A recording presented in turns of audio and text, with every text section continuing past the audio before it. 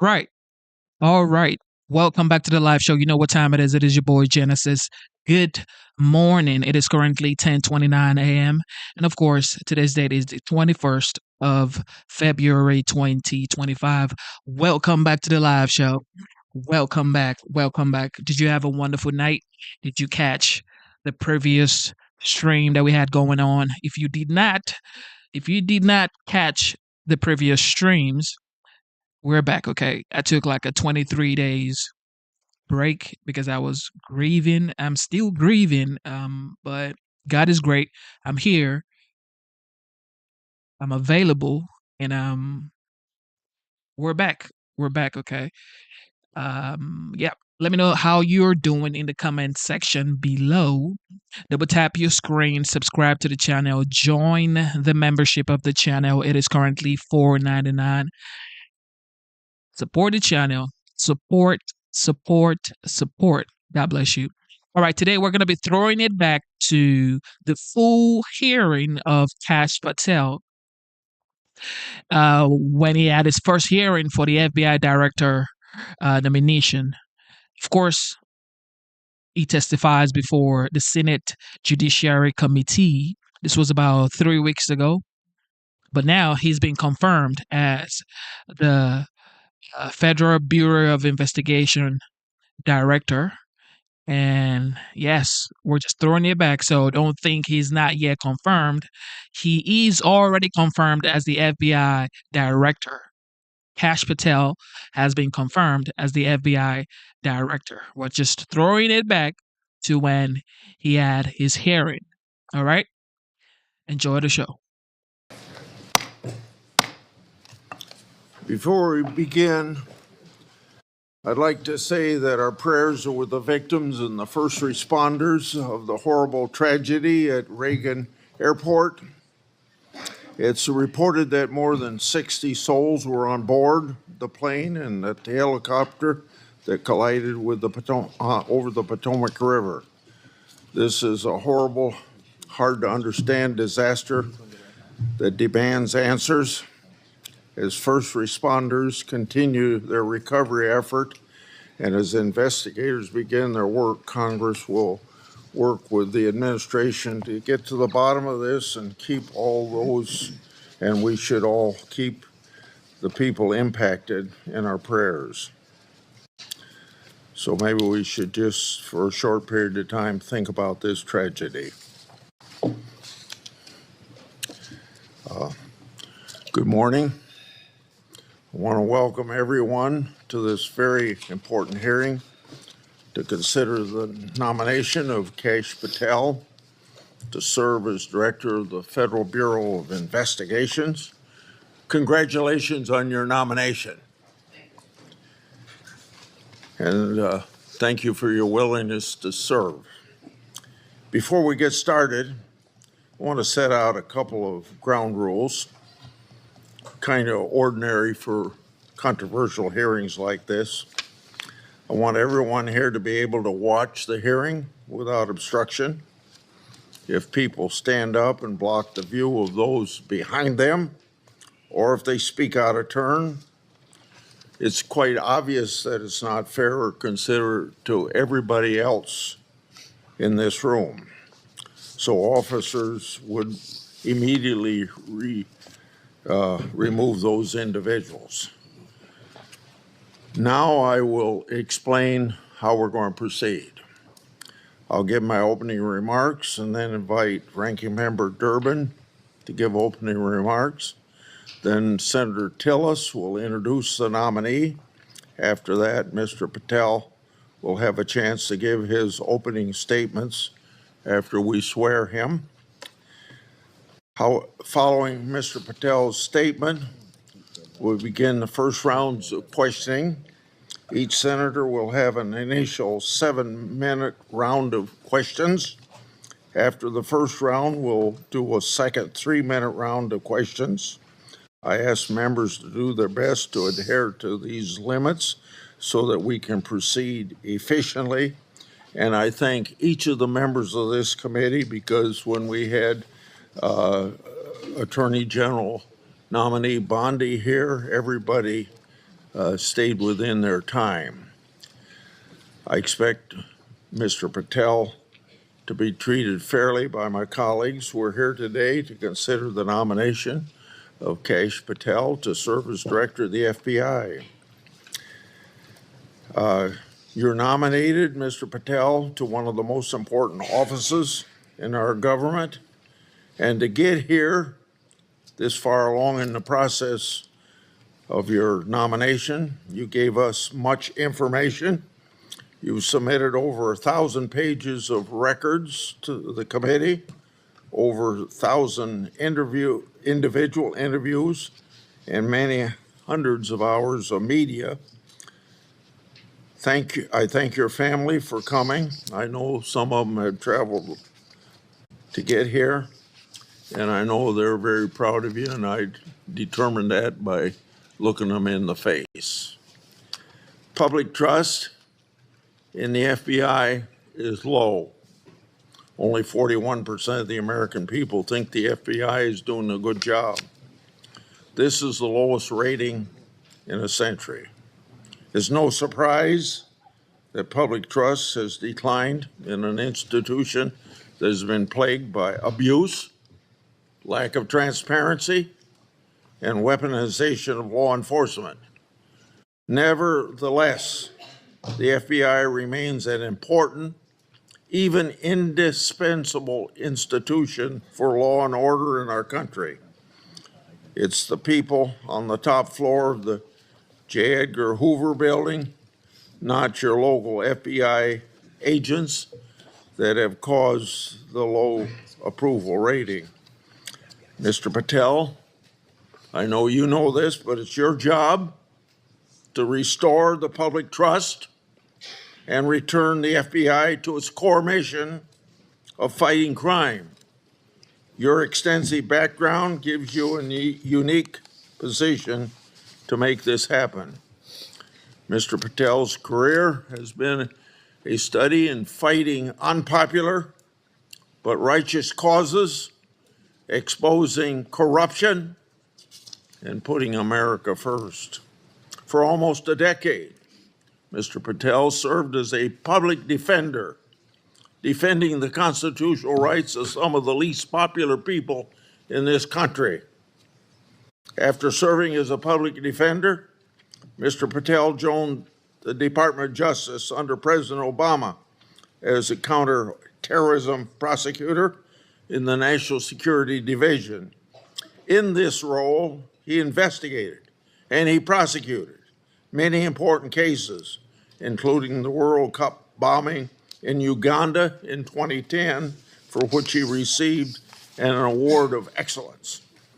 In 2017, Representative Devin Nunes asked Mr. Patel to join the House Permanent Select Committee on Intelligence to uncover the truth about Russiagate. And Mr. Patel did uncover the truth. It was during this period of time that, if you remember, I first met you, Mr. Patel.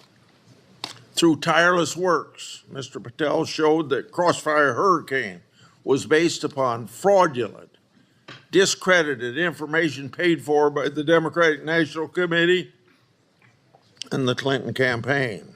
As reward for his efforts to uncover the truth, mainstream media, can you believe this, personally attacked Mr. Patel, and the FBI secretly subpoenaed his records. Now, I know what that is because my staff received similar treating during my investigation. The attacks Mr. Patel faced during his work in the House of Representatives are similar to the ones that he faces today. I expect many of these underhanded attacks will be repeated today. Mr. Patel has been accused of having, quote unquote, an enemies list. This is not a fair characterization, as he stated, quote, there is no revenge list, end of quote. Mr. Patel has identified those he believes have put politics and personal ambition over service to the country. He's called out those who've used the institutions like the FBI to achieve their own personal gain. Mr. Patel has said he believes that people who do this should be named and that Americans deserve transparency so that they can make their own judgment as they did in this last election. Other attacks against Mr. Patel are similarly unfounded. To take just one example, he's been accused of jeopardizing hostage rescues. In fact, those allegations have been repeatedly shown to be false smears. As numerous national security officials have said publicly and on the record, Mr. Patel played a critical role in returning Americans safely home and has done so through hard work and personal cost to him. Mr. Patel has been accused of being unqualified to be FBI director. This suggestion ignores his impressive career at the highest levels of government service. After exposing Russiagate scandal in the Congress, Mr. Patel served in roles such as Senior Director, Counterterrorism at the National Security Council, Deputy Director of National Intelligence, and Chief of Staff to the Acting Secretary of Defense.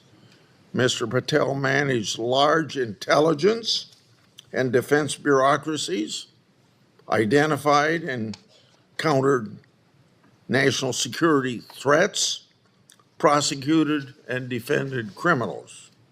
He's done this while fighting for transparency and accountability in the government. Mr. Patel has precisely the qualifications we need at this time when the FBI is not being respected by our public. Mr. Patel, should you be confirmed, you'll take charge of an FBI that is in crisis. Recently, my oversight exposed that a special agent in charge of the FBI New Orleans field office was on vacation during New Year's Eve and New Year's Day. Of course, that was also included the Sugar Bowl. Senior personnel should be at their posts, not on vacation, during critical security events. And we all remember what happened at that time in New Orleans. But of course, this FBI agent would find it acceptable to do what he did. In August 2022, an FBI oversight hearing of this committee, Director Wray decided to leave early. I asked him to stay just 1 hour and 20 minutes longer, but he already made up his mind that he was going to leave. Later, under questioning in November of that year by Senator Hawley, Director Wray admitted that he left this committee hearing early so that he could go on vacation. These two incidents, among others, are examples of the blatant disrespect that the FBI leadership has shown to this committee and indirectly to the American people. In November 22, I released internal FBI records that my office received pursuant to lawful whistleblower disclosures. Those records provided data about how hundreds of FBI employees who had retired or resigned to avoid discipline, many of those employees engaged in sexual misconduct in the workplace. Those records also showed lower level FBI employees were punished. Lower level employees of the FBI were punished more harshly than senior level employees. Now, fairness was out the window. Over 1 year later, with no response from the FBI, I asked Director Wray about this at a December 5, 23 hearing before this committee. He publicly pledged to get me the data I requested November, a year before. He and his deputy director never followed through. I also questioned Director Wray about improperly classified information relating to Afghan evacuees placed in our country. At that time, approximately 50 evacuees were already deemed potential national security concerns. So what's the number now? The public has a right to know. I've also raised concerns about whistleblower disclosure, saying that the FBI moved agents from child sex abuse cases to those January 6 cases. The FBI under Director Wray never got his priorities straight. With respect to weaponization, I'd like to turn to a letter I wrote July 20 of 2022. That letter noted that Assistant Special Agent in charge, Thibault, was a key official involved in opening the Elector case that became the Jack Smith lawfare operation. That's not supposed to happen. An official at Thibault's rank and position isn't supposed to open cases. That's the job of special agents. For those who don't remember, Thibault was the anti-Trump agent that violated the Hatch Act for his political conduct in office. My letter also noted that Richard Pilger, who ran the Justice Department's election crime branch, was involved in the approval. Now I'd like to call the committee's attention to something I'm going to share with you, information about the FBI's that's never been made public before. Do you have those? Binder. The binder right here. Oh, yeah, I'm sorry. In my hand are a series of FBI emails. The first is an email that Thibault sent to subordinate agent on February the 14th, 2022. He said, quote, "Here's a draft opening language we discussed," end quote. The draft opening was attached and it included material that would later become part of Jack Smith's Elector case. The second email, February 24th, 2022, email from Thibault to John Crabb, a prosecutor in the U.S. Attorney's Office for the District of Columbia, saying, quote, "I had a discussion with the case team and we believe there is predication to include former President of the United States, Donald J. Trump, as a predicated subject," end quote. This FBI case would later be codenamed Arctic Frost. The third email, February 24th, 2022, email from Thibault to John Crabb, noting that the Attorney General and the FBI approval will be sought to open the case. The fourth email, February 25th, 2022, email from Thibault, subordinate agent, saying they added Trump and others as a criminal subject to the case. Thibault responded, quote unquote, "perfect." The fifth email, March 22, 2022, from Thibault, emailing a version of an investigative opening for approval. This didn't include President Trump. I want to make clear, that one didn't include President Trump as a criminal subject. The sixth email is on April 11th, 2022, from Thibault approving the opening of Arctic Frost. The seventh email is an April 13th, 2022 email from FBI agent to Thibault stating that the FBI deputy director approved its opening. The eighth email on the same date had Tebow emailing John Crabb that the elector case was approved. Crabb responded, quote, "Thanks a lot. Let's talk next week," end quote. Between March 22nd and April 13th, other versions of the document opening the investigation existed because a ninth email shows that the FBI General Counsel Office made edits on March 25th. Was Trump still removed as an investigative subject? If so, which Justice Department FBI officials other than Jack Smith later added him for prosecution? I expect the production of all records on this matter to better understand the full fact pattern and whether other records exist. Notably, approval of these documents was also given by Richard Pilger. This committee has written about Pilger undermining the Justice Department's efforts during the 2020 election for partisan purposes. These emails and documents substantiate my July 2022 letter, which the FBI ignored. And I hope you, when you get there, won't ignore my letters. Partisan FBI agents and DOJ officials tried and ultimately succeeded in launching a full field criminal investigation and prosecution of the President of the United States. Justice Department and FBI leadership acted in concert to further a political scheme to take down Trump, just like they did with Crossfire Hurricane.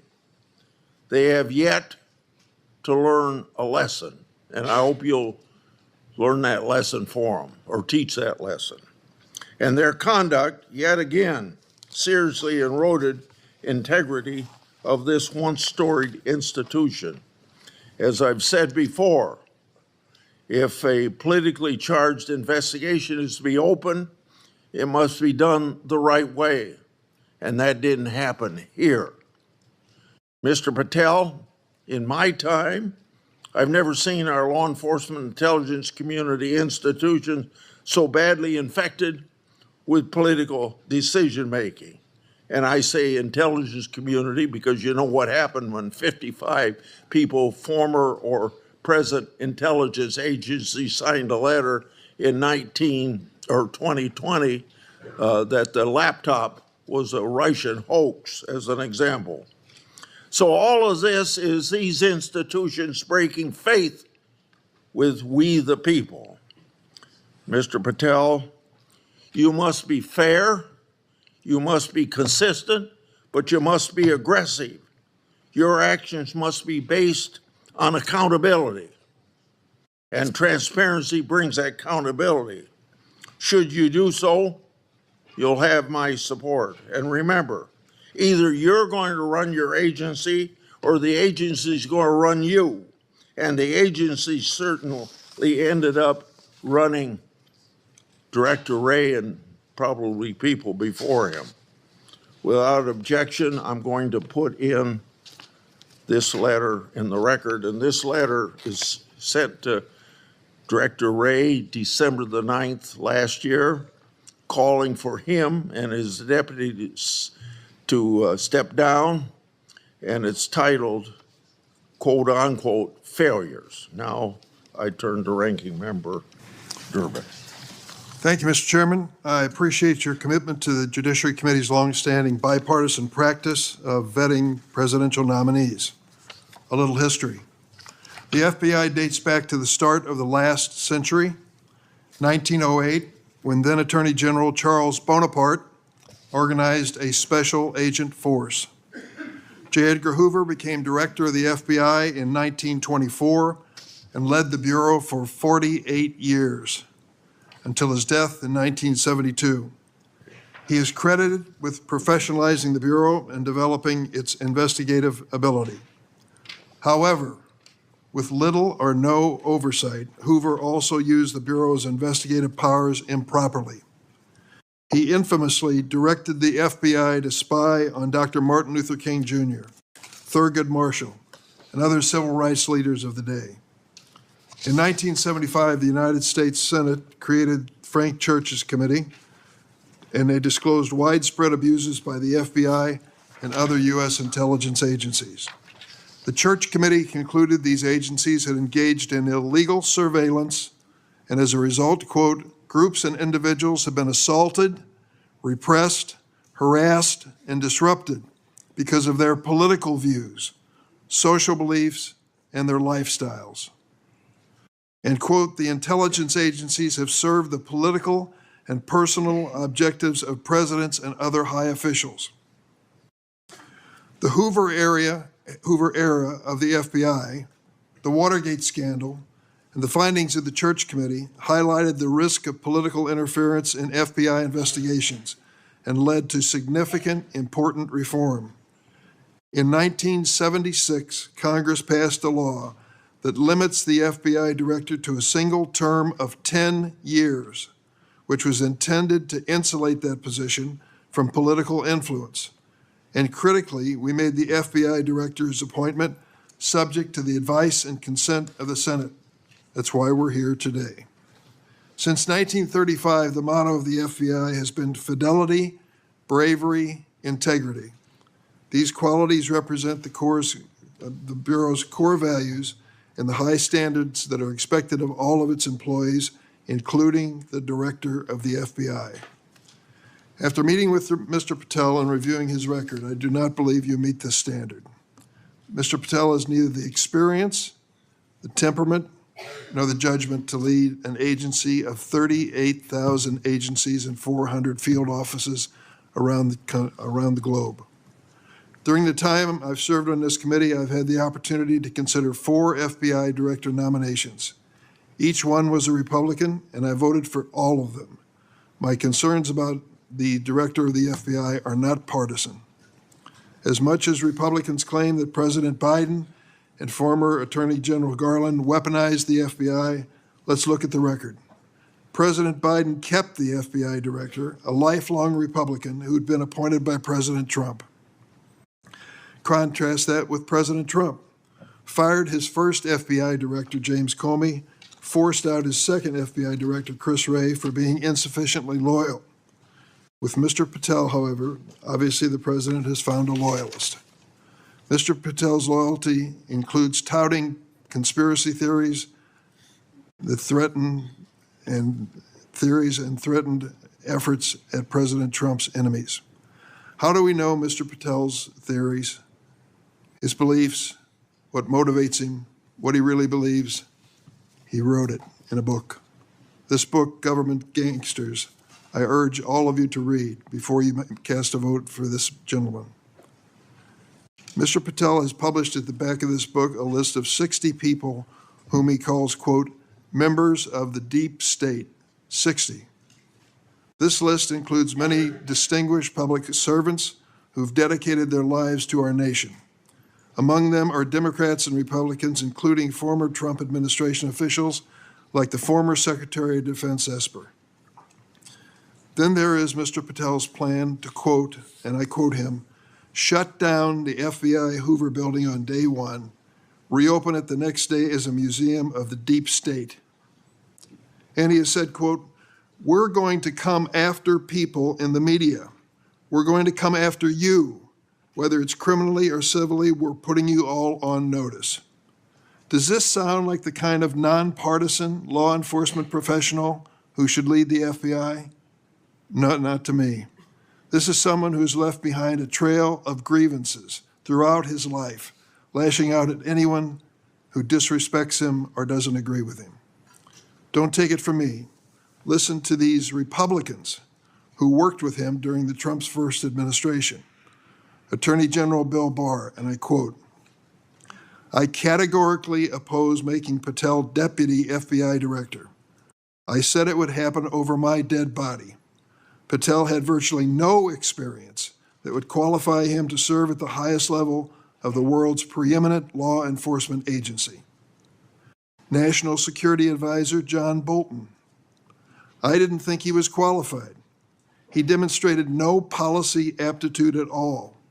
I was forced to hire him. President Trump's Deputy National Security Advisor, Charles Kupperman.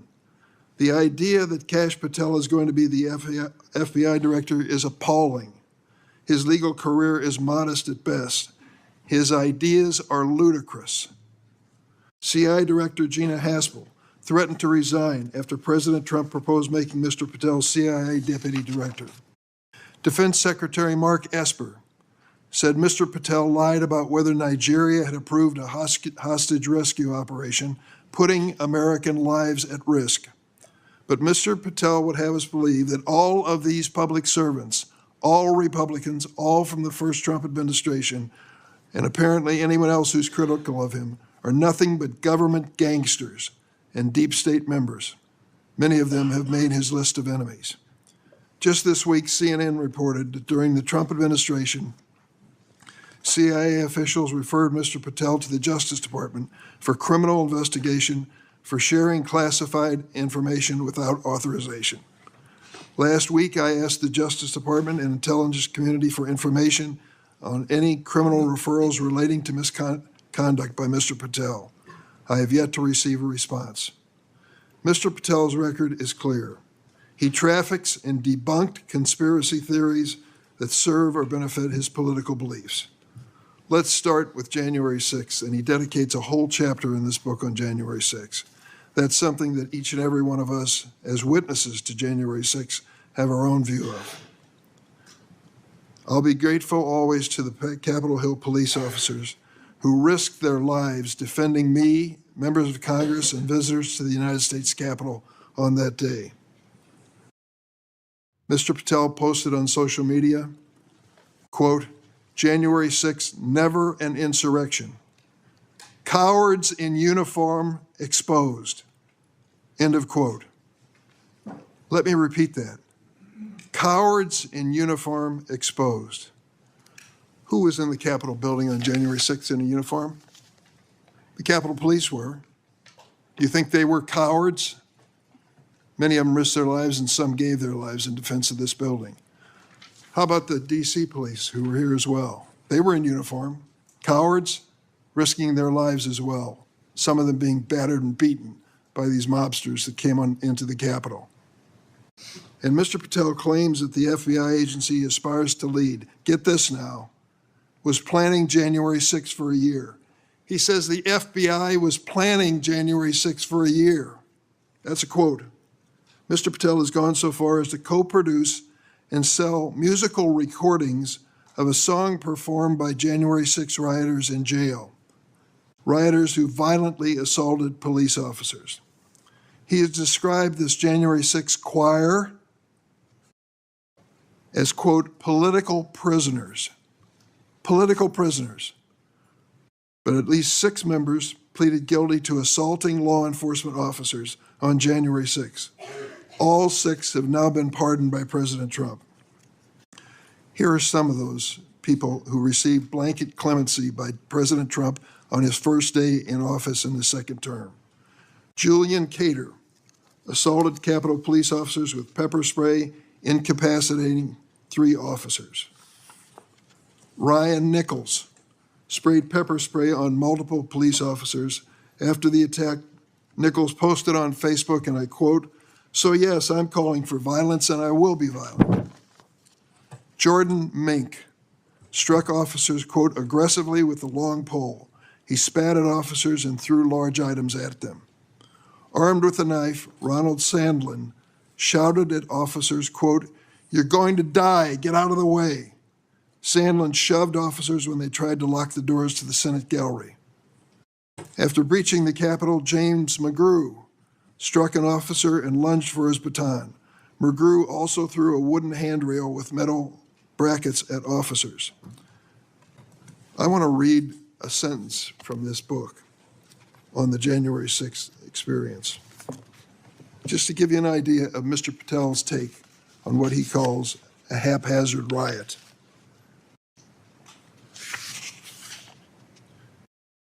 By everything we could see, the crowd at the Capitol was unarmed or armed only with non-lethal objects like bottles, flagpoles, or bike racks.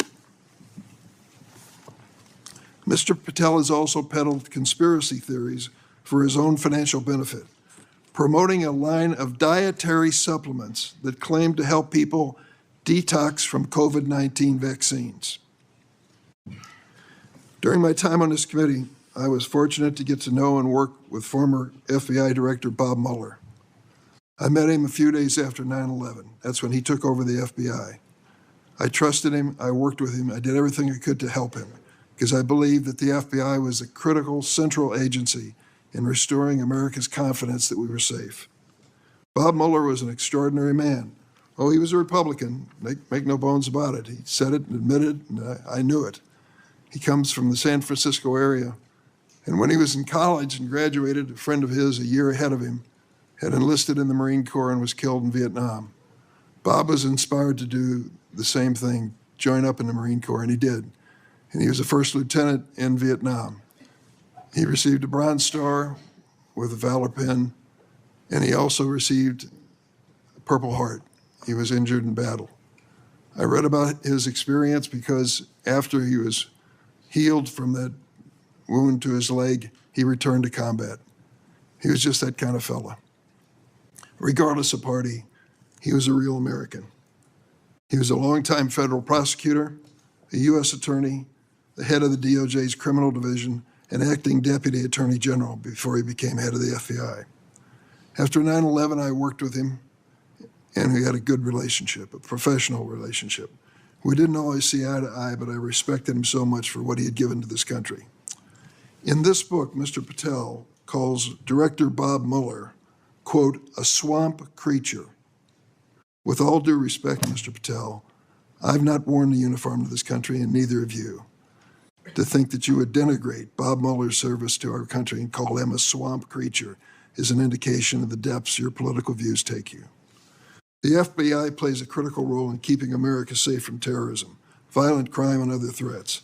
Our nation needs an FBI director who understands the gravity of this mission and is ready on day one, not someone who is consumed by his own personal political grievances. The American people deserve an FBI director focused on keeping our families safe from terrorism, drug trafficking, and violent crime, not this checklist of grievances we find in this book. Mr. Patel, your record makes it clear you're not that person. I yield. Thank you, Senator Durbin. Before I call on Senator Tillis, I want to clear up something the way I see it, and I think I'm going to invite everybody that it can be cleared up. This business about what Mr. Patel said about cowards in uniform, it's a mischaracterization of what he actually said. So I'm going to invite you to listen to the interview Mr. Patel gave that linked to his post to hear what he actually said. When he said cowards in uniform, he was talking about senior Pentagon leadership failing to mobilize the National Guard to protect the Capitol. His comments had nothing to do with police. Mr. Patel made his comments while discussing an article in the New York Times exposing grave miscommunication between the Department of Defense and the D.C. National Guard. So I would encourage people to follow up on that. Senator Tillis. Thank you, Mr. Chairman, Ranking Member, colleagues on the Senate Judiciary Committee. It's my honor to introduce Kash Patel, President Trump's nominee to be FBI Director. I've completed due diligence on his life and career, and I'm convinced that Kash possesses significant expertise and ironclad commitment to justice, and he's an outstanding choice to lead the FBI. Kash's parents are Indian immigrants of Gujarati ancestry. They're up here in the front row. The Gujarat state is a melting pot of religions, including Hinduism, Islam, Jainism, with temples, mosques, and other religious sites scattered across the state. His father was raised in Uganda, but his family had to flee the country to escape repression under Idi Amin. His mother was born in Tanzania.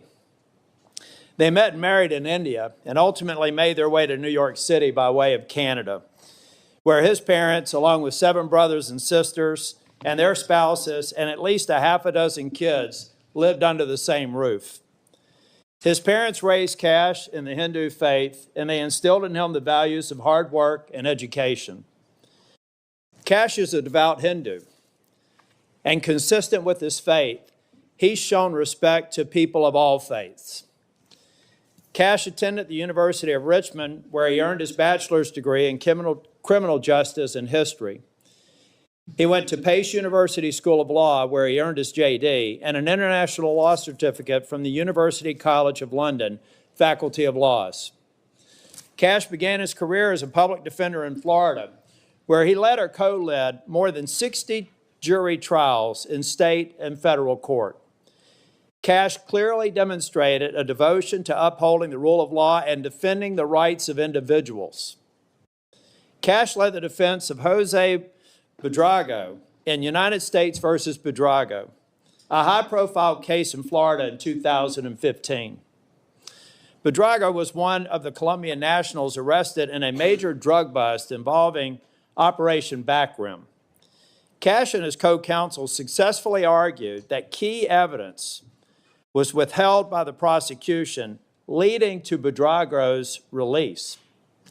I suspect some of Kash's disdain for prosecutorial misconduct stemmed from this experience. Kash was hired as a senior counsel on the House Permanent Select Subcommittee on Intelligence Committee, in 2017. He told me he distinctly remembers my friend Trey Gowdy comment shortly after they were introduced. He said in Trey's dialect, "Kash, Congress is where righteous investigations go to die. I hope you're ready." I think Kash was ready, and he went on to establish a solid reputation for pursuing the facts, and from there, he held senior posts at the NSC, the Department of Defense, and the DNI. Since leaving the administration in 2020, Kash has written articles and books on national security, law, and governance. Through his work as an author, Kash continues to advocate for justice and transparency, and to be ever vigilant in defending our great democracy and the rule of law. Colleagues, I created a Kash bingo card that I have available to any of my colleagues who would like it on the other side of the aisle. Some may view this as an unserious caricature and not appropriate for this committee. Sadly, I consider it a serious caricature of what I expect to be witnessed today. I think we'll have words like enemies list and deep state. I've already X'd out 4 boxes in the opening statements alone. The fact of the matter is, some people will be here to simply substantiate a false narrative. At worst, they may be just going through an unfounded litany of quotes and half-truths, some of which have already been dispelled by the chairman after the opening statements. Mr. Chair and Ranking Member, in my 10 years in the Senate, I hope I've established a reputation for being fair, doing my homework, and taking tough positions that have been met with harsh criticism. Heck, I've even been censured by my entire state and 30 counties for taking tough positions. And I stand by those decisions today and my decision to support Kash Patel. When President Trump announced his intent to nominate Kash, I contacted Trey Gowdy and others who worked with Kash, and they gave me glowing recommendations. So I called Kash on December the 2nd, and I offered to help him with his nomination. Since then, we have spent hours together, in person and on the phone. I've asked him difficult questions, and I've urged him to reach out to members across the aisle. In fact, Kash Patel has met with 60 members of the U.S. Senate, every member except the last 3 who were sworn in, and the majority of the members on the other side of the dais in this committee and members off the committee. Chair Grassley, Ranking Member Durbin, friends and colleagues on the committee, I've completed my due diligence of Kash Patel, and I am honored to provide my strongest recommendation for his confirmation. Thank you, Mr. Chair. Thank you for that introduction. Before I swear you, I want to make clear that before you give your statement, if you want to introduce family and friends in the audience, you're welcome to do that. Would you please stand? Raise your hand. Do you swear or affirm that the testimony you're about to give to the committee will be the truth, the whole truth, and nothing but the truth? So help you God.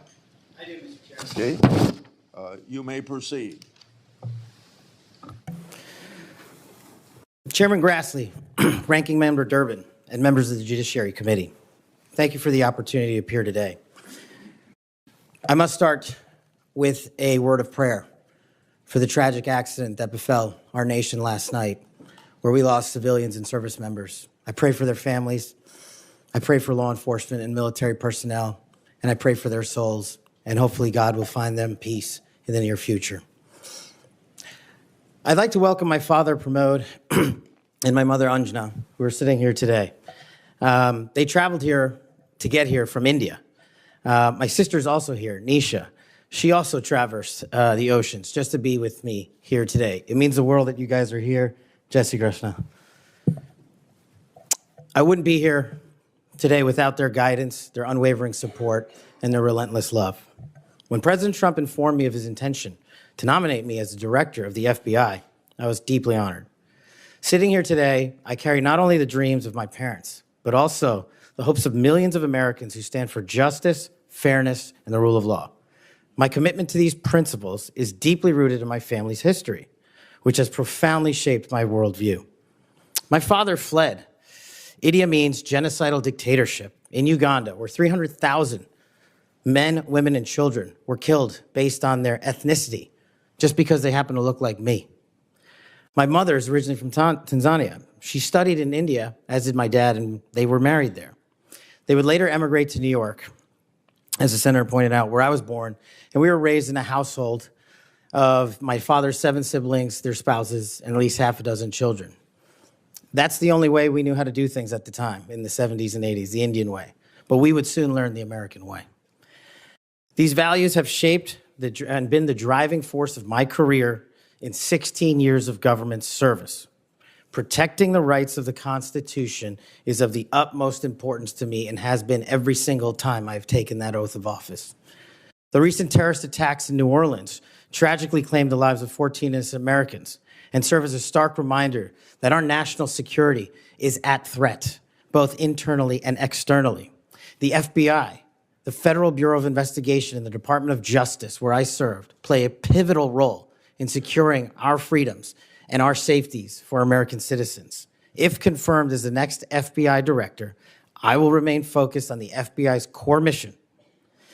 That is to investigate fully wherever there is a constitutional factual basis to do so, and to never make a prosecutorial decision that is solely the providence of the Department of Justice and the Attorney General. For the first 8 years after law school, I served as a public defender, first for Miami-Dade County and later for the Southern District of Florida. During that time, I represented some pretty awful human beings, charged with some pretty heinous crimes.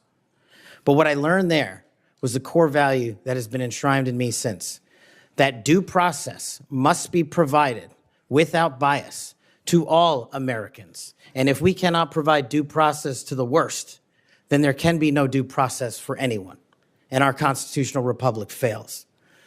But I battled on that hill for that due process. I would later serve in the Obama Justice Department as a terrorism prosecutor in the National Security Division, where we successfully contributed to the prosecutions of terrorist organizations like Al-Qaeda, Al-Shabaab, and others.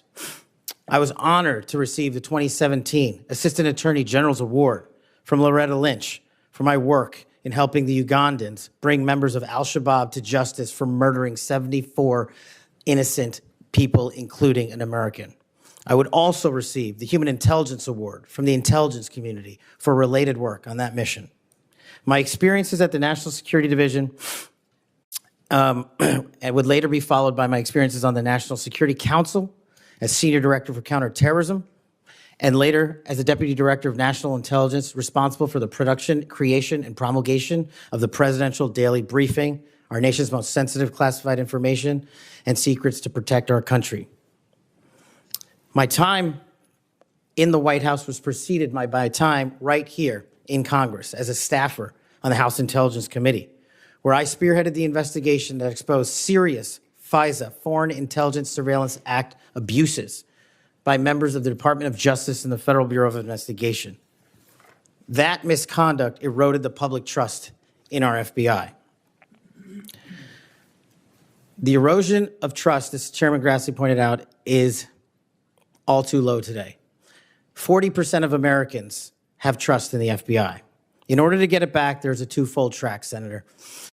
One, violent crime is exploding in this country, and we cannot afford them to allow it to run away. We must tackle violent crime. Just in 2023 alone, there was 100,000 rapes, 100,000 drug overdoses, and 17,000 homicides. The priority of the FBI, if I'm confirmed, will be to ensure that our communities are protected and safeguarded and our children have parks to play in and not needles to walk over. The way we do this, we let good cops be cops. We let law enforcement, and we provide them with the tools necessary and resources they need to get after violent crime. The second way we do this on equal track is aggressive constitutional oversight from Congress. The public trust can only be restored if there is full transparency, and I am committed to that full transparency. Members of Congress have unfortunately submitted hundreds of questions that have been unanswered by the FBI in recent times. That will not occur if I am confirmed. All appropriate requests for information will be responded to expeditiously and fully. I'm committed to working alongside the dedicated men and women of the FBI. They are warriors of justice, and I will always have their backs because they have the backs of the American people. I look forward to answering your questions, and I want to take a moment to thank my family, my friends, people who traveled here, and my entire team that has made this day possible. God bless America, and I look forward to your questions.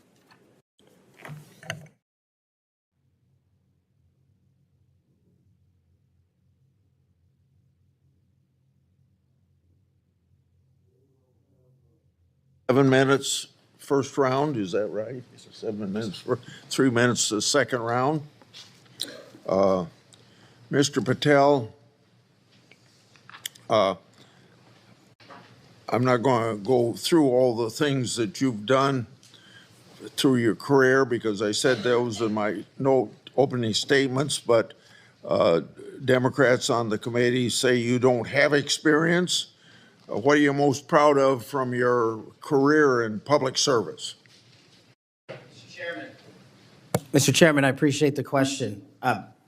It's really humbling to be afforded the opportunity to have served this country for 16 years.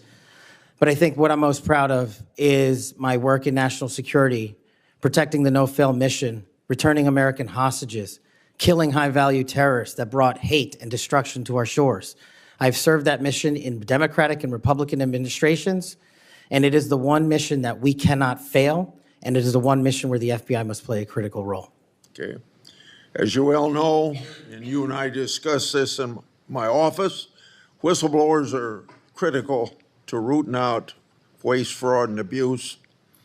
Their courage to come forward and make legally protected disclosures about government wrongdoing benefits the country. I think they're politically,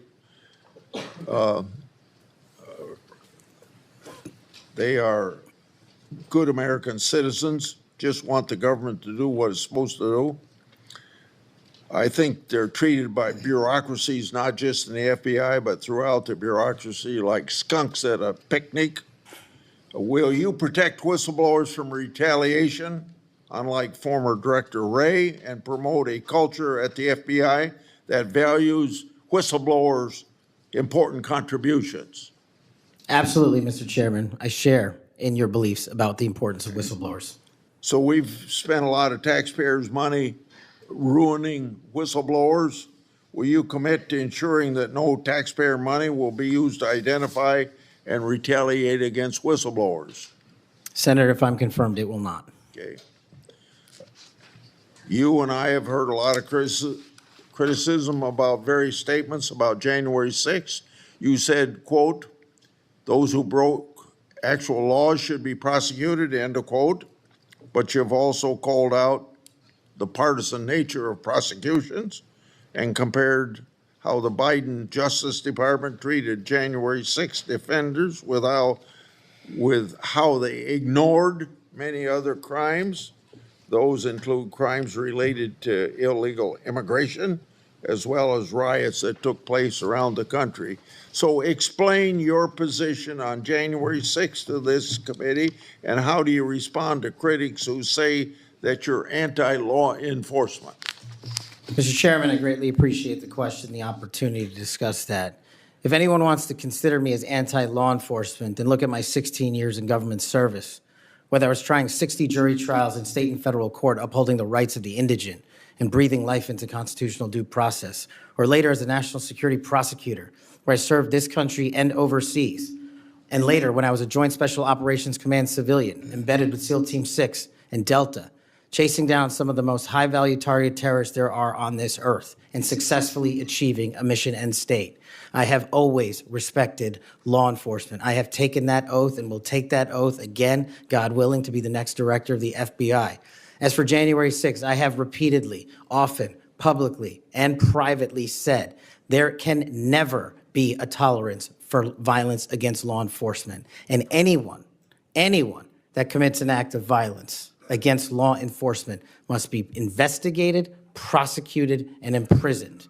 And on January 6th, I said the same thing about acts against law enforcement.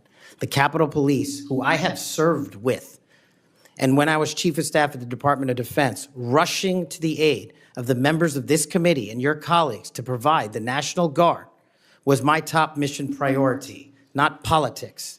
And that is my love of this country, to protect our laws and our way of life. And it was no different. If there's any ever corruption, I have been the first to call it out. And I will continue to call out corruption in government service, because it is a privilege to serve this nation. Thank you, Mr. Chairman. Outside of this committee, and some people on this committee have accused you of promoting the QAnon movement. My colleagues have already asked your future boss, Mr. Bondi, many questions about this. I think it's easy to see these attacks for what they are, guilt by association. Are you a follower or promoter of QAnon? No, Senator. In fact, I have publicly, including in the interviews provided to this committee, rejected outright QAnon baseless conspiracy theories or any other baseless conspiracy theories. They must be addressed head on with the truth, and I will continue to do that. And I will always continue to support Americans who support law enforcement, our military, and want a secure border. Over the past 4 years, the FBI and Justice Department have weaponized law enforcement towards partisan ends. This has affected you personally. You, along with even members of my staff, were the victims of FBI overreach when they secretly subpoenaed your records during the investigation into Crossfire Hurricane. Inspector General Horowitz of Justice Department was right to say actions like this have a quote, unquote, chilling effect on whistleblowers. How do you intend to make sure that this kind of misconduct never happens again?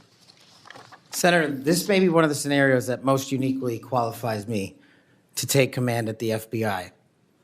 Having been the victim of government overreach and a weaponized system of justice and law enforcement, I know what it feels like to have the full weight of the United States government barreling down on you. And as the Biden Inspector General determined, those activities by the FBI and DOJ were wholly improper and not predicated upon law and facts.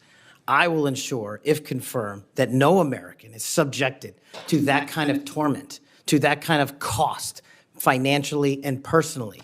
And most importantly, I will make sure that no American is subjected to death threats like I was, and subjected to moving their residences like I was, because of government overreach, because of leaks of information about my personal status. If confirmed as FBI director, Mr. Chairman, you have my commitment that no one in this country will feel that pain. Senator Durbin. Thanks, Mr. Chairman. Mr. Patel, I woke up this morning to National Public Radio, and they had an item on there about what has happened to those who were given blanket clemency by President Trump. One of these individuals was a man named Matthew Huddle. Are you familiar with him? I'm sorry, what was the last name? Matthew Huddle. If you could remind me, Senator. Well, I was reminded again this morning. He's a man who's been found guilty of numerous crimes. The one described this morning was the outrageous situation where he beat his 3-year-old child to a point where the poor kid couldn't even sit down for a week. Mr. Huddle was one of the demonstrators who came to the Capitol on January 6th. He was incarcerated and charged with, and pled guilty to crimes that he had committed, violence against police officers. After he was released by President Trump, he returned to his home state of Indiana. A few days later, he was stopped on the road, pulled a gun on a policeman. The policeman, sheriff's deputy, turned, shot, and killed him. This is not the only instance of a person who received President Trump's clemency committing another crime. Peter Schwartz was mentioned this morning on the radio. 38 criminal convictions, 38. He'd been sentenced to 14 years in prison. He was released because of the president's unconditional clemency, which was given to him as well. So I guess my question is this. Was President Donald Trump wrong to give blanket clemency to the January 6 defendants? Thank you, Ranking Member.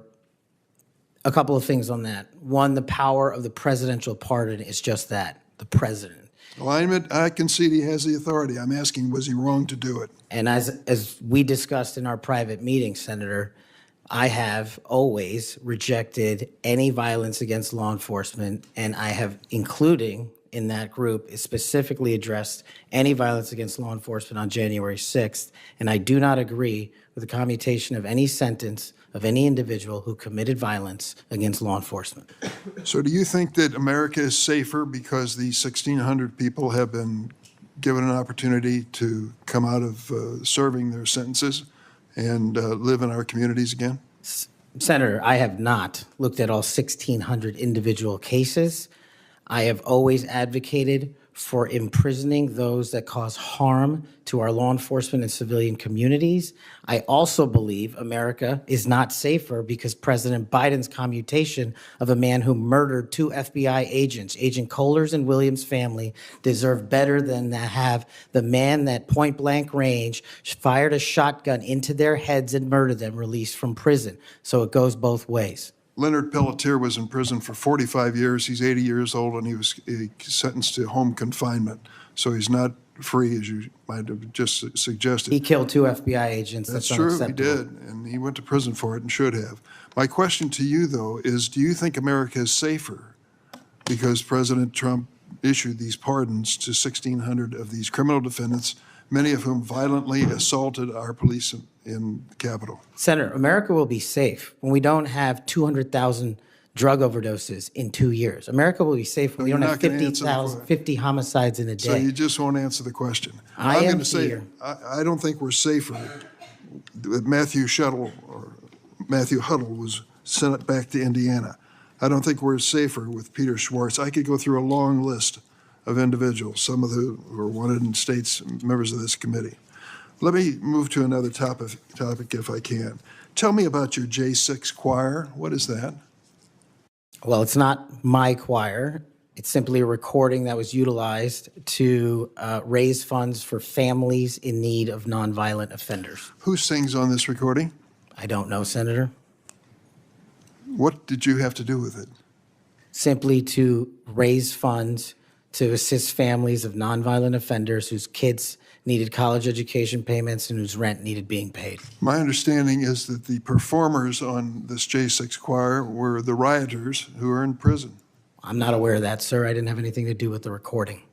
You weren't aware of who made the recording? No, Senator. That's interesting. Did you receive any money for selling copies of that music or that recording? Absolutely not. Okay. You do have a foundation, though, do you not? I'm very proud of the Cash Foundation and the $1.3 million we've given to families in need across this country, including active duty service members, police officers, putting kids in college, and helping people in disaster relief areas rebuild their homes and their communities. 1&0 LLC, are you familiar with that? Sorry? 1&0 LLC? I believe, Senator, you're referring to the LLC that one of the individuals has his private business with. Is it part of the Cash Foundation in any way? Only in that one of the members of the board has that LLC for his outside business. Andrew Allis? I believe that's his name, yes. Yes. Do you know how much was paid to him from your charitable work? Yes, like any other charity, we had to go out and fundraise, something I'm sure every member of this committee is familiar with. And we used digital marketing campaigns, and I believe we paid a digital marketing company through 1&0 $250,000 to raise $500,000, which we gave away to families in need, like when hurricanes struck Florida, Texas, and North Carolina. We will be going through the details of your foundation and the expenditures with the questions for record that the chairman has mentioned. I look forward to You'll have a chance to answer those under oath. Mr. Patel, you frequently associated with and sometimes praised extremist figures with well-documented histories of racism, anti-Semitism, conspiracies, and the like. In September of 2023, you appeared with Laura Loomer at an event promoting your book, this one here. You shared a photo of yourself and Loomer in which you held her book and she held yours. Just a few months before this event, Ms. Loomer posted on X that the September 11 terrorist attacks were, quote, an inside job. Around that time, she accused Florida's First Lady, Casey DeSantis, of exaggerating her cancer diagnosis to gain voter sympathy. A number of my Republican colleagues on this committee have criticized Ms. Loomer's extremism. One of my colleagues described her as a, quote, crazy conspiracy theorist who regularly utters disgusting garbage. Another called her really toxic. Given all of this, why did you associate with Ms. Loomer? Senator, as you can see, I took a photograph with an individual who showed up at a book event. I don't believe I'm guilty by association, and I certainly don't believe that an individual who was the first minority to serve as the Deputy Director of National Intelligence for this country is a racist in any way, and I detest any conjecture to the contrary. You familiar with a Stu Peters? Does that name ring a bell? I'm sorry, what? Are you familiar with Mr. Stu Peters? Not off the top of my head. He made 8 separate appearances on his podcast. He promoted outrageous conspiracy theories and worked with a prominent neo-Nazi. There are more, Ted Nugent, it goes on, list goes on. I'm just asking, when it comes to your association with individuals, why are so many of them in this category? My association, as you loosely define it, is by appearing in media over 1,000 times to take on people who are putting on conspiratorial theories and to devour them of their false impressions and to talk to them about the truth. That is something that I will always continue to fight for, Senator. Senator Graham. Thank you. We'll eventually talk about the FBI. That's the job you're up here for, right? Have you ever been subject to racism as an individual? Unfortunately, Senator, yes. I don't want to get into those details with my family here. Oh, let's get into a few of them. Tell me about it. Well, if you look at the record from January 6th, where I testified before that committee, because of my personal information being released by Congress, I was subjected to a direct and significant threat on my life. And I put that information in the record. I had to move. In that threat, Go ahead. I was called a detestable, and I'll apologize if I don't get it all right, but it's in the record, a detestable sand nigger who had no right being in this country. You should go back to where you came from. You belong with your terrorist home friends. That's what was sent to me. That's just a piece of it. But that's nothing compared to what the men and women in law enforcement face every day. And that's why they have my support. Okay. Growing up, were you subject to racism? Yes, sir. Okay. Now, I think the reason you're here has a lot to do with your work on Crossfire Hurricane. Are you familiar with that FBI operation? I am, Senator. So Senator Durbin mentioned the church report and the history of abuse, but he failed to mention Crossfire Hurricane. He failed to mention the Horowitz report. Wonder why?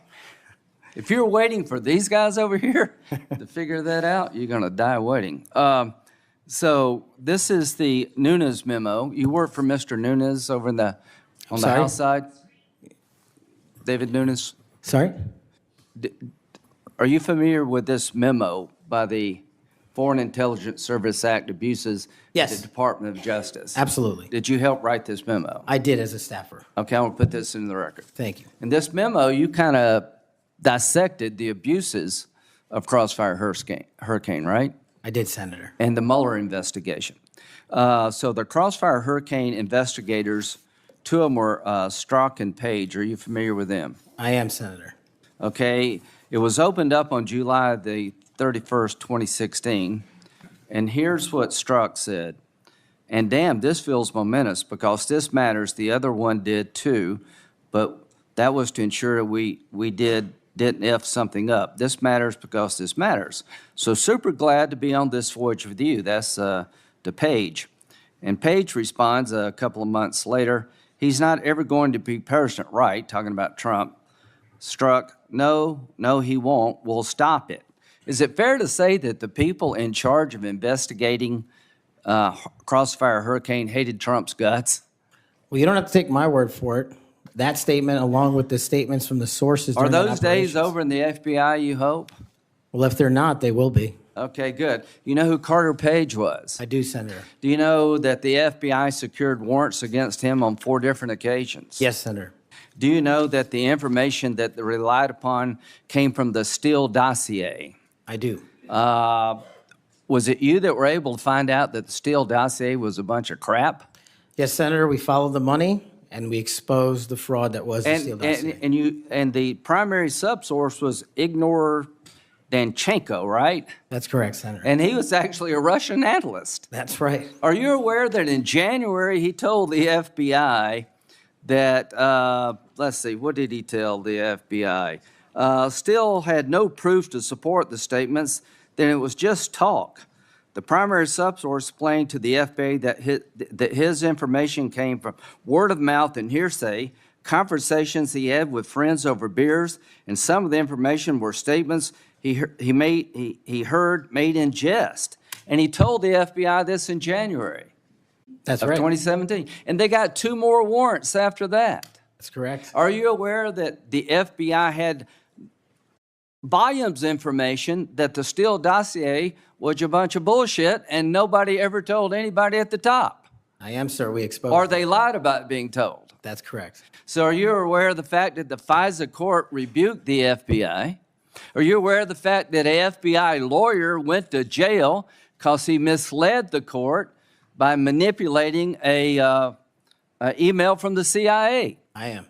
Do you believe that Crossfire Hurricane was one of the most disgusting episodes in FBI history of a corrupt investigation led by corrupt people who wanted to take Donald Trump down? Yes, sir. Do you think that's why you're in this chair today, to fix that? I think that's a big part of the Without reason. Crossfire Hurricane, this guy wouldn't be here. And my friends on the other side, like pulling teeth, the Horowitz investigation, the Inspector General labeled this fraudulent at its core, mismanaged at its core, running stop signs. At every turn, they went forward when they should have stopped. The Durham report said it was obviously politically motivated. FBI agents were telling anybody and everybody that would listen, this is not reliable, this is not trustworthy, but they plowed on. And because of you and Trey Gowdy and others, we now know about this. Everybody who signed the warrant under questioning by me said if they knew then what they know now, they wouldn't have signed the warrant. Comey said that. Yates said that. Rosenstein said that. The reason you're here is because most of the public, almost every Republican, believes that the FBI has been used continuously in a political fashion, ignoring evidence, making up evidence, lying to get Donald Trump. And when it came to the Hunter Biden laptop, they told every social media outlet in October 2020, oh, that's Russian disinformation. That was BS too. Right before the election, the FBI intervened to shut reporting on the Hunter laptop down as being Russian misinformation, according to Zuckerberg. Do you promise all of us those days are over at the FBI? Yes, Senator, they are. Are you proud of what you did to find all that? Absolutely. Do you think that's why you're here today, is to make sure that never happens again? The American people deserve just that. Thank you. Senator Whitehouse. Thanks, Chairman. Welcome, Mr. Patel. I remember January 6th. Colleagues running through our halls to flee the mob, colleagues shouting that rioters should be shot, us returning to our constitutional business through hallways cleared for us by automatic weapons carrying SWAT teams. None of you, none of us, said those violent rioters should be pardoned.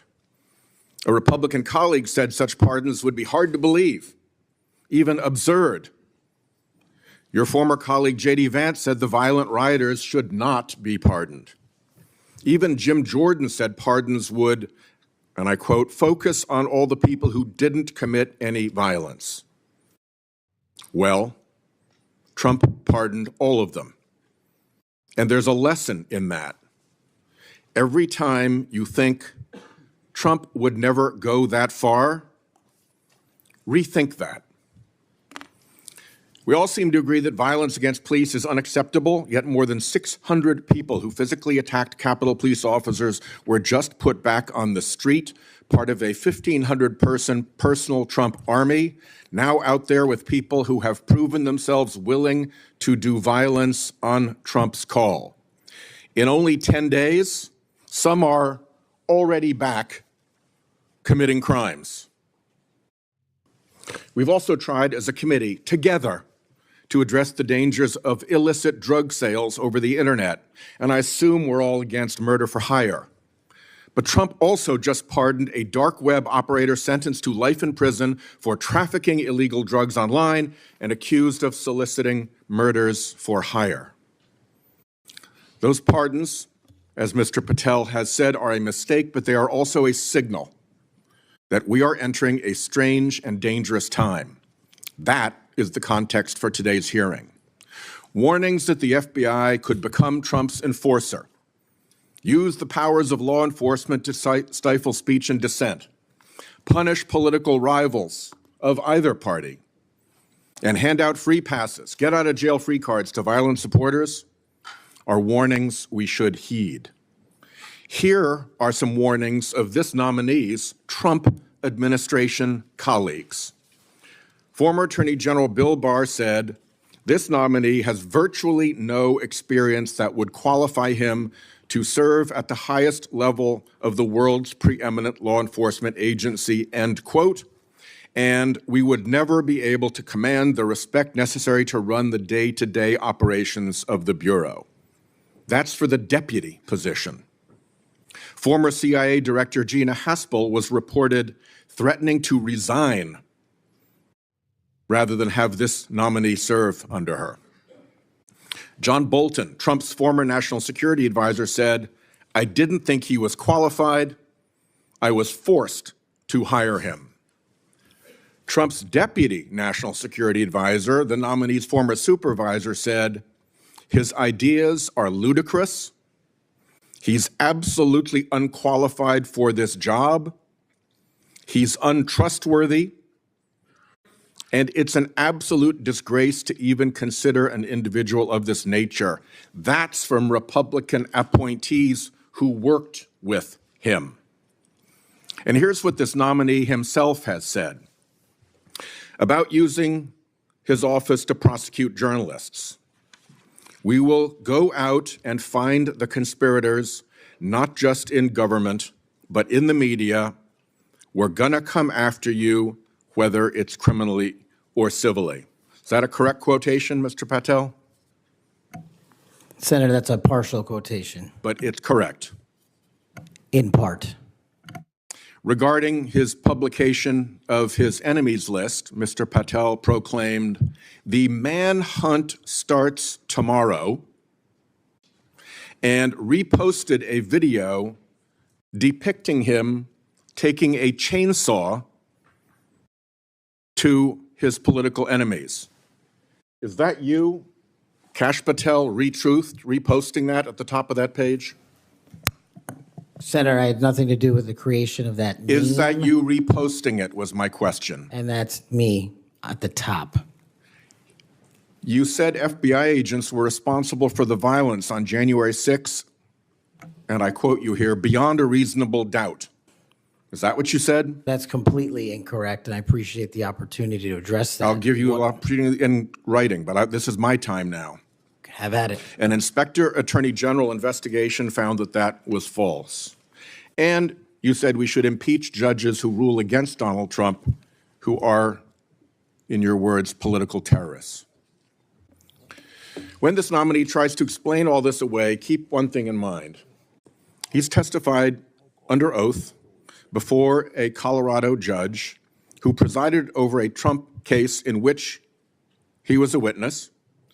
And the judge found, and I'm quoting here, he was not a credible witness. His testimony is not only illogical, but completely devoid of any evidence in the record. That's from a judge.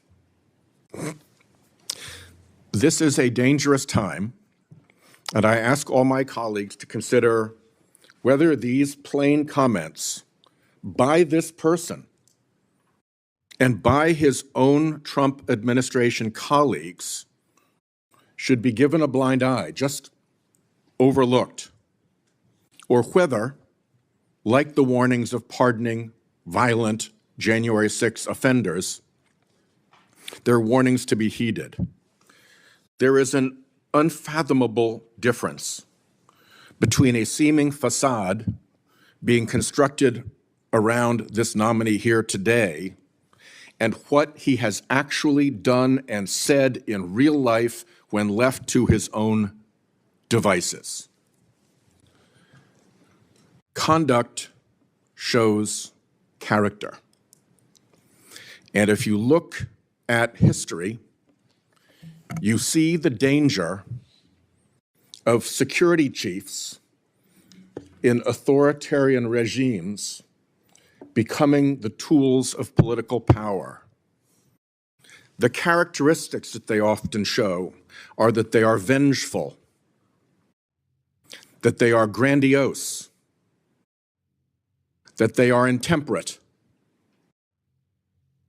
that they are partisan and blindly loyal, and that they are servile and won't say no. I'm afraid that the history of this nominee's conduct raises those warnings. And I yield my 1 second back. Before Senator Cornyn, you said you'd like to explain something. I forget the point he made. You can do that now if you want to. Simply this, Senator. In the collective, all of those statements are taken out of grotesque context. And anyone that thinks my 16 years of service isn't exemplary on how I would proceed if confirmed as FBI is intentionally putting false information into the public ether and creating more public discourse. The only thing that will matter if I'm confirmed as a director of the FBI is a de-weaponized, depoliticized system of law enforcement completely devoted to rigorous obedience of the Constitution and a singular standard of justice. Before I call on Senator Cornyn, I'd like to say that we've heard about the January 6th pardons, I think it's important that we remind people at the same time of some pardons by the previous administration. Thomas Sanders, a kidnapper who murdered a 12-year-old girl named Lexus and her mother, Swellen Roberts. Adrian Peeler, a Connecticut drug kingpin who was convicted in the death of an 8-year-old boy and his mother. Leonard Peltier, that's already been referred to, that murdered two FBI agents, and even Director Ray, at that time, former Director Ray, said that that shouldn't have happened. And Judge Michael Conahan, who took kickbacks for wrongly sending juveniles for profit detention centers, and Alex Saab, who laundered illicit proceeds for narcotics terrorists, Nicolas Maduro, and was a key connection between Venezuela and Iran, and 5 family members of his own family. President Biden did that. Senator. Welcome, Mr. Patel. Do you believe America is an exceptional nation? It's the greatest nation. Your family went through a lot to get here, They sure did. and your life story is, I think, a great example of people pursuing the American dream. Do you believe what a large part of what makes America an exceptional nation is the rule of law?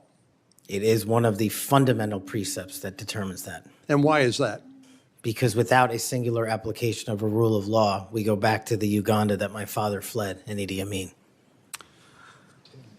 I believe that the two most important institutions in America to preserve and protect and enforce the rule of law are the FBI and the Department of Justice.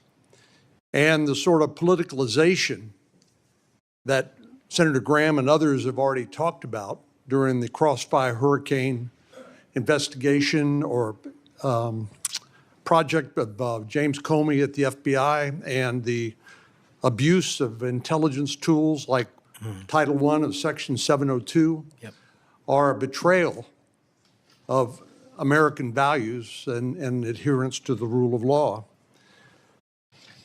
And I think your biggest task is going to be, along with Pam Bondi at the Office of the Attorney General, is to restore the rule of law to the Department of Justice and the FBI.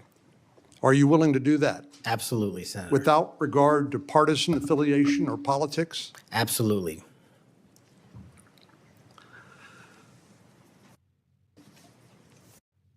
Do you believe President Trump, as the commander-in-chief, needs access to all of the lawfully available intelligence that can be collected by the American intelligence community in order to inform him so that he can make good judgments as commander-in-chief to assure the safety and security of the American people?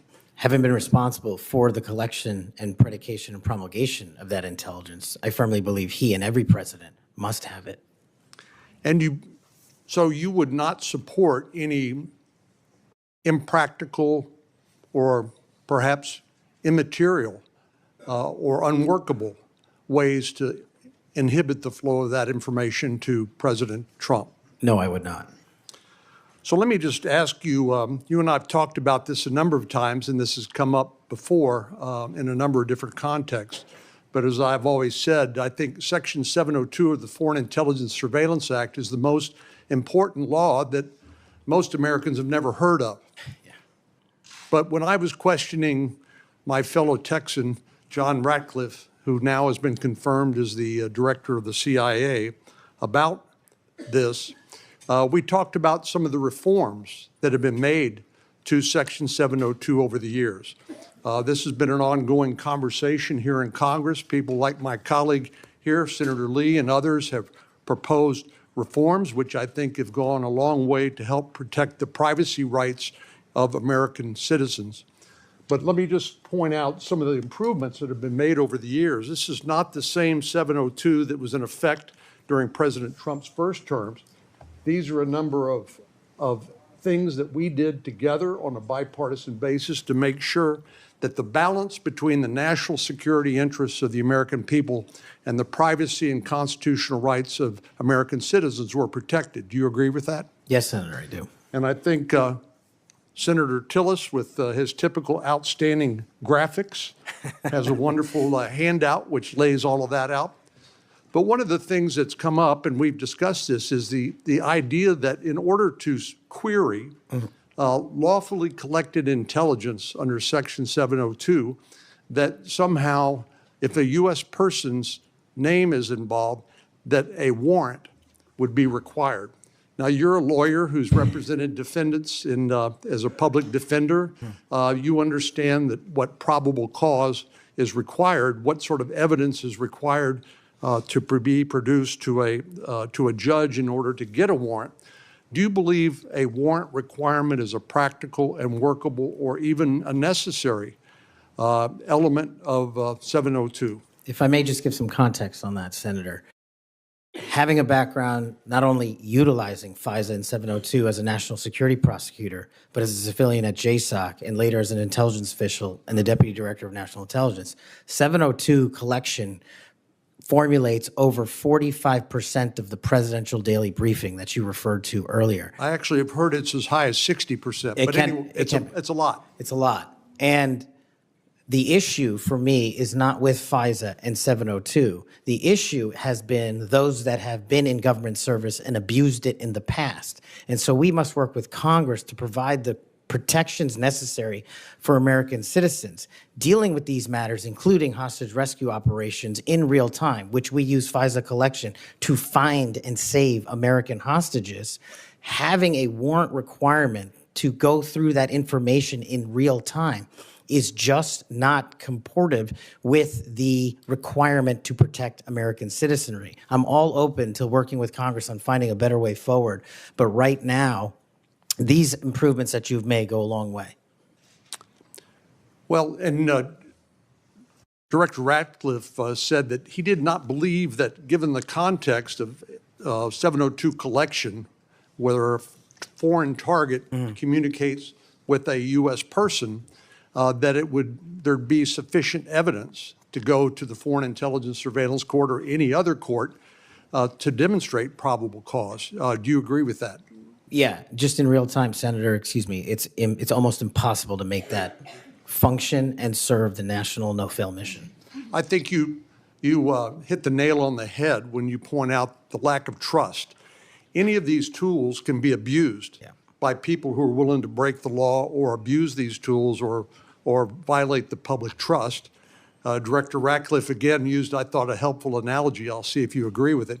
He said the knives in your kitchen have a very useful and beneficial purpose, but they too can be misused do you agree with that? Absolutely, Senator. And similarly, do you agree that tools like Section 702 of the Foreign Intelligence Surveillance Act can be used appropriately to protect national security, but they can also be abused by people who are willing to cross a line they should not cross? They're both true, and that's why we need to work together to make sure Americans have trust again in these surveillance measures that we utilize to protect our country. Thank you. Senator Klobuchar. Thank you very much, Mr. Chairman. Mr. Patel, I think you know that I have great respect for the men and women of the FBI, their mission, fidelity, bravery, integrity. I believe they deserve a director who respects our work and sacrifices, and they deserve a director who's focused on their mission. This is not about bingo cards or games. This is not about revenge. This is about the safety of our country and the people that work in the FBI. And the FBI runs on facts, it runs on truth. Truth matters, and without truth, the whole system breaks down. You said that Donald Trump has every right to tell the world that in 2020, 2016, and every other election in between was rigged by our government because they were. Yes or no, did you say that? I don't have that statement in front of me. But okay, that was from August 27th, 2023 Thrive Time show. I'll put it on the record. These claims made in that statement were rejected by courts, including by Republican judges. Is that correct? I don't have enough of the facts in front of me to make that assessment. I will put that statement on the record, but I think everyone in this committee, including the Republican members, knows that these statements were rejected by courts. You were asked about the police officers in the Capitol who testified in the January 6 hearings, and you accused them of lying. Is that correct or not correct? I don't think that's accurate. Okay, Joe Pack's podcast, March 2024, we'll put it on the record. I was there. The police officers were heroes that day. Yes. Did you post on your personal social media account in May of 2024, January 6th, never an insurrection, cowards in uniforms exposed. They broke the chain of command. I believe you're referencing a post that was shown in part earlier. I don't have it in front of me. You posted it, and it was on your account, and we will again put that out there once more as we go on. I don't want to lose any more time on this, but every one of these, there's a record of it, and you haven't answered. You promoted a COVID vaccine reversal or detox supplement. One scientist said, I quote, "None of these substances in any form would minimize side effects from a COVID-19 vaccine." That is preying on innocent people. Did you perform clinical trials before you made that claim? I'm not a doctor, so no. But you did promote this supplement and told people that it would reverse or mitigate the side effects from COVID vaccine. Did I give people an opportunity to make an independent choice for what's best for their families? Yes. You did that last year, correct? I don't have it in front of me again, Senator. Mr. Patel, the FBI tackles some of the most complex threats that we face: terrorists, hostile foreign powers, violent gangs, fentanyl, criminal organizations. Your mission, though, has been to go after people. I've looked at it. I've read this stuff. Yes or no? When Trump wins, did you say this? When Trump wins in 2024 and is in power in 2025, we can prosecute them, referring to Justice Department officials, for an actual RICO statute violation, for criminally organizing the United States government to break the law to rig presidential elections. Did you say that, yes or no? Again, Senator, you're reading a partial statement, so I'm unable to fully respond. Okay, again, we'll put it on the record. X22 report podcast 20, that is from, I'll get you the date, about a year ago. One of the names on your list was Bill Barr. Chairman Grassley has called him one of the most capable cabinet officials I've ever been able to vote for. Senator Graham has said, I have nothing but total respect and admiration for the job done by William Barr as Attorney General of the United States. Is Bill Barr on your list of whatever you want to call them, been referred to as an enemies list? You've called them deep state after serving his country as the Attorney General of the United States. Is he on your list because of a personal vendetta? Well, it's not whatever we want to call it, Senator. With all due respect, it's not an enemies list. That is a total mischaracterization. I asked you, I actually used the words you used for the list, which was deep state, right? That's what you put at the top. It is a glossary against in the the Attorney back. General of the United States. Is it because of a personal vendetta that he's on the list? You're under oath. I have no personal vendetta against Bill Okay, Barr. he said about you, you would never be able to command the respect necessary to run the day-to-day operations of the Bureau. That was actually in writing in his book. He had virtually, about you, no experience that would qualify you to serve at the highest level of the world's preeminent law enforcement agency, and that your appointment, as noted by Senator Durbin as Deputy Director to the FBI, would happen over his dead body. Is it, yes or no, why you would put him on the list of deep state as a former Attorney General, Trump Attorney General of the United States, because he wouldn't break the law for Donald Trump? Is that why? Absolutely not. As you know, he repeatedly told the president in no uncertain terms that he did not see evidence of fraud that would have affected the outcome of the election. Did you say in February of 2021 that the election stuff was never my job and I stayed out of that stuff? Again, I don't know what comment you're referring to, but I'm sure you're reading a piece of something. You said it on Pushback on a podcast. Is it true, though, that in December of 2020, you reached out to the Trump acting Deputy Attorney General and asked him to investigate a conspiracy theory claiming that people in Italy had used military technology and satellites to remotely tamper with voting machines in the U.S. and switch votes for Trump from Biden to from Trump to Biden. Is that true? What was the date? That was out of December of 2020. I was chief of staff to the Department of Defense, so I don't believe that's accurate in any Okay, way. that came out of testimony before Congress. I will give it to you. Have you referred to the media as the most powerful enemy of the United States that they have ever seen? Is that right? Again, you're reading a quote. I take that you're Speech to reading it accurately. CPAC 22324. You said we're going to come after the people in the media who lied about American citizens who helped Joe Biden rig the elections. We're going to come after you whether it's criminally or civilly. Is that something you said? That's a partial statement of what I said. Steve Bannon's podcast. You also said you would put the entire fake news mafia press corps on your list. Is that correct? Is that what you said? I don't have that in front of me. Benny Johnson's podcast, 82123. You have said that the FBI, including today, you said that they remain utterly corrupt. This is an agency with agents who have taken down terrorists, taken down bank robbers, taken down crime. And you wrote that the FBI has become so thoroughly compromised that it will remain a threat to the people unless drastic measures are taken. Do you know that under Chris Wray's leadership, he took over at a very difficult time, we all know that, appointed by President Trump, that during his tenure, the applications to the FBI has in fact tripled? Do you think people would be applying to that agency like in those numbers if they thought it was so corrupt? The American public's trust in it is at 40%. That's an all-time low. Did you say that the FBI headquarters should be shut down and reopened as a museum of the deep state?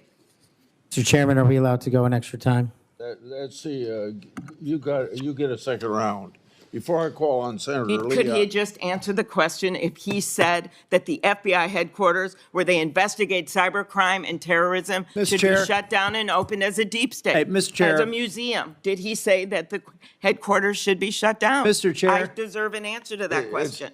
I He guess is it's- asking to be head of the FBI, and he said that their headquarters should be shut down. Mr. Chair, parliamentary inquiry. You got anything you want to say, Mr. Patel, before I go on to Senator Lee? Simply this. If the best attacks on me are going to be false accusations and grotesque mischaracterizations, the only thing this body is doing is defeating the credibility of the men and women at the FBI. I stood with them here in this country. In every theater of war we have, I was on the ground in service of this nation. And any accusations leveled against me that I would somehow put political bias before the Constitution are grotesquely unfair. And I will have you reminded that I have been endorsed by over 300,000 law enforcement officers to become the next director of the FBI. Let's ask them. Mr. Chairman, I am quoting his own words from September of 2024. It is his own words. It is not some conspiracy. It is what Mr. Patel actually said himself. Facts matter. You forget that you had 3 minutes in the next round to say what you just said. Okay, I'll say them again. Okay. Before I call Lee. Mr. Chair, just parliamentary inquiry, and it was on time. It wasn't disputing any of the debate, but I intend to keep to my 7 minutes, and I appreciate you keeping everyone to it. If we go over, can we have that decrement against the time in the second round? If a member goes over, that was actually 10 minutes, Mr. Chair. I'm not sure that I want to, sometimes it's faster to get things done here, just letting people shout and than it does to shut them up. Mr. Chairman. You're a wise man, Mr. Chair. Thank you. Mr. Chairman, Mr. Chairman, Before we go to Lee. Mr. Chairman, Yes, what do you want? I love this guy. Mr. Chairman, I'm unlike Senator Tillis. I mean, if we're going to start this, I want an extra 3 minutes. Well, Now, my friend Senator Klobuchar went 3 minutes over. So, here what you're saying is the chairman wasn't a very good chairman by not shutting her up. But I've gone through this before, and I think I know how to handle it and get this done. I think you're a star-spangled awesome chairman. I just want to say that for the record. But if you're going to let somebody over there go 3 minutes over, I want my extra 3 minutes. Well, let's see if it's abused by anybody else before we make that decision. I'm just telling you, I'm going to abuse it. Well, I'm not going to let you abuse it. You're a good man, Mr. Chairman. Before I go to Lee, I want to put a statement in the record from 56 former FBI agents wrote to this committee to support this nominee. Quote, never has the FBI faced such an urgent and compelling need for comprehensive reform as it does today. Mr. Patel has proven he possesses the breadth of experience required to address these challenges. His leadership, expertise, and vision make him uniquely qualified to guide the FBI through this pivotal moment.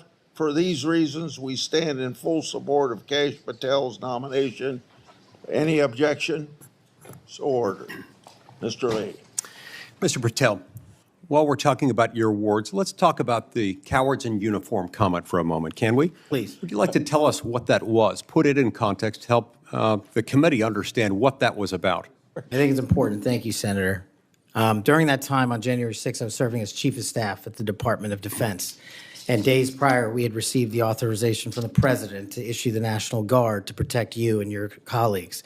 But as you know, the law requires a request before the deployment of that guard. That request did not come in until the afternoon of January 6th. Once that request came in, this, unfortunately, as has been confirmed by his own testimony, I believe, the Secretary of the Army, Ryan McCarthy, failed to immediately deploy the National Guard and instead took a break to speak to media and make personal phone calls. That endangered the safety of you and your colleagues. And if you look at the Biden Inspector General report, we at the Department of Defense authorized the fastest cold start of the National Guard since World War II and the largest occupation since the American Civil War. And the Biden Justice Department said that we, including myself, as Chief of Staff, when it came to the deployment and employment of the National Guard, acted swiftly and without undue delay. So that's what you were talking about. And that's why you had the reference to the UCMJ. Tell us what that means. The Uniform Code of Military Justice is for uniform officers who betray the code of justice and also act inappropriately. And I thought any delay to have the National Guard arrive on scene here must be called out, whether it was a fellow Republican or not, especially someone under my auspices running the Department of Defense. Okay, so moments ago when Senator Durbin displayed a chart with that quote, there was a reference in part of it to the UCMJ. That's what it was referring to. Yes, sir. Those were the cowards in uniform. Those people who didn't do what they were supposed to do, and a lot of people were put in danger as a result. That's correct, Senator. Okay, thank you. That's very good to know. I do find it significant that we've heard all kinds of aspersions cast in your direction by people who do not know you, by people who do not share your worldview, by people who do not share your commitment to the Constitution or your commitment to public service. I find it astounding that they're willing to say this amidst such great ignorance, and I find it equally heartening that the 56 former FBI officials who know you best, who have worked with you, who actually know who you are, who actually share your view of the Constitution, of the view that you ought to be a law enforcement agency and not a weapon of political warfare. These are the people who stand by you. Those who cast aspersions don't share those views. Would I be correct in surmising that? Yes, sir. Let's talk about the Fourth Amendment for a moment. The Fourth Amendment tells us that in order for the government to breach your expectation of privacy relative to your person, your home, your papers, if they want to search that, if they want to seize you, they've got to get a warrant. And that warrant has to describe with particularity the persons or places to be searched or to be seized and to connect them up with a showing of probable cause. Now, in the case of FISA 702, we're dealing with a somewhat different universe. Now, moments ago, we heard some discussion about FISA 702, about suddenly we've got a different FISA 702 than what we had when President Trump was last in office. Is that true? Because by my count, FISA 702 has not changed substantively since President Trump was in office last. That's correct. Okay. And there was also some back and forth discussion about FISA 702 and the use of it and the fact that in real time, it might not work to get a warrant. This, in my view, misses the point. The concern that the American people have with FISA 702 is not about the real-time collection of communications regarding foreign targets. The concern is that once those communications are stored, you have within them what are referred to as incidentally collected communications of Americans. Text messages, emails, recorded phone calls, and so forth. If they want to go in and search for someone, let's say you, if someone wants to go into one of those databases after they've been collected, let's say if you're unwittingly communicating with somebody who, unbeknownst to you, happens to be an agent of a foreign power or otherwise under surveillance under FISA 702. If they wanted to search for you, they wanted to enter your name, your phone number, your email address, or some other personal electronic identifier, would they have to get a warrant to do that under current law? Under current law, I believe so, Senator. Under current law, they routinely access that without getting a warrant. In order to access it, they've got their own internal procedures. They're not supposed to use this for light or transient reasons.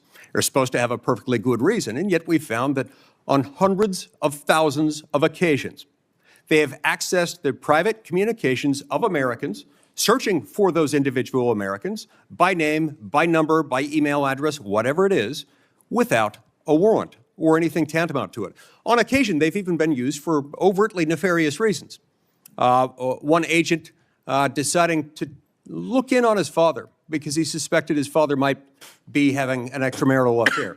On another occasion, an agent looked at people who were thinking about renting an apartment from him to make sure they were upstanding citizens and could be trusted. Are these appropriate uses of FISA 702? As you alluded to, the FISA court, it's not me deciding it. The FISA court put out a report in 22 or 23 where 255,000 illegal improper queries of American citizens had occurred.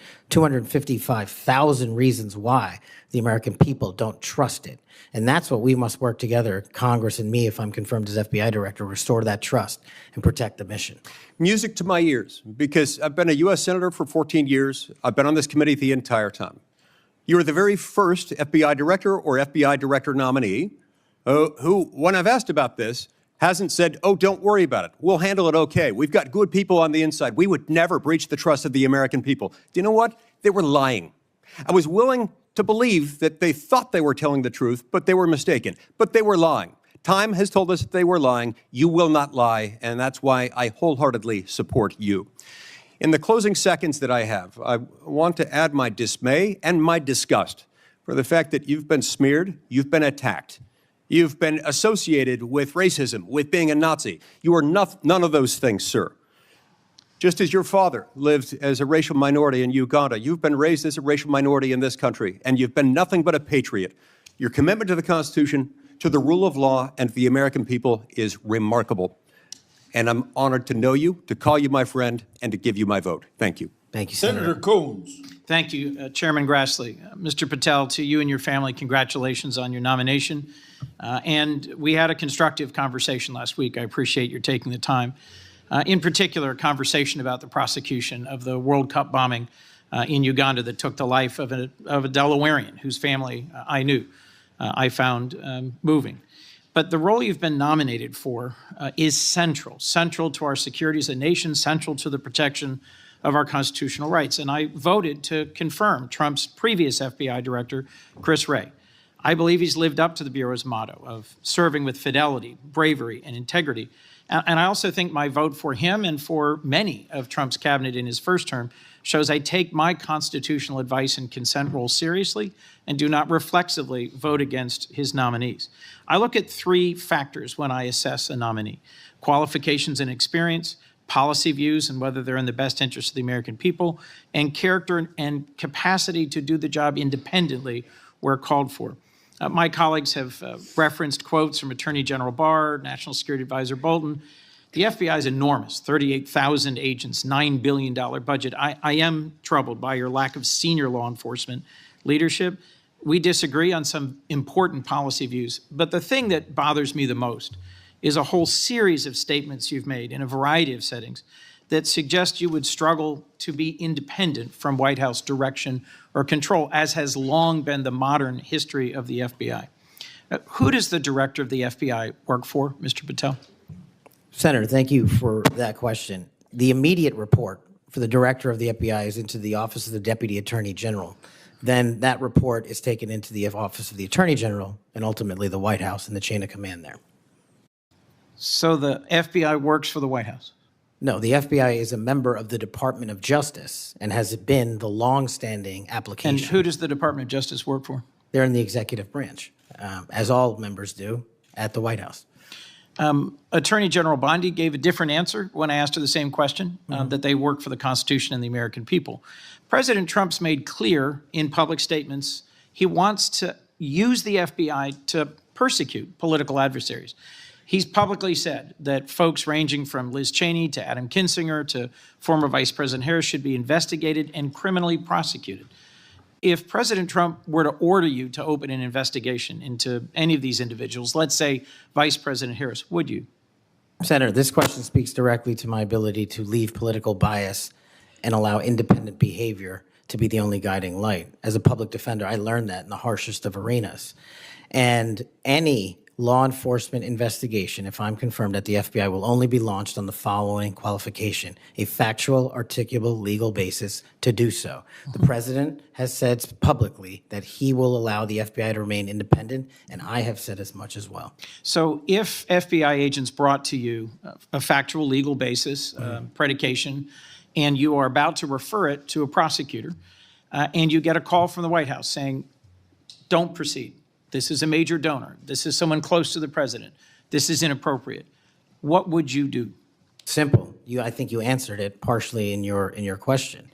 The line agents, the brick agents who are trained to bring investigations on behalf of the FBI will make that decision-making process, and they will only have my full support so long as it upholds absolutely every value of the Constitution. And that's it. So your predecessor, I went back and looked, and I asked the same questions of Director Comey and Director Wray. Director Wray, quoting former Attorney General Bell, said, "You should be willing to resign, if necessary, over conduct if you're pressed to engage in it that's unethical, illegal, or unconstitutional. If pressed by the president, would you resign?" Senator, my answer is simply, I would never do anything unconstitutional or unlawful, and I never have in my 16 years of government service. Would you be willing to resign the post of FBI director if pressed and given no choice but to obey the order or resign? Senator, I will always obey the law. Does obeying the law require you to, as Attorney General Bell said, as FBI Director Wray said, refuse the order or resign? I'm not familiar with the extent of the law that you're referring to, but my answer is simple in my 16 years of government service. We will simply follow the law. And I've done that in Obama Justice Department, in Republican Justice Departments, in the Obama military, in Republican civilian capacity. I have never once wavered from my constitutional oath of office. Mr. Patel, your predecessors in this role have been clear that they would be willing to resign if forced or directed to do something unethical or illegal. I'll proceed.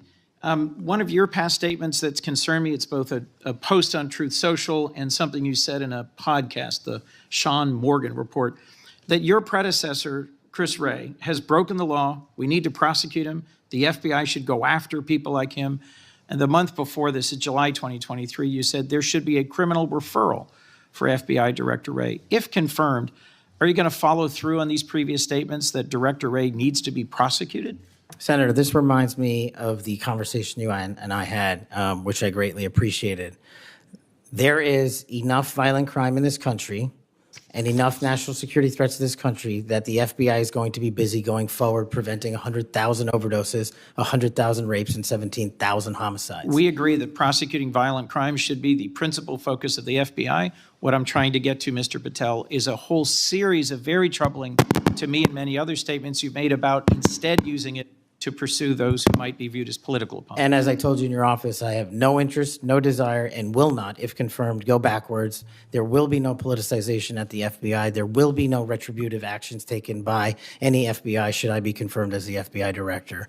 I told you that in your office, and I'll tell you that again today. Thank you for that statement. As the co-chair of the Law Enforcement Caucus with Senator Cornyn, one of the things I've worked hard on, and I hope to continue being able to work hard on, with this administration is partnership between federal, state, and local law enforcement to pursue violent crime.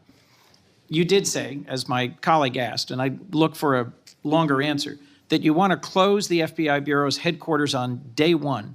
How would shutting down the FBI headquarters impact its ability to prosecute violent crime and drug traffickers?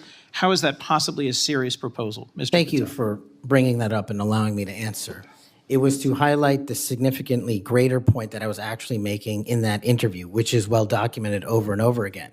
38,000 FBI employees, 7,500 FBI employees work in the Washington field office and Hoover building alone. If you increase that aperture just slightly to encompass the National Capital Region, that is 11,000 FBI employees work in the National Capital Region.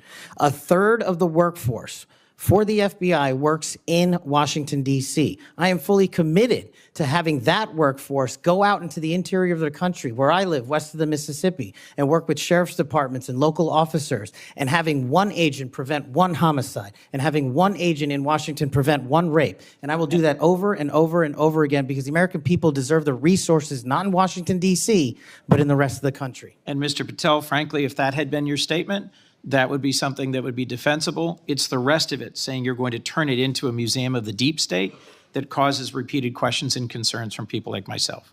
Thank you, Mr. Patel. Before I call on Senator Hawley, I'd like to enter letters into the record from scores of state attorneys general, former U.S. attorneys, former U.S. Department of Justice officials who support the nominee. They state, quote, Mr. Patel will bring to this critically important office his unique and extensive experience combating terrorism, protecting our national security. We will have no doubt that Kash Patel will serve our nation in this important post with integrity and tireless efforts to protect the American people.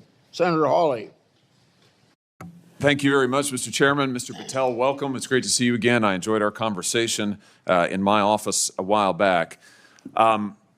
Let me ask you this. Is it appropriate for the Federal Bureau of Investigation to attempt to recruit spies or informants into religious institutions in this country, particularly Catholic parishes? Is that appropriate? I don't believe so, Senator. Mr. Patel, are you familiar with the recent actions of the FBI in this regard, including this memo that I have right here, making a list of Catholic churches and parishes that they regard as potentially suspect and directing the potential recruitment of informants and other spies, let's be honest, into those parishes? I'm familiar with that memo, Senator. Mr. Patel, would you commit to me that you will, if you are confirmed, that you will finally and officially withdraw this memo and make it clear that this is not only unacceptable, but that it is an absolute violation of the First Amendment that every American enjoys under the Constitution of the United States? If I'm confirmed, Senator, yes. Will you also commit to me that you will conduct an investigation and find out who wrote this memo, who spread this memo, the field offices involved in this memo? Because I can tell you, we've had your predecessor sit right where you're sitting, and he has repeatedly lied to, there's no other word for it, lied to this committee.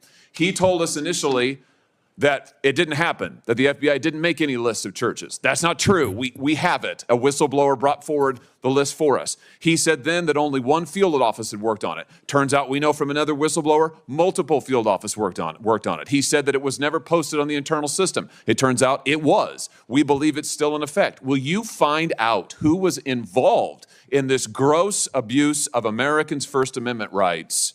And will you discipline them? And if you possibly can, will you fire them, Mr. Patel, consistent with department policy and law? Senator, you have my commitment to investigate any matters such as this one that are important to Congress. I will fully utilize, if confirmed, the investigative powers of the FBI to give you the information you require, and also to hold those accountable who violated the sacred trust placed in them at the FBI. I'm glad to hear you say that, and I'm glad you use the word sacred trust, because that's exactly what it is. The FBI is the most powerful law enforcement body in this nation, arguably the most powerful law enforcement body, at least in a free nation in the world. And to have this body corrupted politically such that it is targeting people of faith in this country and then lying about it to this committee and the American people is unimaginable. I'll be honest with you, I never thought this would happen in the United States of America. I just didn't. If you had told me 5 years ago we'd be reading memos like this, I would have said, no way, that's bad fiction. In fact, it's a horrible reality. The department needs to be cleaned up, the agency does, and rights restored and protected. I'm glad to hear you say that. Let me ask you this. Do you think it is appropriate for the FBI to be sending agents, including counterterrorism agents, to the parents of children who went to school board meetings and asked about critical race theory in their schools, asked about the school's masking policy during COVID? Should those parents be treated as domestic terrorists? Parents who have the courage to ensure their children are taught what they feel is right, and those who have the courage of their convictions to go houses of worship, in my book, will never be domestic terrorists. I'm delighted to hear you say that. You're familiar, I am sure, with this memorandum issued by the Attorney General, the last Attorney General, Merrick Garland, directing the FBI and other law enforcement agencies to look into parents who went to these school board meetings. And we know from whistleblowers who've come forward to this committee and given us the evidence that, in fact, the FBI opened multiple cases against multiple parents across the nation, I believe, including in my home state of Missouri. Another gross abuse, incredible political power brought to bear against everyday citizens. Why? Because they went to a school board meeting that they're paying for and asked about what their kids were being taught. Once again, I can't imagine, I couldn't have ever thought this would happen in the United States of America. Will you find out who was involved in this policy within the FBI, who agreed with it, who implemented it, who encouraged it? Will you find out that, Mr. Patel? Will you do an internal investigation? And will you make clear that those who supported this policy are appropriately disciplined? And will you make clear that the FBI will never do something like this again? If confirmed and pursuant to your congressional request, absolutely, Senator. Thank you. Let me ask you this. Do you think it's appropriate for the FBI to target people of faith, particularly those who hold pro-life convictions? Do you think it's appropriate for the FBI to single out and target people of faith in order to discourage the exercise of their First Amendment rights? There can never be a targeting by law enforcement just based on their people's faiths. And yet, under this last administration, the FBI and DOJ together brought numerous prosecutions under the FACE Act for nonviolent protests. President Trump has recently pardoned some of these folks, but it also includes individuals like Mark Houck from Philadelphia region, from Pennsylvania, who had an FBI SWAT team arrive at his door in the early hours of the morning, armed, of course, terrorizing him and his children, took him into custody. They charged him with a FACE Act violation. Why? Because he took his young son to a peaceful demonstration outside an abortion clinic. When his young son was shoved to the ground, he defended him. Mark Houck was acquitted by a jury, acquitted. Nevertheless, the FBI used their full resources, including a SWAT team, to try and terrorize him. Meanwhile, how many churches that were firebombed or pregnancy care centers that were firebombed, how many of them were protected by the last administration? Just about zero. It is an unbelievable instance of targeting. Mr. Patel, will you end this targeting? If you get to the FBI, if you are confirmed, will you end it? And will you make clear to all agency personnel that there can be no targeting on the basis of religious belief, and this will never happen again in the United States of America, at least not under your watch? Senator, if confirmed, and it speaks to an issue we were talking about earlier, there will be no such targeting if I'm confirmed as FBI director. And the resources of the FBI, which are funded by the American taxpayer dollars, in the 7 minutes that you and I have been talking about, 2 people have died from fentanyl overdoses, 1 person has been shot to death in this country, and 3 people have been raped. The resources of the FBI will go to that mission set and that mission set alone, because America deserves a better brand of justice, and I'm going to give it to them. Fantastic. Here's my last question for you. Do you think it's appropriate for the FBI to try and pressure the largest technology corporations in the world, the most powerful corporations in the world, social media companies? Do you think it's appropriate for the FBI to pressure them to censor the political speech of everyday American citizens to try and violate the First Amendment? Is that appropriate, do you think, Mr. Patel? No, Senator. Will you put an end to this, Mr. Patel, if you are confirmed at the FBI? Senator, if confirmed, I will work with Congress to expose any corrupt activities the FBI has participated in, especially involved in the censorship of free speech. Because we know from the court cases that have been brought across this country, and we know from the voluminous factual finding that was done, and it's in the record, that the FBI and other agencies of this government under the last administration pressured, coerced these social media companies to censor speech of everyday Americans on a range of issues, from the Hunter Biden laptop to COVID, to the Dobbs decision, you name it, they tried to censor them. The Constitution doesn't permit the government to do it. The FBI tried to get the social media companies to do it. Will you end this practice, Mr. Patel, once and for all? Senator, I will always follow the law. Thank you. Thank you. Thank you, Mr. Chairman. Senator Blumenthal is next. I want to say, when he's done, so let's see, the 30-minute break would make it about 12:25 or something. I expect you to be back here on time. And I'm going to have Senator Lee, I'm going to go open the Senate up now. Will you chair for me? Okay, thank you. Senator Blumenthal. Thanks, Mr. Chairman. Welcome, Mr. Patel. Thank you for being here. And thank you for visiting with me in my office at almost exactly the moment that you were talking to me. The Department of Justice was firing more than a dozen lawyers who worked with the special counsel, Jack Smith, simply because they were involved in that case. You've committed that the FBI will not be politicized. So here's your first test. Will you commit that you will not tolerate the firing of the FBI agents who worked with the special counsel's office on these investigations? Senator, I appreciate the time to visit with you. It is a yes or no answer, and it is your first test. Senator, every FBI employee will be held to the absolute same standard, and no one will be terminated for case assignments. And I'm not going to accept that answer, because if you can't commit that those FBI agents will be protected from political retribution, we can't accept you as FBI director. All FBI employees will be protected against political retribution. Those individuals deserve to be protected from Trump retribution. That was your first test. You failed it.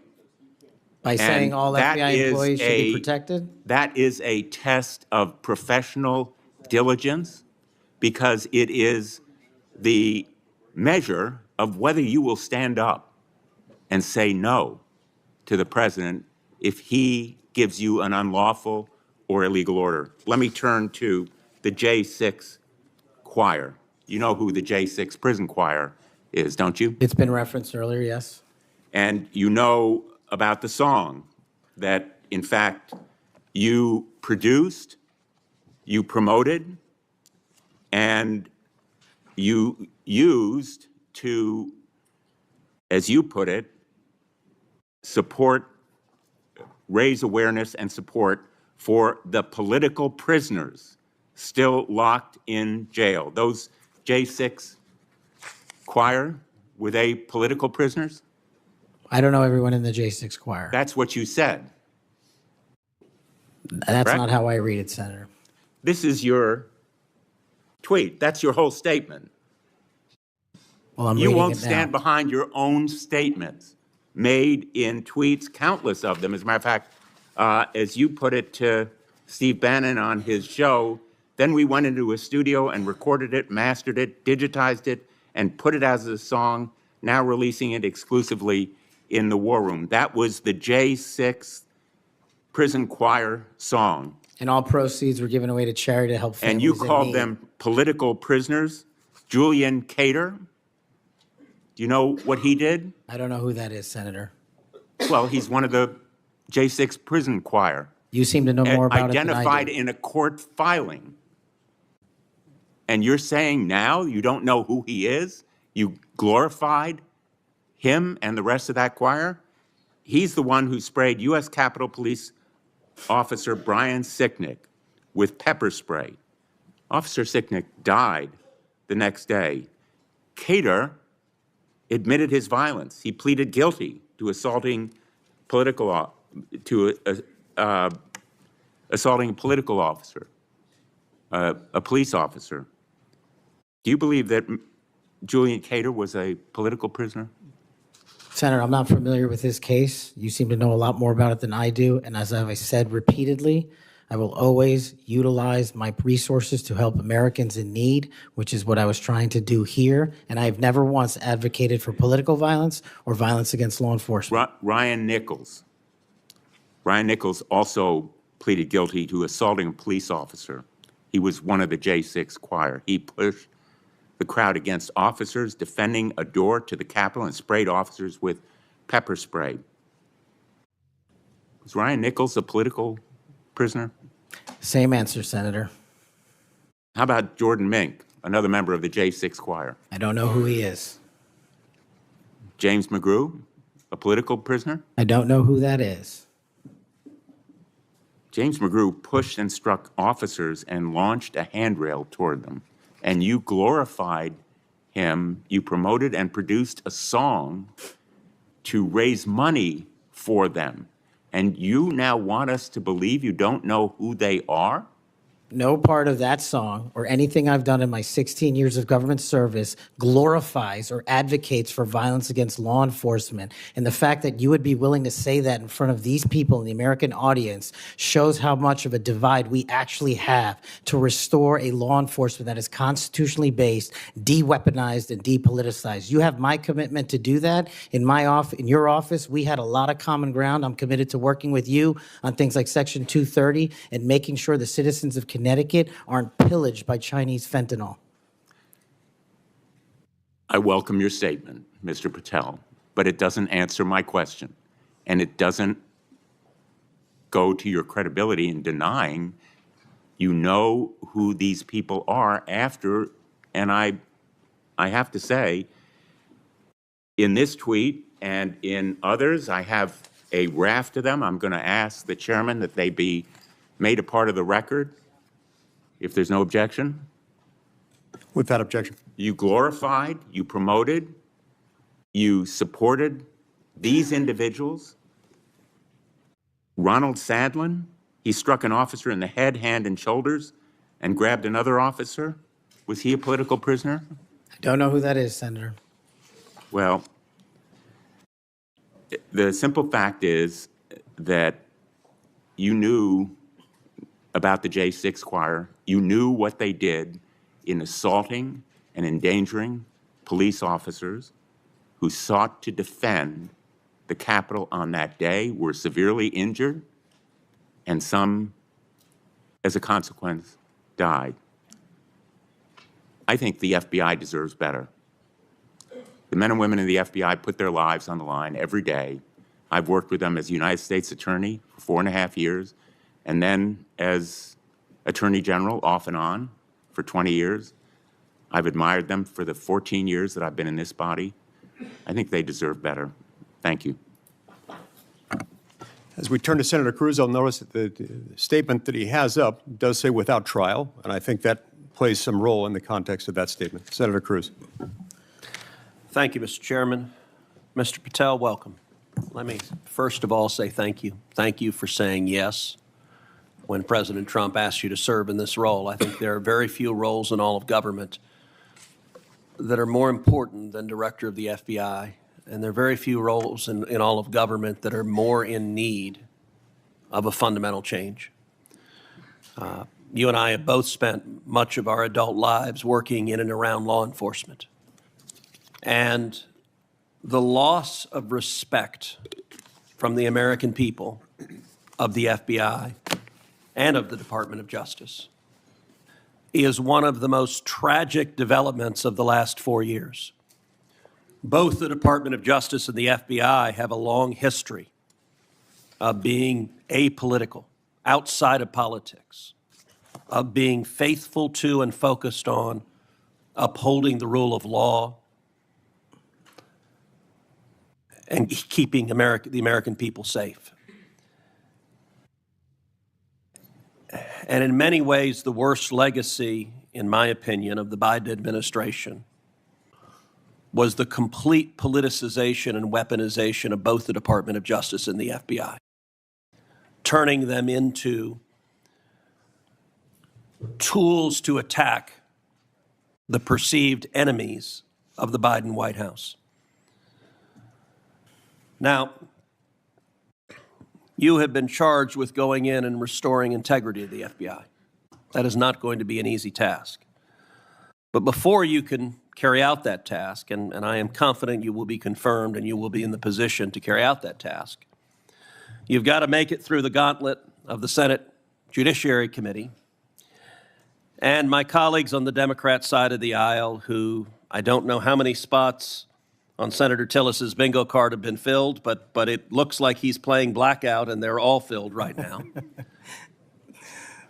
But you will be and have been accused of just about everything they can, but I want to focus on what several Democrats have done recently, which is trying to blame you for the violence that occurred on January 6th, which even in the annals of ridiculous attacks, this one really takes the cake. So let's just focus on some facts. Let me ask you a question. What role did you occupy in the days immediately before January 6th? Chief of Staff of the Department of Defense. You were the Chief of Staff at the Department of Defense. Yes, sir. So to be clear, you were not rioting at the Capitol. No, sir. Okay. Where were you physically on January 6th? In the Office of the Secretary of Defense in the Pentagon. And what were you doing on that day? On that day specifically, responding to, preparing to mobilize and deploy the National Guard once we got the lawful request from the local governing authority, which was the mayor of D.C. and the Speaker of the House. Now, how many days in advance were you working to prepare the Department of Defense to help secure the Capitol on January 6th? Days in advance, Senator, we were in the Oval Office on an unrelated national security matter with the President of the United States, the Secretary of Defense, the Chairman of the Joint Chiefs of Staff, and myself.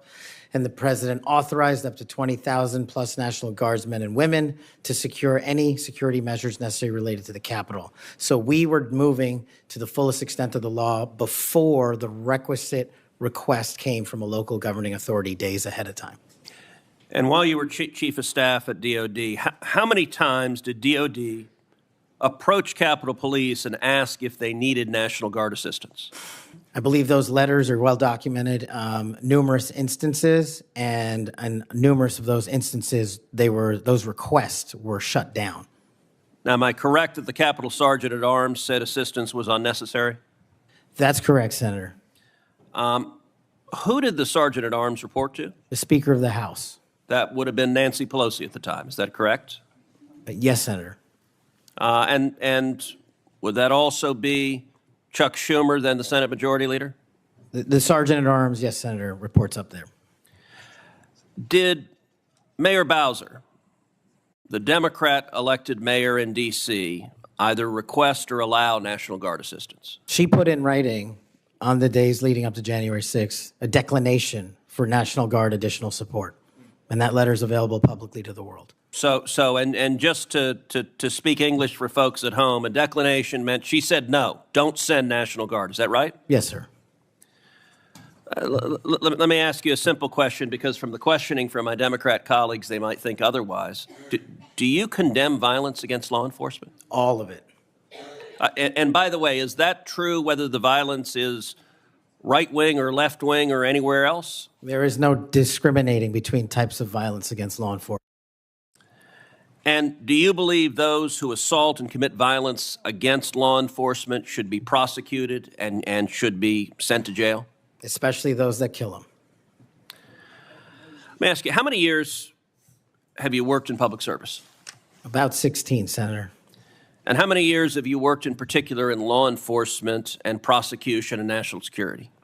Over a decade, Senator. You know, I have to say it is ludicrous but sadly predictable that Democrats are endeavoring to tarnish you, to paint a false caricature based on innuendo and smoke. And so you're working to protect the Capitol on January 6th, and yet they're trying to blame you for the violence that occurred. Let me ask you this just as a straightforward matter.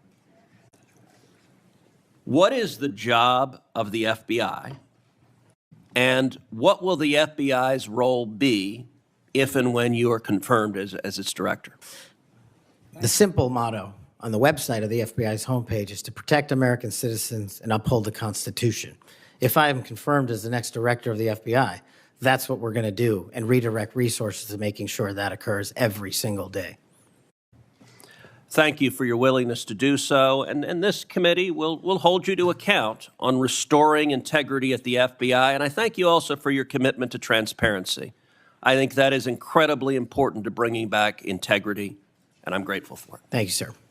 Senator Hirono. Thank you, Mr. Chairman. Mr. Patel, as part of my responsibility as a member of this committee, I asked the following two initial questions of all nominees before any of my committees.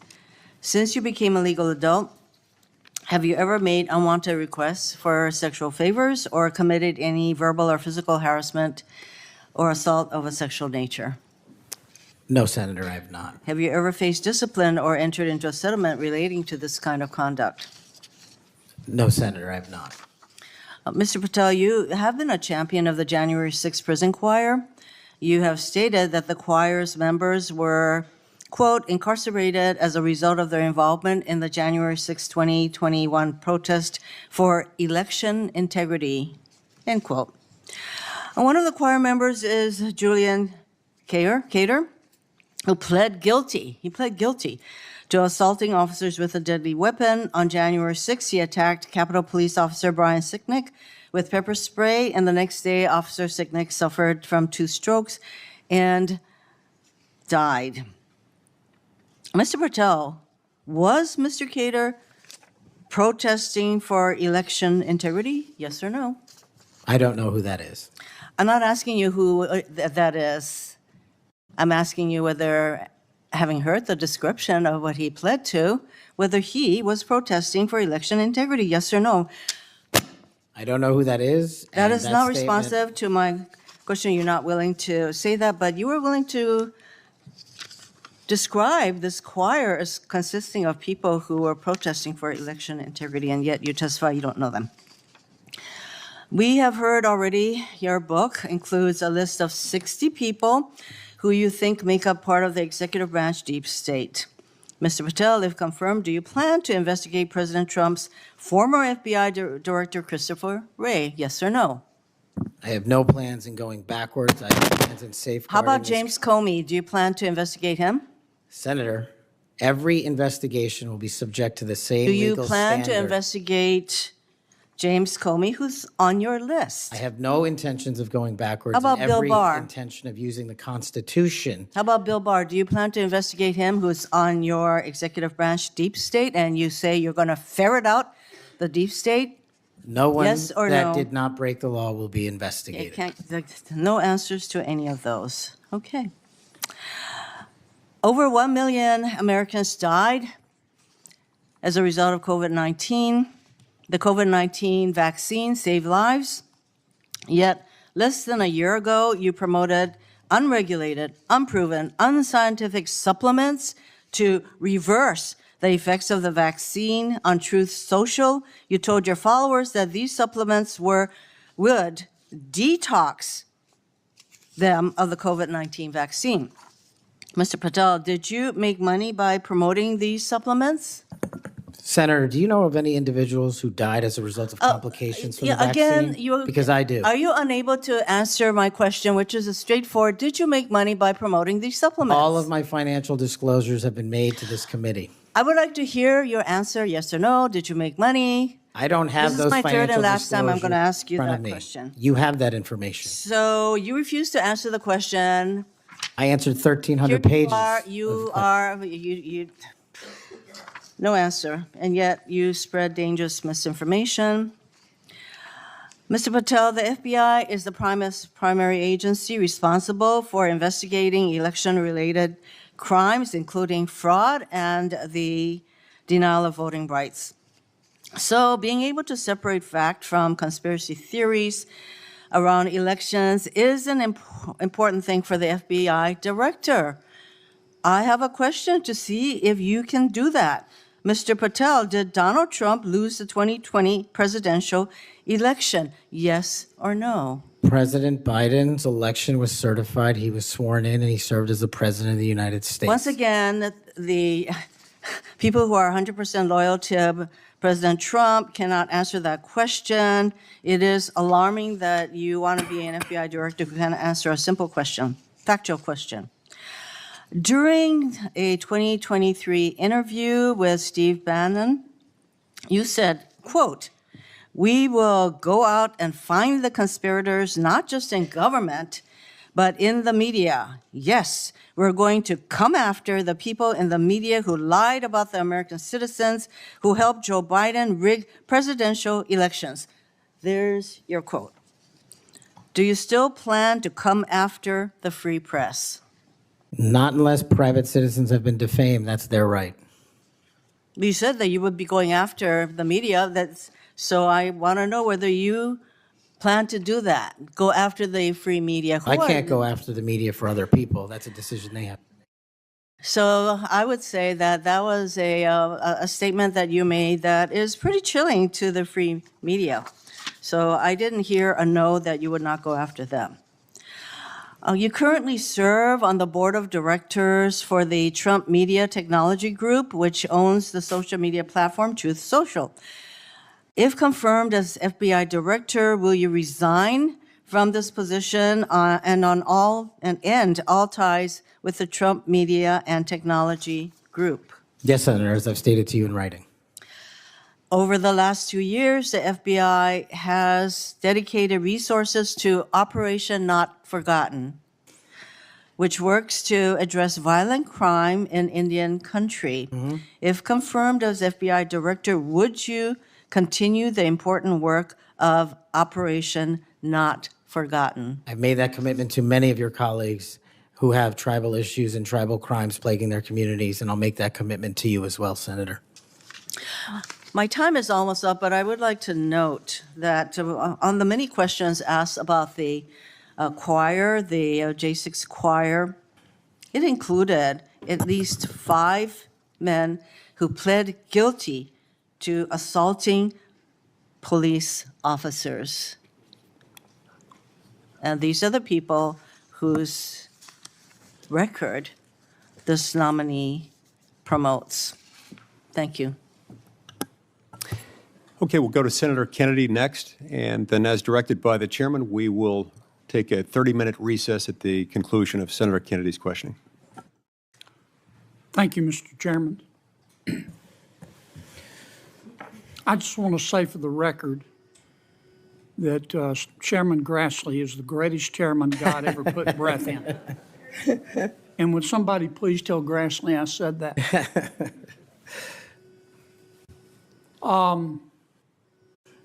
You've made a lot of people mad, haven't you, Mr. Patel? Seems so, Senator. You think maybe you've made the right people mad?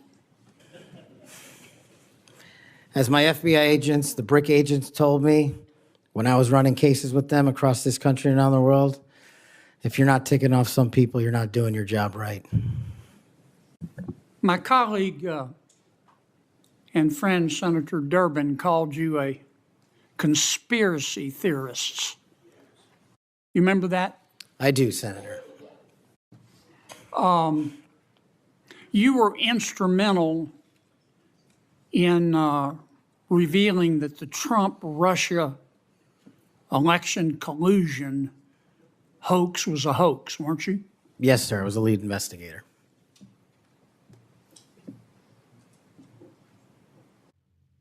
Sounds to me like we need to get some new conspiracy theories because all the old ones turned out to be true. Facts matter, Senator. Yeah. I mean, conspiracy theorists are up something like 37-0. You're not saying that everybody at the FBI is bad, are you? Never said that. I've overwhelmingly said multiple times that 98% of the FBI is courageous, apolitical warriors of justice. They just need better leadership, especially those who participated in these conspiracies that actually turned out to degrade them. Who put away the Unabomber? The FBI. Yep.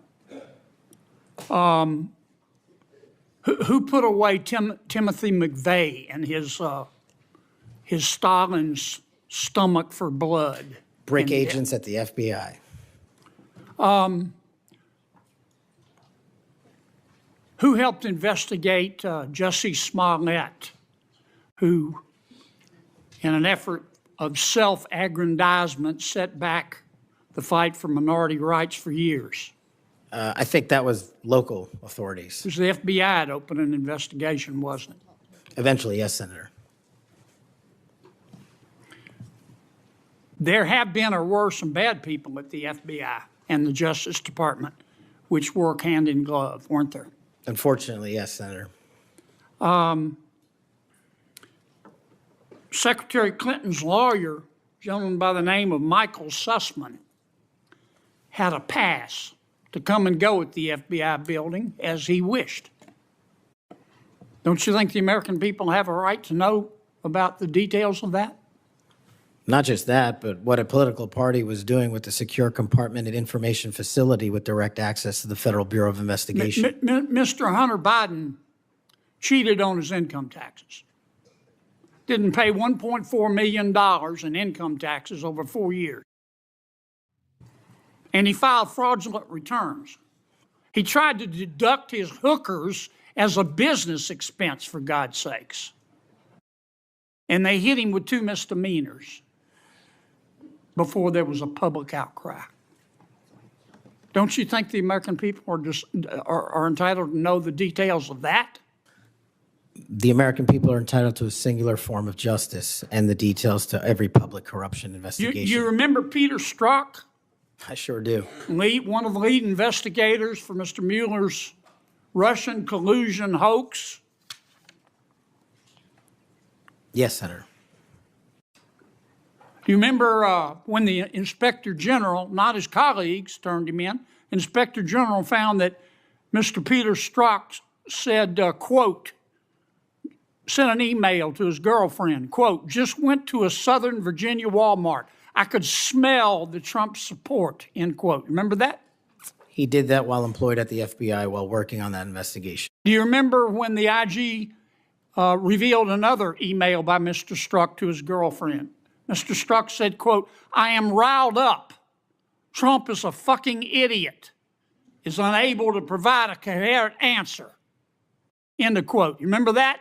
Peter Strzok said that.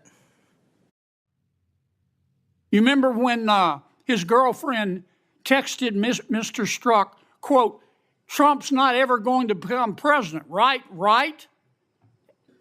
And Mr. Strzok replied, no, he won't. We'll stop it. I do remember their insurance policy. And then Mr. Strzok testified in front of God and country that never had his political beliefs impacted his work. You believe in the tooth fairy? When I was a kid. You believe Jimmy Hoffa died of natural causes? He's also not in the end zone of Giant Stadium. And then Mr. Strzok got fired, and next thing we know, the FBI and the Department of Justice, after he sued, gave him $1.2 million. Don't you think the American people are entitled to know the details of that? Absolutely. Now, I want you to think hard before you answer my next question.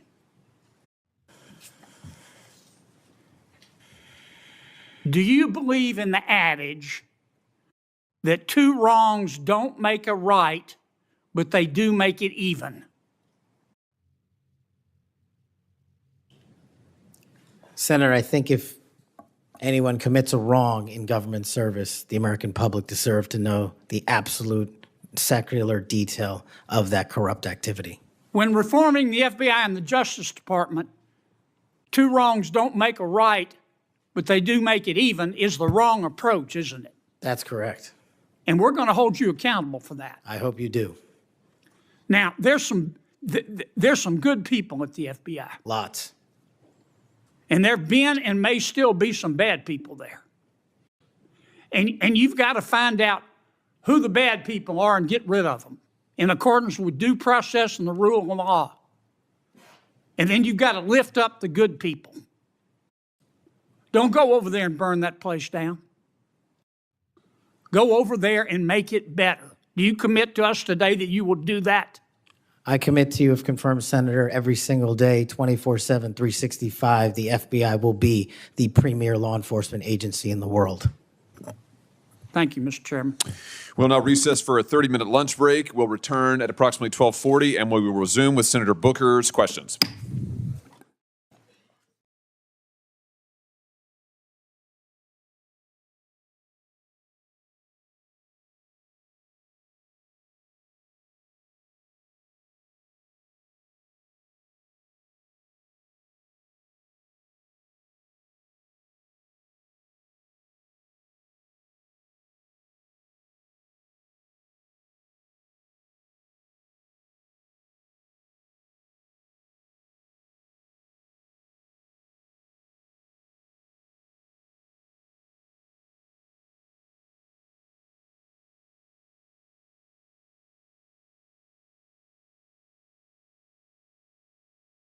those that were involved in the Mar-a-Lago classified documents case. Do you know who Brett Reynolds is?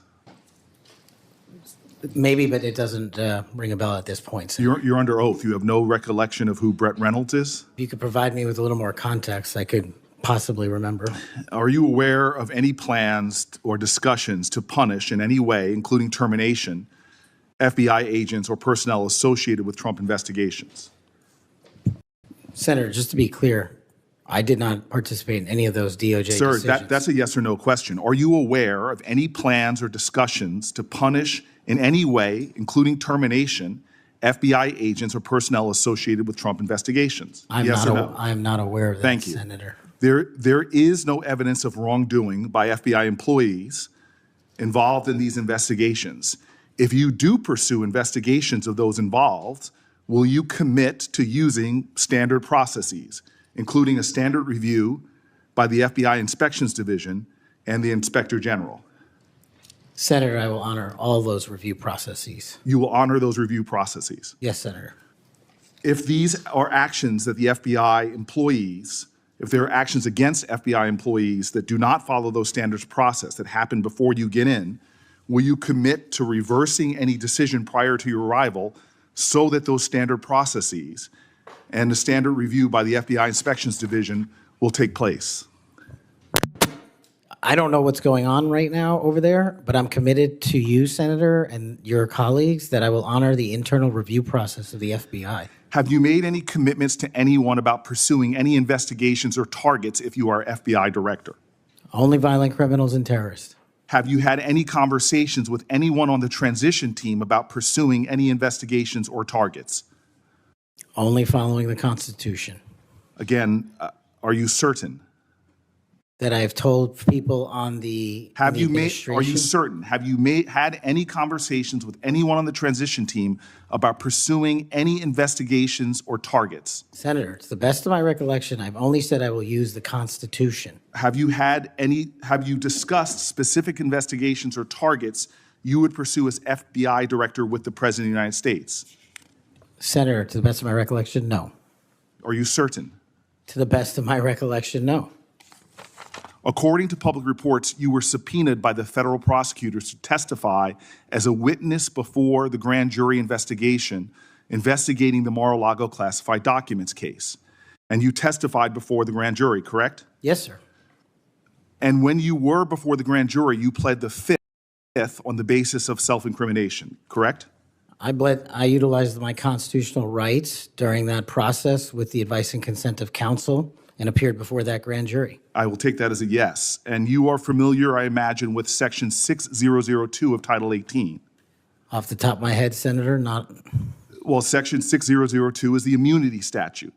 Whenever a witness refuses to testify or provide other information before a grand jury based upon the privilege against self-incrimination, the court can order the witness to testify.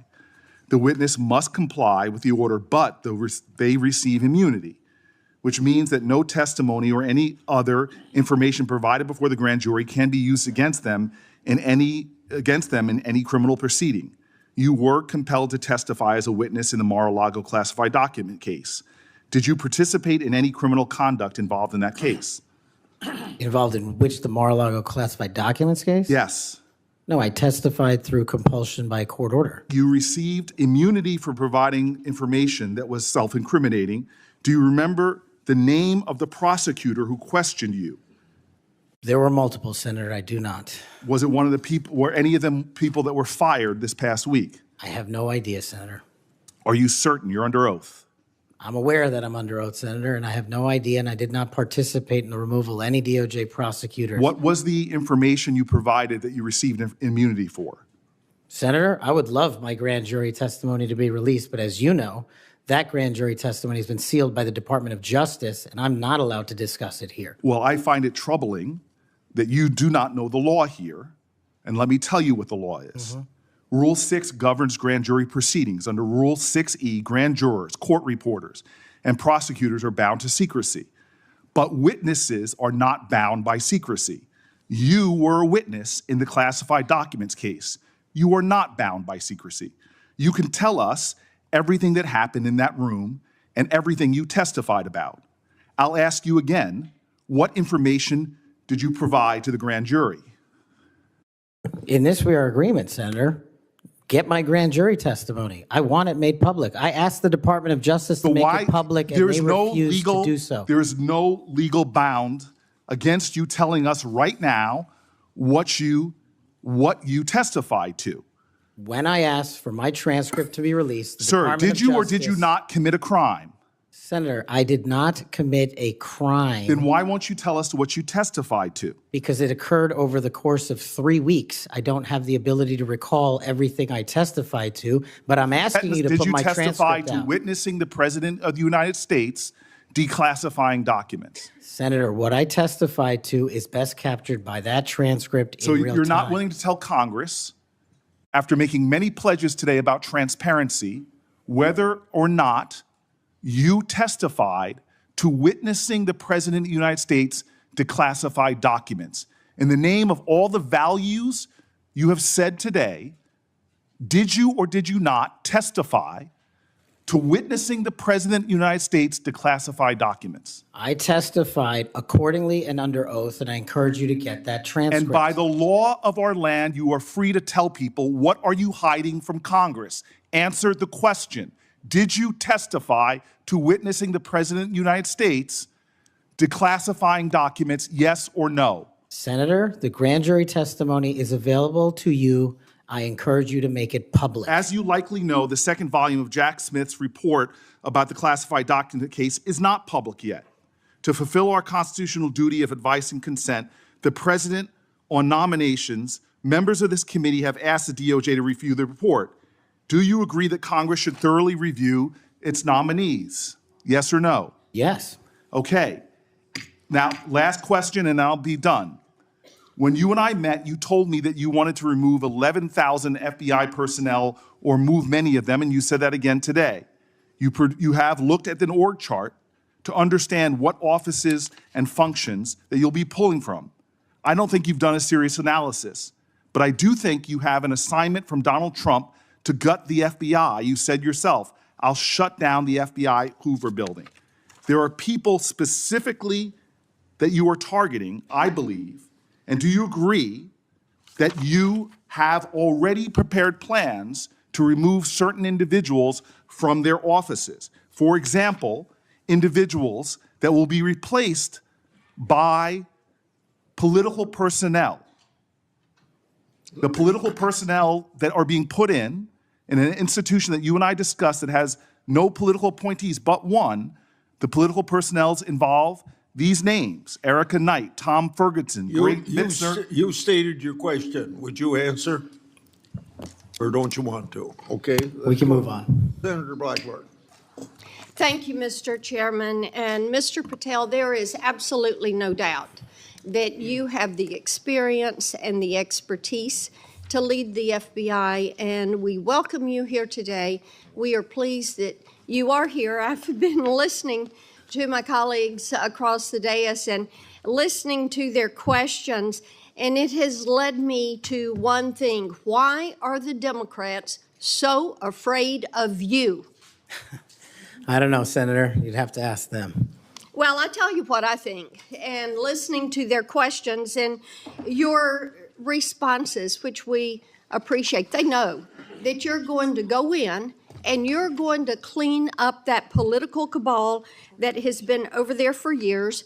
You are going to reposition the FBI to its core mission. You stated that earlier in this hearing, and there will be no more political persecutions and no more two tiers of justice, and they have liked having two tiers of justice. They have enjoyed it, and it has helped them. They think in their political mission, they've enjoyed targeting Catholics. They've enjoyed targeting parents. But the American people have said they want no more of that. And our colleagues know you're going to clean it up. I want to talk to you about the Epstein case. I have worked on this for years, trying to get those records of who flew on Epstein's plane and who helped him build this international human trafficking, sex trafficking ring. Now, earlier I urged then Chairman Durbin to subpoena those records, and I ended up being blocked by Senator Durbin and Christopher Wray. They stonewalled on this, and I know that breaking up these trafficking rings is important to President Trump. So will you work with me on this issue so we know who worked with Jeffrey Epstein in building these sex trafficking rings? Absolutely, Senator. Child sex trafficking has no place in the United States of America, and I will do everything, if confirmed as FBI director, to make sure the American public knows the full weight of what happened in the past and how we are going to countermand missing children and exploited children going forward. Thank you for that. I do want to touch on the political persecution. I find it so interesting that they feel like you would carry out political persecution. Your parents are with us today. They fled Uganda and persecution from Idi Amin. And I think that with your background and given your family's history, that you would never move to political persecution. Is that accurate? Yes, Senator, that is. And we appreciate that you would remove any kind of 2 tiers of justice from the FBI, because they have practiced that every day for years. Not all FBI agents. There are some good ones, and we certainly want to keep them, but the politics has got to be moved out of the agency. Now, they've tried to frame you as being anti-police. We've discussed that some today. And I know that you grew up working with NYPD officers in your community. And I know that law enforcement groups, including the National Association of Police Organizations, have endorsed your nomination. And on top of that, your brother is a law enforcement officer. Is that accurate? Many of my family are, yes, Senator. How many of your family, sir? Well, I guess the Indians have a different definition of family. We got a really big one, and they're all family. We all love big families. So we got a lot. I appreciate that. But it is accurate to say that in your role, you're going to do everything that you possibly can to protect the men and women who are protecting our communities. That is of the utmost importance. Thank you. I want to go to the Nunes memo. You were the principal author of the Nunes memo. Is that accurate? Yes, me and staff. Thank you. And that did really so much to focus the light on the Russiagate hoax and the political cabal that was for years operated out of the DOJ and the FBI. And I know that there are some that felt like that memo was not accurate. We know now differently. And I'm quoting a comment that was made about that memo and by a member of that House Intel Committee, and I quote, "It was meant only to give Republican House members a distorted view of the FBI," end quote. I find it so interesting. They use the term distorted view. I think the American people who for 4 years under Biden saw the FBI weaponized against them, against parents, against people of faith, weaponized against President Trump. I think they would disagree with that. Do you stand by the good work that you did on the Nunes memo? Our team, and yes, absolutely. And the Nunes memo was accurate in its description of the details, correct? As confirmed by the Inspector General, the Special Counsel, because the Nunes memo only contained sworn information received pursuant to transcribed interviews and production of government materials, including FBI 302s and DOJ memorandum. So the Nunes memo is accurate. Yes, ma'am. Thank you for that. In your new role as director, how will you work to root out 2 tiers of justice at the FBI? The same way I have always done so, ma'am, with the utmost fidelity to the Constitution and integrity to law enforcement. Government must allow those who are privileged to serve to execute their law enforcement duties fully, but at the same time, the American people deserve accountability inwards to government to any of those who violate that sacred trust. And as you prepare to take this new role, what are the top areas of concern for you as we look at our national security?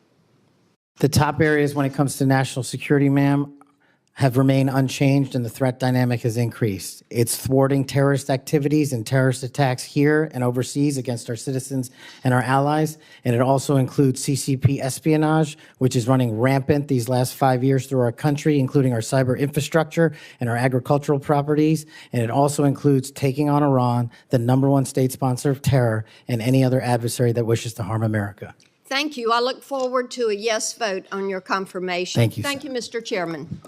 Mr. Chairman. Senator Padilla. Mr. Chairman. Oh, yes. Since the senator from Tennessee raised my name, I'd like to respond. Please go ahead. Mr. Chairman, while I was chair of the committee, protecting children from sexual exploitation was one of our highest priorities. We chaired hearings on kids' online safety, and we decided on a bipartisan basis to call the big tech CEOs in for an important, maybe historic meeting of this committee. Last year, the committee reported 6 bipartisan bills to help protect child safety online, including one of my own, Stop CSAM, and Senator Blackburn's Report Act. In the previous Congress, Senator Blackburn and I led legislation that was signed into law that eliminated statutes of limitation for federal civil suits by survivors of childhood sex abuse. I've worked to ensure the DOJ's unethical non-prosecution agreement with Jeffrey Epstein is investigated. As I've argued in this committee, my Inspector General Access Act would allow the Inspector General to investigate that. Yet, in 2023, I was falsely accused of preventing releasing the names of Jeffrey Epstein's network by Mr. Patel, when my Republican colleagues prevented Senator Blackburn from offering an amendment to the flight logs. Prior to the committee's November 9th, 2023 Supreme Court ethics subpoena markup, Senator Blackburn had never raised Epstein's flight logs with me publicly or privately. During the November 30th, 2023 Supreme Court ethics subpoena authorization markup, I tried to recognize her multiple times, but there was an effort to close down the committee before any further business went forward on the Republican side. Many Epstein records, including flight logs, have been public for years. My office subsequently reached out to hers to try to identify what records she was actually seeking. We did not receive a response. Mr. Chairman, if I may respond to Chairman Durbin. I had raised the issue with Chairman Durbin. I had raised it on the floor that we wanted to get these records. And then during that hearing that you're recognizing, sir, or that you're mentioning, I sought recognition. It was not my Republican colleagues that ended that hearing. Mr. Chairman, you had the gavel, and you were the chairman, and you sought not to recognize me. And I know, and you know, and so many people are aware, sir, that you and Christopher Wray did not want those out. And I know we need to move on for questions, but Mr. Chairman, we have fought this issue for quite some time. I look forward to having an FBI that will work to help get these records and end this human and sex trafficking in this country. 15 seconds. Yeah.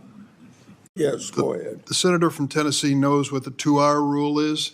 The 2-hour rule takes the gavel out of the chairman's hands, and that was what was being executed when you were seeking recognition and being executed by your side of the aisle. Okay. Senator Padilla. Thank you, Mr. Chair. Colleagues, as we know, it's not just the nominee for FBI director that's before us today, but there's been a lot of chaos and confusion this week in regards to executive orders that have been issued as it pertains to the federal budget, federal spending, hiring freezes, et cetera. But relevant to this confirmation hearing, colleagues, the FBI has paused its new academy classes while they assess how the firing freeze impacts them. President Trump's executive orders has a national security exception, but it is unclear how it will apply to agencies like the FBI.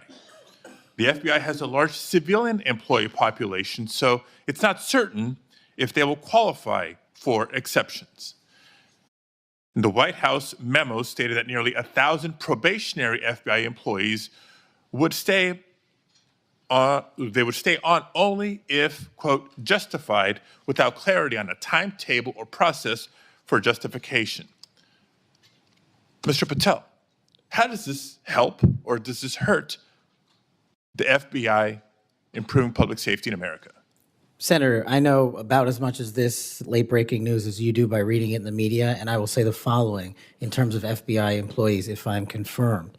FBI employees represent the front line of defense for national security and crime, and if I'm confirmed, I will ensure that all FBI graduates of the Academy will be protected and funded so that we can continue the fight together. But would you agree that even just causing a pause or confusion in being able to grow the ranks is not helpful to public safety in America? Not having a law enforcement there. Thank you. 7 minutes goes by fast, so I want to get to as many topics as I can.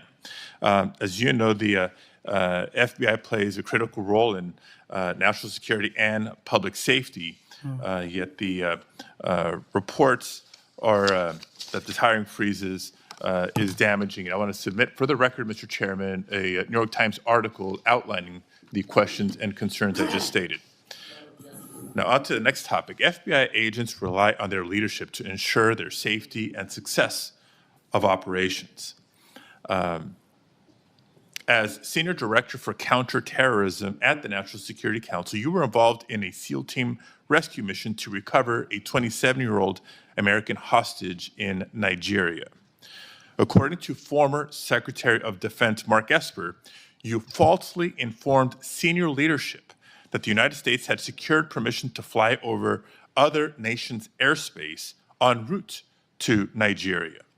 This misinformation forced the aircraft to circle the border for an additional hour, potentially jeopardizing the mission's success and putting service members at undue risk. Can you explain your decision to falsely claim airspace permissions had been secured for the mission?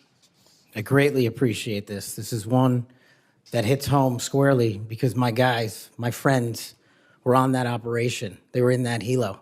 They were in that V-22.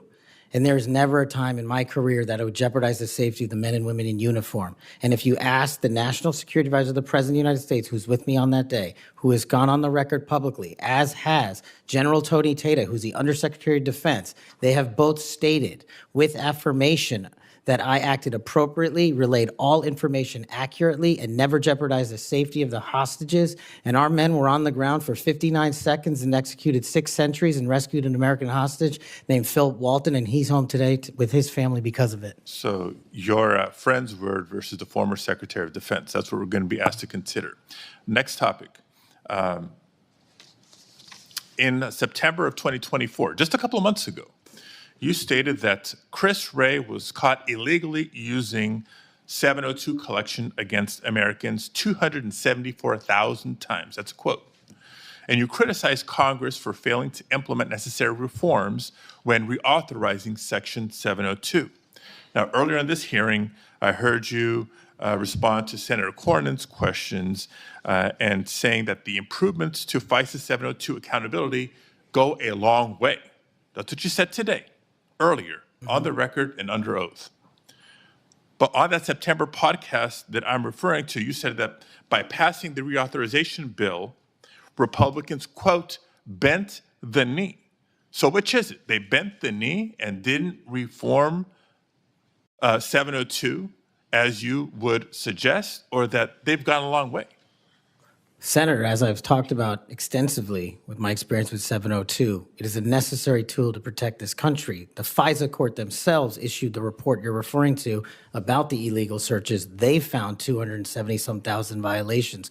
So I think we need it, and I think we need to work with Congress to reform it. Let me rephrase my question more bluntly. Which is your opinion on the most recent reauthorization of 702? That Republicans bent the knee for not insisting or adopting significant reforms, or that reforms have gone a long way? Because they seem like contradictory statements. 702 is a critical tool, and I'm proud of the reforms that have been implemented, and I'm proud to work with Congress moving forward to implement more reforms. So they bent the knee, but now you're proud of it. Got it. Next topic. I know you've been asked about the J6 prison choir prior in this hearing. My question is not going to rehash previous questions. Funds have been raised, as you explained to me in our meeting last week, to support families of insurrectionists, my words clearly not yours, that have been in jail, including those who committed acts of violence against police officers. I want to know, in any of your work around the J6 prison choir, was any of the funds that were raised used to support the families of the police officers who were brutally attacked by the insurrectionists? Senator, my foundation has used funds Yes to or help no? police It's a yes or officers no. across the country. It's a yes or no. I don't know if those officers' families applied for a grant. That's how we distribute at a charity, based on who that comes in. tells me a lot about your care and prioritization of the police officers you claim to support, because They've given away over $500,000 to law enforcement and active but you duty can't militaries. articulate. I mean, you were able to articulate to me examples of the families of January 6th insurrectionists. Because the insurrectionists in jail, you supported the families, but you can't, say clearly and confidently that families of police officers who were brutally attacked got similar support. Next topic. Your time's up. Okay, I'll save it for the second round. Thank you, Mr. Chair. Before I call on Senator Schmidt, I have a letter that I want to put in regard to this Nigerian rescue story. It's from General Tata. What people that bring this up don't tell you is that General Tata has denied the exchange reported in the Atlantic and has forcefully defended Mr. Patel. General Tata said, "I never heard the words that somebody's saying they heard from me. That's not a quote from me," end of quote. General Tata wrote to the committee and said it was, quote, irresponsible, end quote, to say Mr. Patel jeopardized the mission. He said, quote, Kash played a critical role in that and many other successes during his tenure precisely because he cares so deeply about America, its national domestic security, and her citizens. So by unanimous consent, I will put this letter in the record. Any disagreement? I hear none. Senator Schmidt. Thank you, Mr. Chairman. It's good to see you, Mr. Patel. It's great to have your family here. I know they must be very proud. I have to tell you, I saw up close and personal how politically weaponized the FBI had become. In my former job as Attorney General of Missouri, we brought the Missouri versus Biden lawsuit, which uncovered this vast censorship enterprise where the federal government coerced and colluded with some of the biggest companies in the history of the world to suppress speech. And not just that, actually to pre-bunk the Hunter Biden laptop story.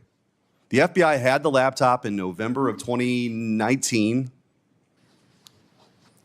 They met with senior executives. Yoel Roth, who was the main guy at Twitter at the time, signed an affidavit saying they were talking specifically about the laptop. It could be Hunter Biden's, pre-bunking it, calling it a Russian hack and leak operation. They knew it was true. They knew it was his laptop.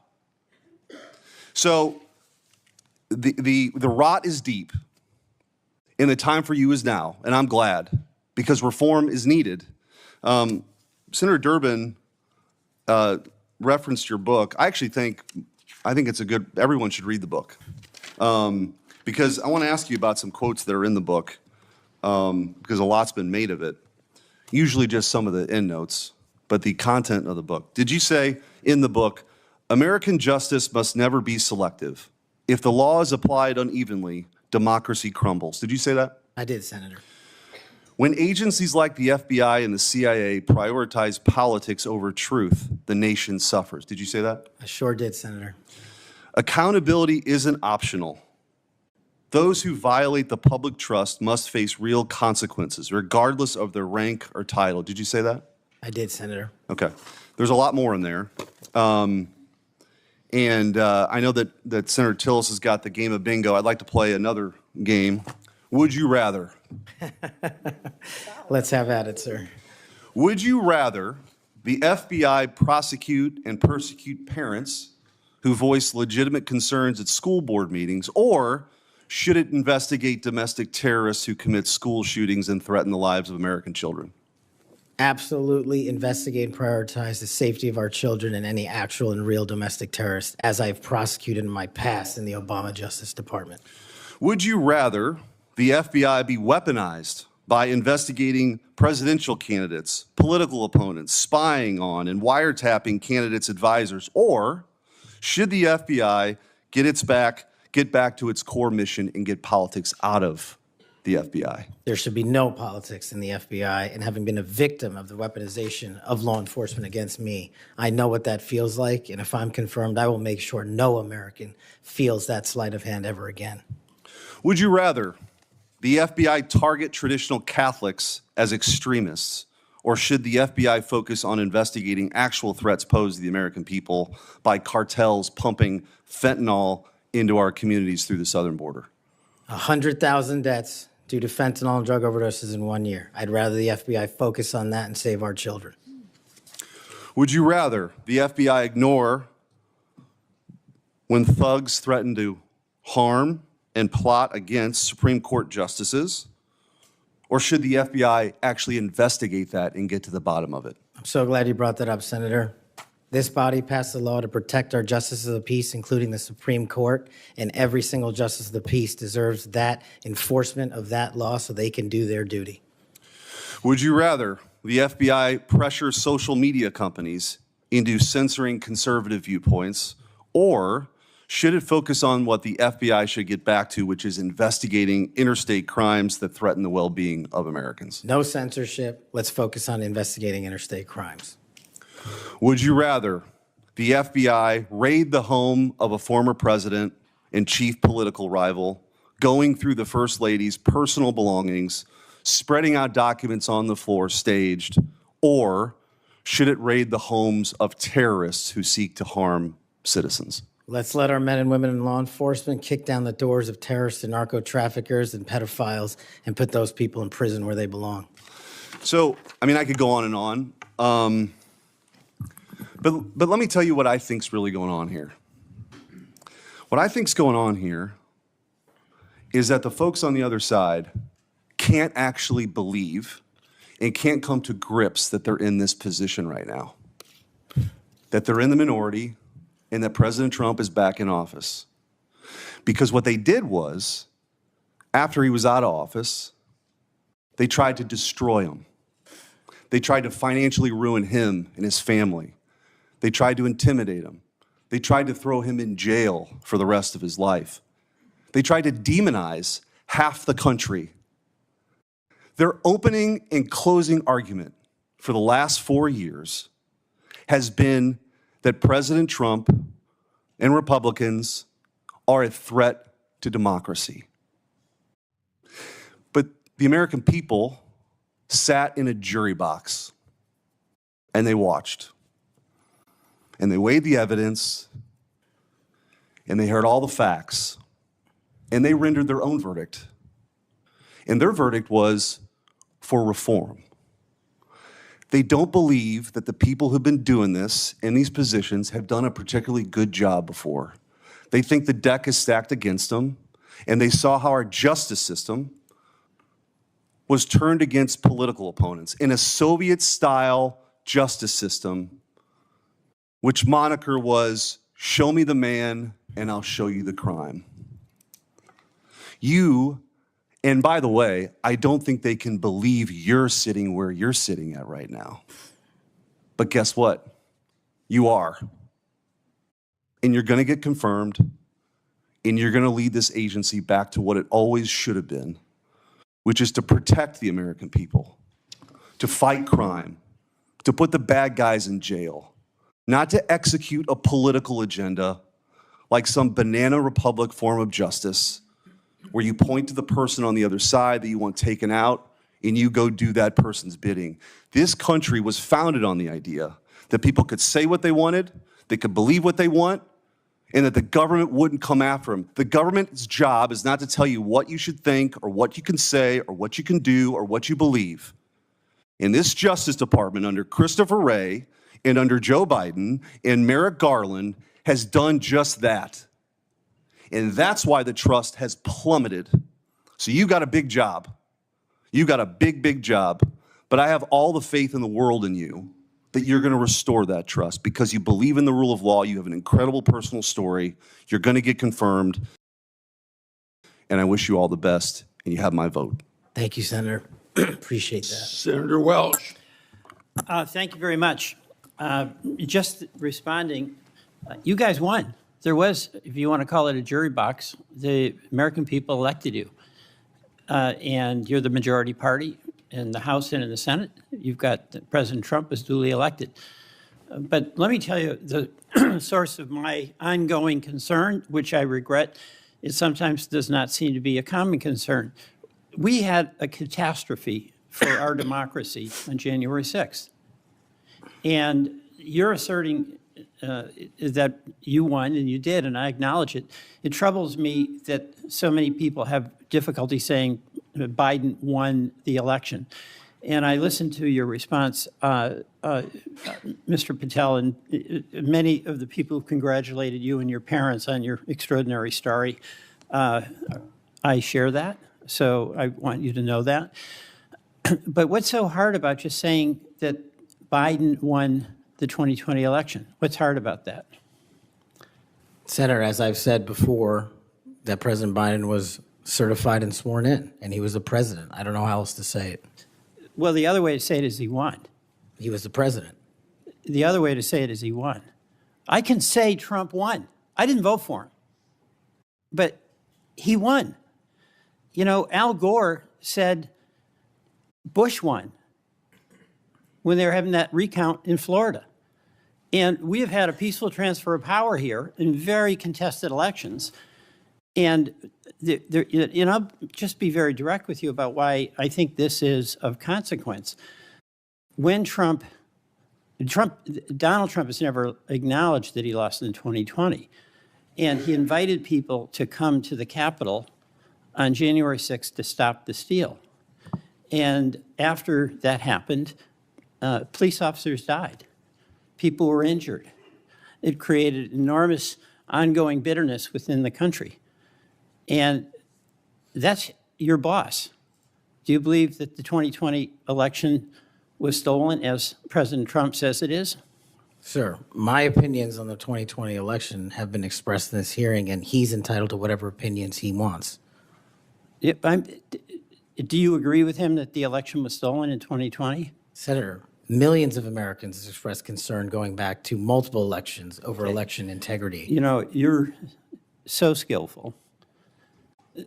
You understand what I'm asking you. Can you say the words, Joe Biden won the 2020 election? Joe Biden was the president of the United States. You know, I'm going to stay on this. There's a difference. I can say the words, Donald Trump won. I don't like to say it, but I must say it. And you cannot say that Joe Biden won the election.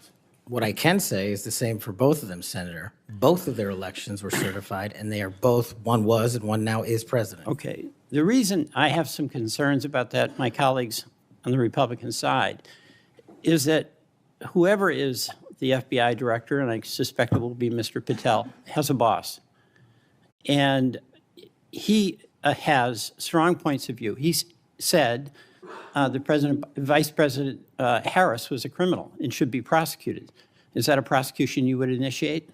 There is no prosecution that the FBI will ever initiate because the FBI will only do investigations, and those will only be open where there's a factual and constitutional basis to do so. Your boss has said that General Milley, who served us with great distinction, I happen to have great admiration for, should be tried for treason. Do you agree with that? Senator, everybody's entitled to their opinion. The only thing that matters at the FBI is whether the law is followed. Okay, I know everybody's entitled to their opinion. I'm asking you your opinion. Should General Milley be tried for treason? Vice President Harris, Kamala Harris, or General Milley or anyone otherwise will not be subjected to an FBI investigation that doesn't meet the rigorous standards of the Constitution. You've talked about your devotion to the men and women in the FBI. I accept that.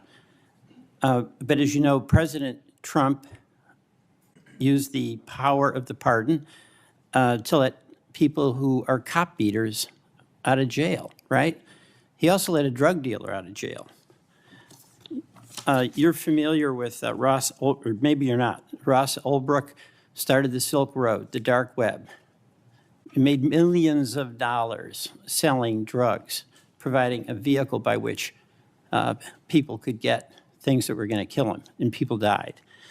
He also sought a couple of people to murder on his behalf because he thought his empire was threatened. What is your opinion about Trump pardoning this drug dealer, attempted murderer? My opinion on presidential pardons is that, one, I was not consulted, and No. I'm the FBI. I'm asking you your opinion about Mr. Ulbricht. Should the person who created that dark web drug dealer situation, should he be pardoned in your opinion? Senator, it's not appropriate for me to speak on pardons, but I've spoken out against pardons against cop killers and those who do violence to law enforcement, whether it's President Biden or Trump. I'm with you on that, okay? I'm with the chairman over here. But I'm just trying to find out on Ulbricht. You're going to, again, bottom line here, you're going to have a tough job, and you're going to have a tough boss, because he gets it in his mind he wants to do something, nothing gets in the way. And there's going to come a time when an FBI director or an attorney general has to make a decision about the Constitution and what's being requested, and can that person at that time, when the important values of the Constitution are at stake, say no to a person who is insisting you take an action? And Senator, that's why I think it's time, for the first time in this country's history, that a public defender be the next director of the FBI, because no one knows more about constitutional due process than PDs. Well, you're appealing to mutual pride here with the public defender. But you know what? I still understand you didn't answer the question. That's the public defender in me, okay? Look, and I say this to my colleagues, we cannot have a weaponized Justice Department or FBI. And what's weaponized is in the eye of the beholder, like the prosecutions of President Trump, and I get that. We cannot have it. But what I think we all have to acknowledge, when we've got a president who's basically saying a political enemy, whether it's Harris, whether it's Liz Cheney, whether it's Adam Schiff, should be prosecuted, that's doing damage to the mutual goal we have of not weaponizing a department. I yield back.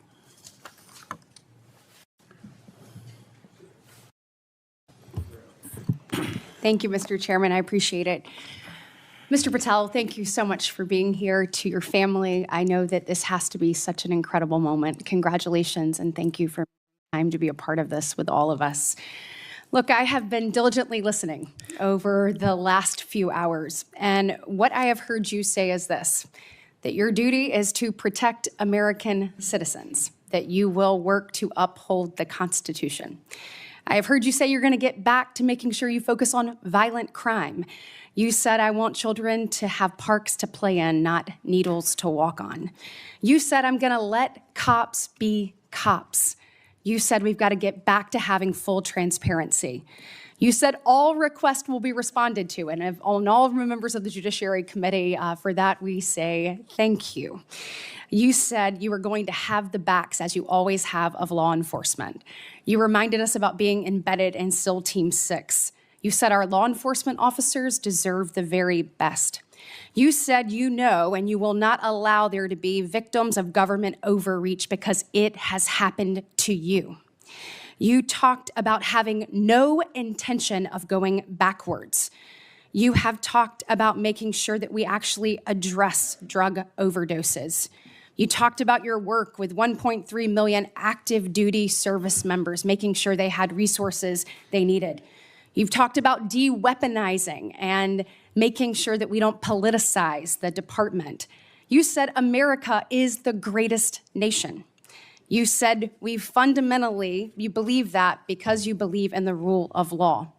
You have told me personally, gone will be the days of identifying a person and looking for a crime. You have said everything you do will be factual and constitutionally based. You have said there will be no targeting based on someone's faith. You have said that when these FBI agents are upholding the law, you will always have their back. You have said that there will be a singular form of justice once again. And most importantly, I think in addition to all of this, is I have really not gotten to hear you talk about the FBI.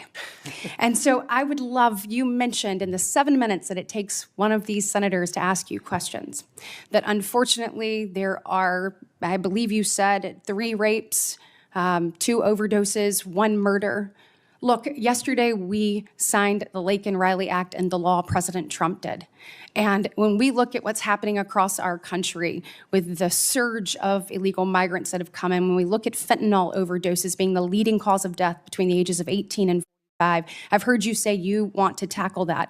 When we look at parents like Laken Riley's mother yesterday, as she talked about her heartbreaking loss that should have never happened, Rachel Marin's family there, Sarah Root's family there, Jocelyn Nungary's family there, they deserve an FBI that is focused on finding these criminals and getting them out of here. So my question for you is, I'd like for you to talk about that. You've talked about cleaning up America, making it safe and secure for its people. Please tell the American people your plans.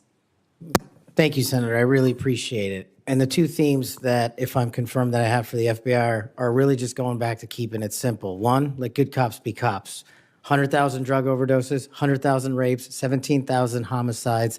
That's only with 70% of the precincts reporting in. That is violent crime exploding out of control. We've got 38,000 employees at the FBI, and as I alluded to earlier, almost a third of them work in and around the Washington, D.C. area. Well, those crimes are committed out in the rest of America. And I'm going to let good cops be cops and put handcuffs on the bad guys and put child molesters in prison and put murderers in prison and make sure CCP fentanyl doesn't kill another one of your constituents. That's track 1. Track 2, to restore the trust in the FBI. That has degraded, not by my opinion, by the Gallup poll, that only 40% of Americans have trust and faith in the FBI. It is a cataclysmic failure in leadership to get to that point that did not happen over time. And so what the FBI must do while tackling violent crime and protecting Americans' national security and our sovereignty is work with Congress, Republicans and Democrats, to expose any government corruption, provide government accountability through transparency, and get you all the documents that you are the custodians of. The FBI reports to Congress. If I am confirmed as FBI director, I will report to Congress. And I will just save you with this one caveat here about my personal experiences with the FBI. The men and women of the FBI do the most courageous work on God's green earth.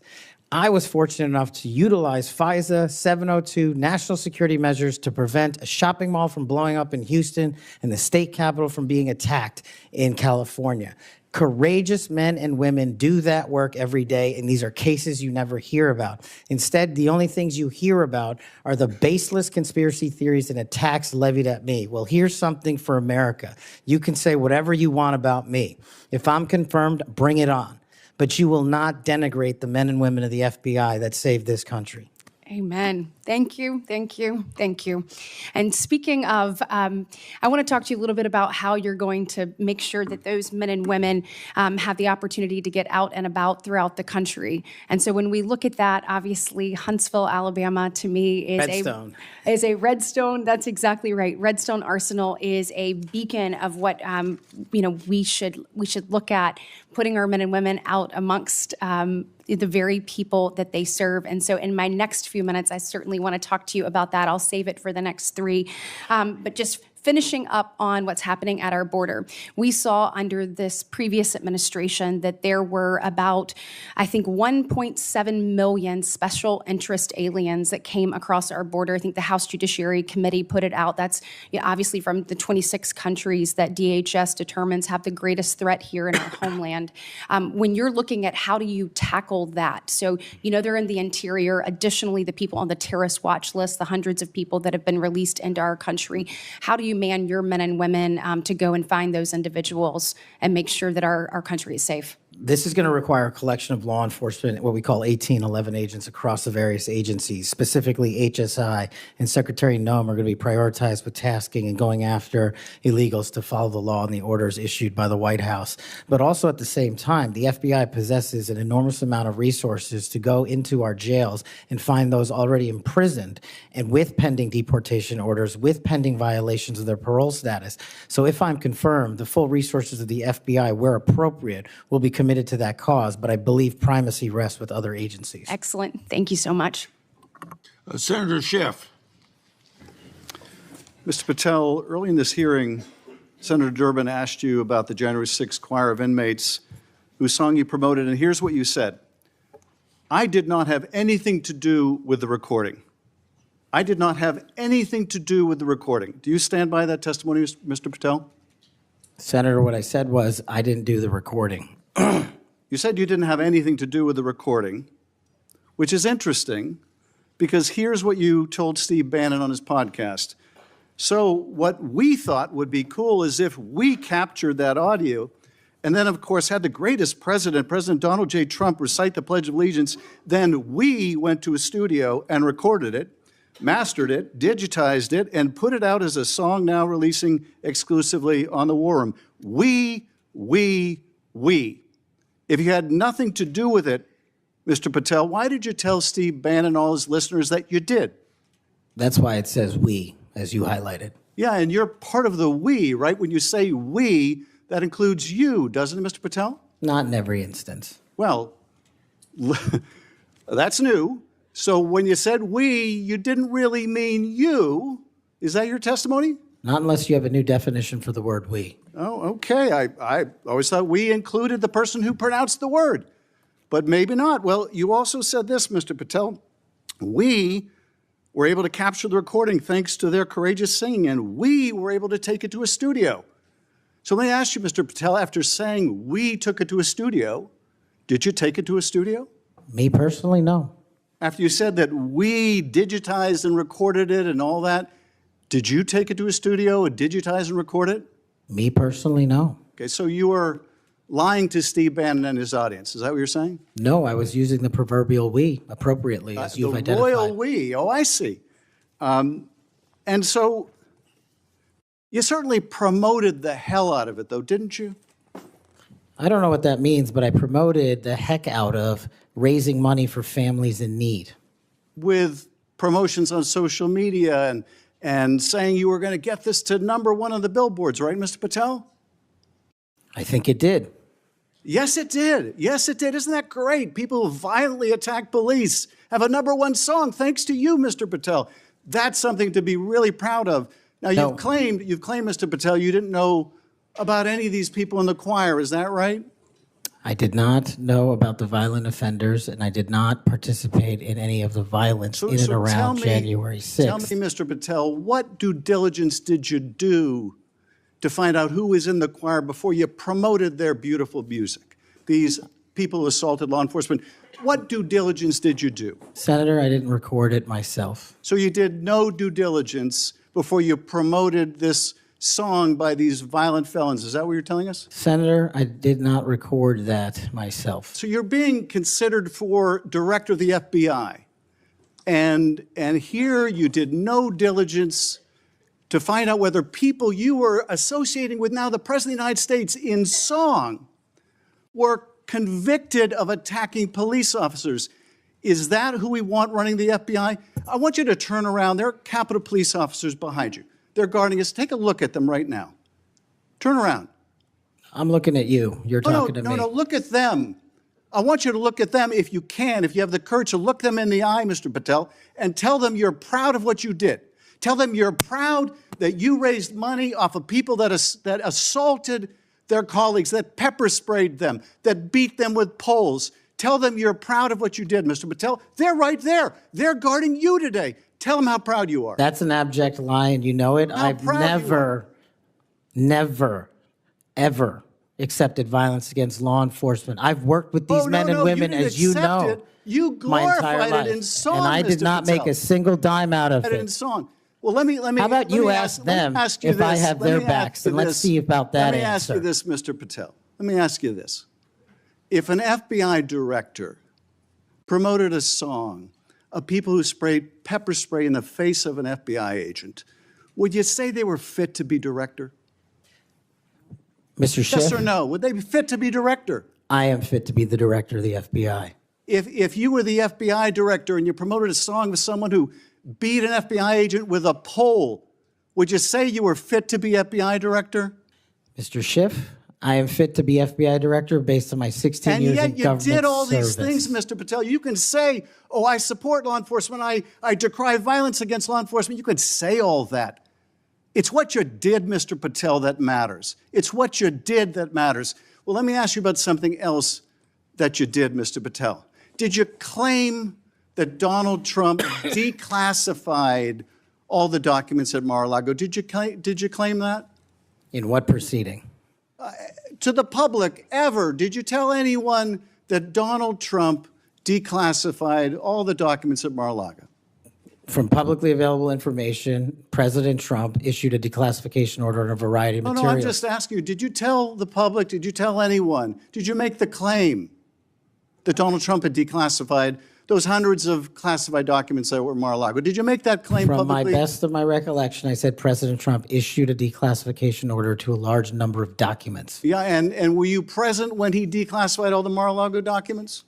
Senator, I'm not saying he declassified all the Mar-a-Lago documents. I said President so now- Trump declassified a large number of documents, and I would hope this committee and the rest of Congress would want to get those documents to the American people. Mr. Patel, before a president or anyone declassified documents, wouldn't you want to know whether making the public would cause sources to be killed? Wouldn't you want to know that before you just declare they're all declassified? Wouldn't that be the responsible thing for a president to do? It was the responsible thing for us to do. That's why we declassified the Nunes memo. And did Donald Trump declassify? And no one died. And did Donald Trump ever ask any of the agencies who produced those documents whether declassifying them would put people's lives at risk? Did he ever do that, to your knowledge, Kash Patel? I don't know that he didn't. Do you? No, that's the problem, isn't it? That's the problem, isn't it? So let me just ask, Mr. Chairman, if you would, Mr. Patel has said he has no problem. He would support the release of his grand jury testimony in that case. I would ask you, Mr. Chairman and Ranking Member, to join me in requesting, with Mr. Patel's approval, the release of those grand jury transcripts. And I would also ask Mr. Patel whether you support the release of Volume 2 as it pertains to you of the special counsel's report.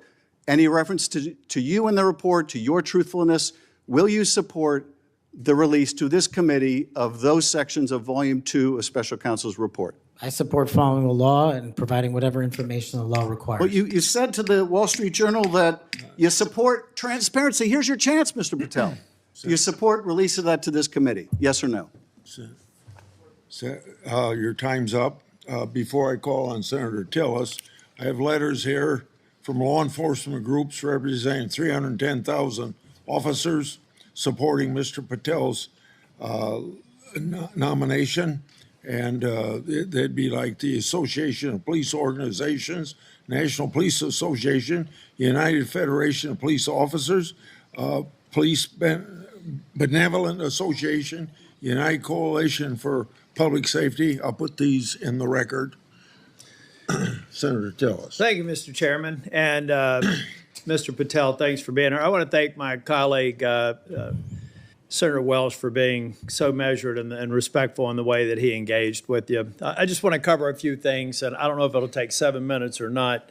I want to go back to the we versus I, since it was the last discussion. Other people may not have been paying attention. I've only missed Senator Booker's questions, but in your exchange with my colleague from one of my former states that I lived in, Louisiana, he repeatedly said you with respect to preparing a memo or documents, and you repeatedly said we.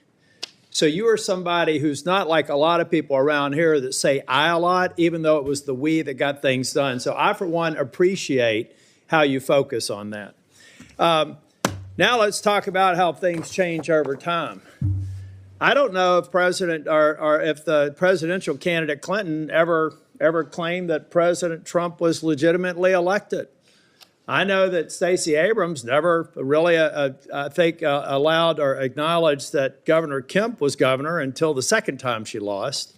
I don't know what's wrong with you simply saying that President Biden is duly elected. Now, I believe that Senator Welch is asking for a legitimate reason, but most people aren't. Most people are going to say, now we got you. And now we're going to create a wedge between you and the president and other people by using that word that they can absolutely exploit. So you've answered the question. President Biden was duly elected. I don't have any problem with saying he won because I certified the election along with so many others on January the 6th. Now let me talk about January the 6th. Y'all may not know this. I don't know if it's public. I can't imagine why it'd be classified. This was the room that we retreated to on January the 6th. I was the last Senate member out of the chamber. I was actually approached by one of the vice president's details saying it's time to go. Part of it was because I was really angry and a little way wanted to fight, which was probably not a good idea.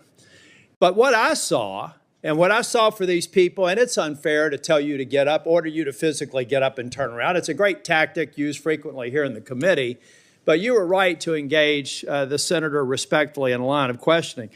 I looked at all the ones who were in the chamber on January the 6th, and they were heroes. I looked at the ones after I transcended down the stairs and went into the trains connecting the Capitol. Those heroes were bloody. They were bruised, and they were still holding the line, and we saw and heard people 50 yards away. Every one of those people in the Capitol, I've said, were thugs, and I don't apologize for it. They were either caught up in the moment and didn't do damage to a police officer, or they harmed a police officer, and I disagree absolutely and said it on the Senate floor with the pardons of people who did harm to the president. And I've had conversations with you that suggest that if you had been consulted on that, we'd have probably had a little bit different structure for the pardons, folks. This man understands what happens when the leadership of a law enforcement agency fails to protect their own. And I have to admit that in the last administration, I saw a commander-in-chief who looked the other way when you should have been saying the people who were mostly peaceful protesters in Kenosha with a building burning in the background, well, they had a righteous cause. So it's okay if they harm law enforcement or public safety officers. And when they damaged a federal building in Portland, and they harmed police officers there, I didn't see anybody calling for arrest and the insurrection in those government buildings, federal buildings. Folks, let's be consistent because I am. I said it then and I said it now. These folks are heroes. They got us to this room. We spent hours here, and they were so successful with securing this building, we went back the same day and finished our job. That only happened because of these proud law enforcement officers, and I know you would support them. Okay, let me take a breath. You answered the question on Section 702, but I have to refer to my friend Alex Padilla. We co-chair the Mental Health Caucus together. I love working with him. One of the problems around here with people who pretend like they're bipartisan, but they never do it when it's hard, is that they also make it more difficult for other people. When Section 702 was reauthorized in April of 2024, we had 4 or 5 of our members agree to walk the plank to make sure that and I didn't, by the way, because I wanted the reforms done. But I have to say, I'm glad that they did. Because I just had a colleague say they were guilty of bending a knee. What they were guilty of is protecting this nation. Now, were they happy that the reforms weren't done? No. I've heard John Cornyn say things. Mike Lee's got a lot of, Senator Lee, Senator Cornyn. They've got a lot of great ideas, and we should reform it. But that's what's wrong with this place, folks. We just had somebody here try and do an offhanded hit on people that, on a bipartisan basis, reauthorize something that's critically important for keeping this nation safe. So I guess the inference is, next time, don't do that. Be partisan. Go dark. Endanger the U.S. So come on, guys, let's be real here. If anything, I hope I've been consistent on. Let's just be balanced. You know, really, we've had colleagues on the other side of the aisle called President Trump an illegitimate president. Now, the witness has acknowledged that President Biden's election was certified. If you want to use a specific word, what are we, in high school? I mean, come on.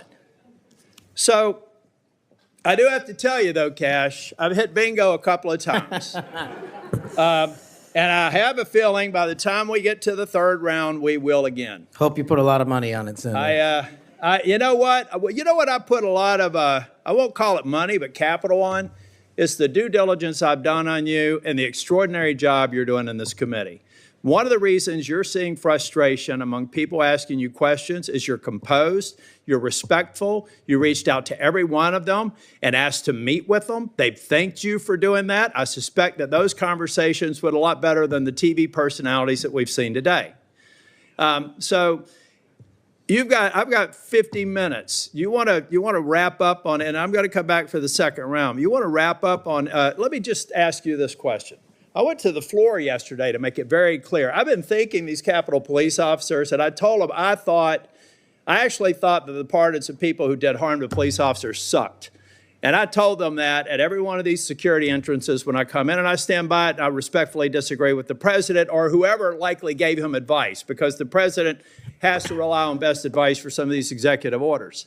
But I make no apology for saying that the men and women on Capitol Hill that got us safely to this building are heroes. The people who harmed them are thugs, but they're out now. So here's their opportunity, Mr. Patel. You find the people that you were convicted of harming, call them, write them a letter, apologize to them. And if you don't, and you come to Capitol Hill, I will track you down and I will burden you until you do. Now I've run out of time. I'll be back for a second round. Thank you, Senator. Senator Moody. Well, thank you, Chairman. I appreciate that. And thank you for being here. I know this has been a long day. I am the junior most senator, so you know I go last. But ever since I got here, and it's been a whole week, I get told two things when I rush up to my fellow senators. Number one, are you Senator Britt? And number two, you know the Senate is a body that is deliberative and calm, and I'm anything but. So I don't know how the next couple of years is going to look, but I hope that they'll bear with me. Serving as the AG over the last 4 years, I've seen a lot of things out of these agencies that I never thought we'd see in the United States of America. I know my fellow attorneys general around the nation would agree with me. In fact, some of them are here today to support you. I'd love to introduce them if they'll stand up. The Attorney General from South Carolina, the former Utah Attorney General, Sean Reyes. I'm sorry, Alan Wilson, I didn't say your name, South Carolina AG, and Louisiana AG, Liz Merrill. They joined me. Thank you for being here. They joined me in signing on to a letter supporting your nomination, and we did that while I was still the Attorney General over a week ago. They came here today to support you, and Mr. Chairman, I know that you've been referencing a lot of letters that you've been entered into evidence. I'd like this to be entered into the record. Sorry, I'm talking like a trial lawyer. With consent, please, sir. This is signed by 24 states' attorneys general that support the nomination of Mr. Patel. One of the things that I have been most upset about is watching federal agencies take more and more and more power and step all over the dual sovereignty of state and local law enforcement and investigations and prosecutions. I know you, like me, served in both the state criminal justice system and the federal criminal justice system. I was a federal prosecutor, a state judge, and a state attorney general, and I know you crossed over those jurisdictions. Do I have your commitment as the director of the FBI that you will respect dual sovereignty of the federal government, the FBI, to pursue its investigations of federal laws, and respect local and state law enforcement pursuing violations of their own laws, even when there may be overlap of investigations? Senator, not only do you have my commitment, if you may, for the first time ever, the National Sheriff's Association has endorsed the nominee to be the director of the FBI. 3,100 sheriffs, deputies across the country have endorsed me.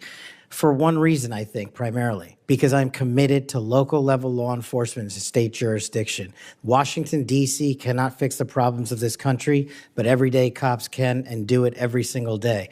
And so if I'm confirmed as FBI director, we're going to work with local law enforcement because they're going to tell us what they need, and we're going to give them everything we can. But we are not going to trample on local law enforcement because they're the ones keeping our communities safe just as much as anyone here. The citizens of Florida will be happy to hear that, as well as Americans. As you know, after the second assassination attempt, which took place in the state of Florida against a Florida resident, now President Donald Trump, many people were surprised that that could happen in just over 2 months. Many people were shocked that a would-be assassin could get that close to a president after it had just happened so quickly. So needless to say, many Americans, and certainly Floridians, demanded a transparent and accountable investigation of that second assassination attempt. I was tasked, along with law enforcement in Florida, to pursue that investigation. And every step of the way, federal law enforcement, the FBI specifically, and the attorneys, federal attorneys, frustrated our efforts, told us we couldn't go on the crime scene, they wouldn't share evidence, they suggested that we would be violating the law if we pursued our own investigation, even in the face of us telling them and informing them that a 6-year-old girl almost died as a result of state and local law enforcement having to shut down the roads to pursue that would-be assassin, and I'm not going to use his name.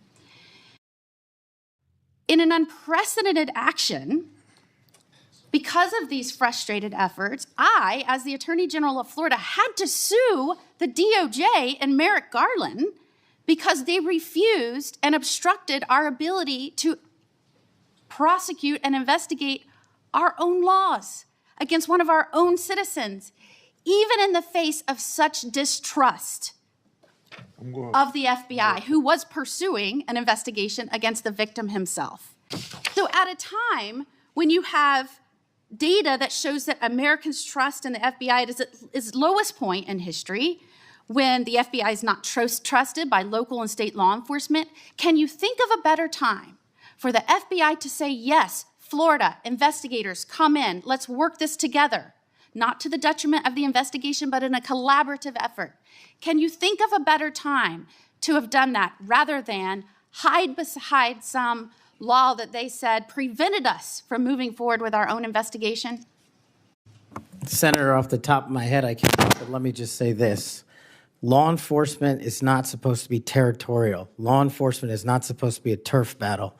Law enforcement is best done in this country when it is complementary, and it should have been done in that instance. Do I have your commitment? Now, mind you, I'd like to enter into evidence the complaint that we filed against Merrick Garland, the complaint for declaratory and injunctive relief. This was a result of the FBI obstructing our investigation at every turn. Do I have your commitment that as soon as you are confirmed, which I believe you will be, that you will address this suit, interface with the investigators and the lawyers in Florida, and begin cooperating with us so that we might pursue justice for that little girl? Absolutely, Senator. And I'll just finally end with, yes, I have had a lot of work experiences, as you have, working on the front lines with law enforcement to go after those violating laws. But I am also the wife of a law enforcement agent, federal, now local. We need somebody at the helm that understands the mission is to stand on that line between good and evil, between crime and chaos. There is no other mission. And we trust that you're going to right-size this agency and set it back on course. And I am proud to support you. Thank you, Senator. Is there any objection among the committee for her request to insert things in the record? I hear none, so ordered. Now we start our second round, 3 minutes each one. I've spoken on this issue many times. I may have even discussed it with you in my office. The FBI's Foreign Influence Task Force inappropriately briefed me and Senator Johnson. That briefing was later used to falsely tie our Biden family investigation to, you can expect it, Russian disinformation. Our investigation was based on records from both the Obama and the Biden administrations, along with various bank records. Over 4 years later, the FBI has yet to provide us the underlying intelligence that they said formed the basis for the briefing. So, if confirmed, I want you to work with me to finally get to the bottom of what happened here, including providing me and Senator Johnson with related records. You have that commitment, Senator, if confirmed.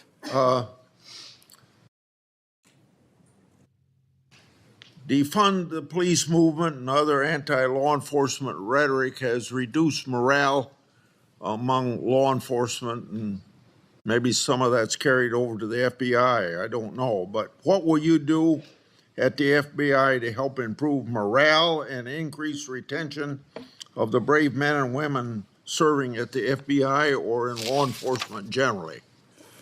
Senator, I think the answer dovetails with the mission set of the FBI. In order to increase recruitment, in order to maintain the force capacity at the Federal Bureau of Investigation, we need to incentivize police officers and good cops to be cops, to let them get out there and do the mission that they signed up to do, which is protect our community against gang violence, against rapists, against thugs, against murderers, and against terrorists. And I will prioritize, if confirmed, every resource that we have to make sure the 1811s in the field and the FBI staff are dedicated to that mission set alone.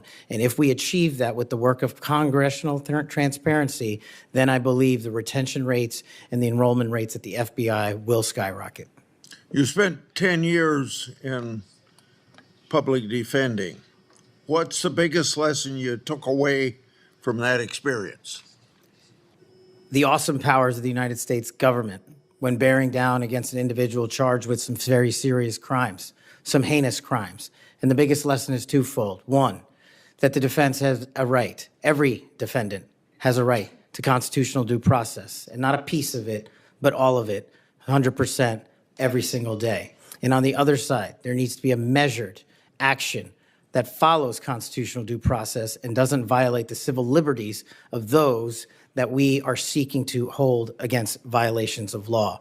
And that balance is one of the most important lessons I learned as both a public defender and a national security prosecutor at the Department of Justice. 80 years ago, Attorney General Robert Jackson said something like, being a prosecutor is the most powerful office in the country because he's got the power to ruin people if you want to ruin people. You've probably been up against some of that. I have. Yeah. You've mentioned, my time's up, I guess. Yes, it is. Oh, yeah.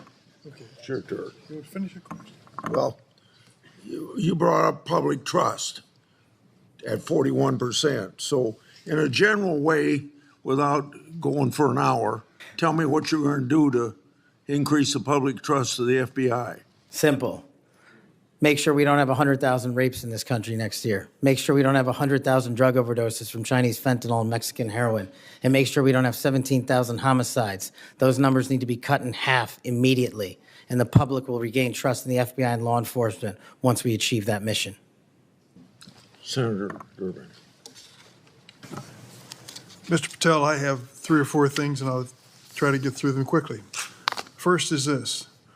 When it comes to the issue of violence in politics, I personally believe it has no place in politics. Whether it's violence against Donald Trump at the Butler County Fairgrounds or violence against Nancy Pelosi's husband in her home, period. And those people who, Proud Boys, whatever the heck they call themselves, have no place in this country as far as I'm concerned if they espouse violence in any form. Do you agree? Yes, Senator. Let the record show we actually agreed on something.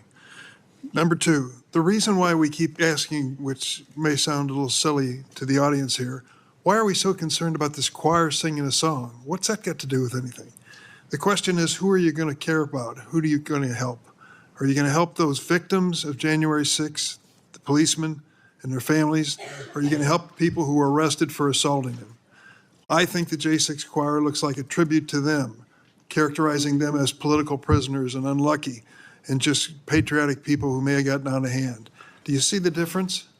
Excuse me, Senator, I can appreciate the difference, but I think my track record shows which side I fall on. Well, that's why we keep asking you, what do you do with the money that you get from this music and who do you give it to? And you've really kind of ducked and dodged and said, I'm not aware of this. I had nothing to do with it. No, we actually give all the money. Nobody made any money. All proceeds went through a 501c3. I'm talking about the creation of the musical work. Yes, all the money, all the profits went to nonviolent offenders' families and other groups in need. The point I'm getting to is not what happens to the proceeds, but who created this musical masterpiece, who was in on this creation, and why, who they chose to be the members of the choir. And you profess to know nothing about that. Is that true? I did not have any participation in the recording. Well, it's going to be difficult to understand how you can disperse the money and have nothing to do with the recording. Let me ask you about one of the conspiracy theories, one of the major ones that I've heard you associated with, and that is whether or not the FBI planned January 6th. Why did you say that? Senator, I appreciate the opportunity to address that. That's not what I said. The entirety of the statement attributes my conclusion based on the public record that the FBI utilized sources in and around January 6th, and the Biden Inspector General confirmed just that. So it's Cash's Corner, and the date is December I can't read the writing, it's so small here. It looks like it's December 2002. And what did the FBI know before January 6th? And you said, what was the FBI doing planning January 6th for a year? I want to send this down to the desk so he gets a chance to look at it. Why did you say that? Did you think the FBI was really planning January 6th for a year? Actually, Senator, I'm grateful that you raised this point. You should watch the entirety of the episode. This is the problem with taking snippets. Well, let me inform you then. What it says is it raises an interrogatory asking why government resources were utilized. I've run resources and sources at the FBI. I've run sources overseas. It takes months for source developmental networks. What resources were utilized a year in advance of planning a That's the question I'm asking, and the Biden Inspector General report answered that question in the affirmative, that multiple sources were utilized, and I was simply trying to get to that answer. What the Inspector General came back with was, quote, there is no evidence that the FBI had undercover employees in the various protest crowds or at the Capitol on January 6th. And there is no evidence. There's a huge distinction between undercover employees and sources. I know because I ran them. And anybody in law enforcement knows that too. So you think the FBI was planning January 6th for months ahead of time? Once again, that's not what I said. Yes, well, read your own words. Maybe that's a good starting point. I'd just say one last thing. We've talked a lot about fentanyl and stopping it from coming in the United States. If you were successful in becoming head of the FBI, I wish you good luck and do everything I can to help you. But don't forget there's traffic moving in the opposite direction. What are we sending back to Mexico and the cartels? Money and guns. Money and guns. Please look at the whole equation. We've got to deal with all aspects of it. That's a great point. I will, Senator. I yield. Senator Lee. Mr. Patel, I've been pleased to hear bipartisan concern echoed in this hearing, bipartisan opposition to the political weaponization of government, including and especially involving the FBI.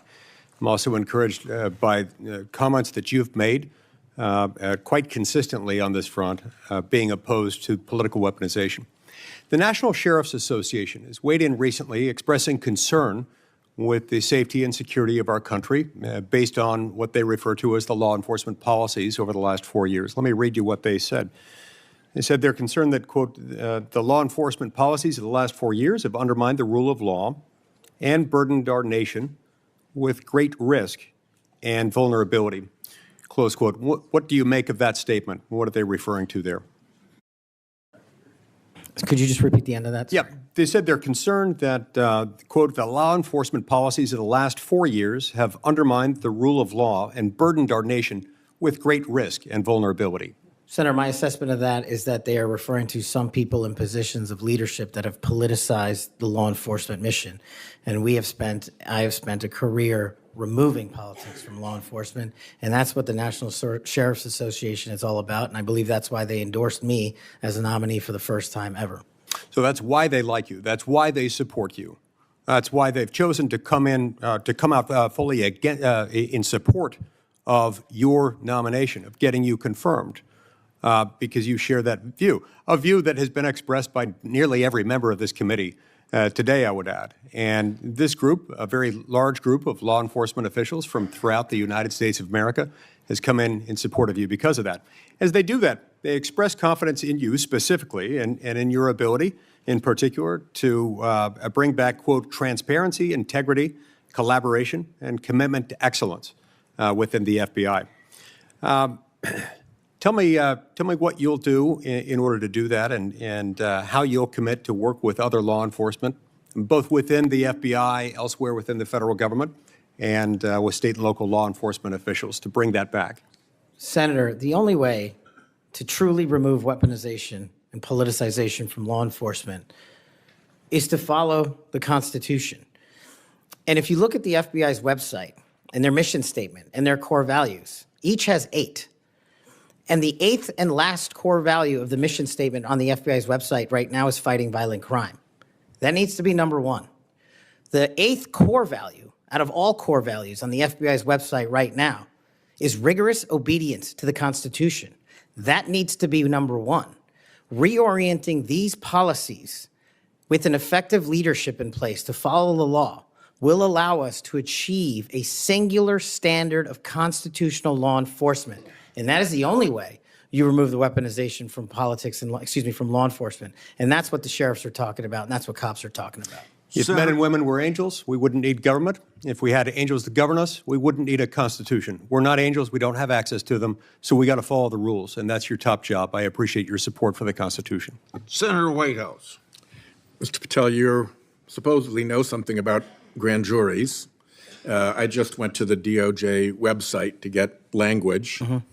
I'm quoting it. Federal Rule of Criminal Procedure 6E prohibits most persons present during the proceedings from disclosing what transpired inside the grand jury room. However, the proscription does not apply to witnesses. Do you now, as a grand jury witness, authorize this committee access to a transcript of your own testimony? Senator, I authorize this committee to get whatever is appropriate and lawful, as I've said before. Specifically including the transcript of your grand jury testimony, which you have the authority to authorize us to obtain. Well, I don't know if I singularly have that authority. I don't think that's how grand jury testimony works. The Department of Justice. You do, because you are the witness who can do that. There's also a court order on that case, sir. Separately, you can get grand jury testimony by court order. The witnesses can always reveal their grand jury testimony.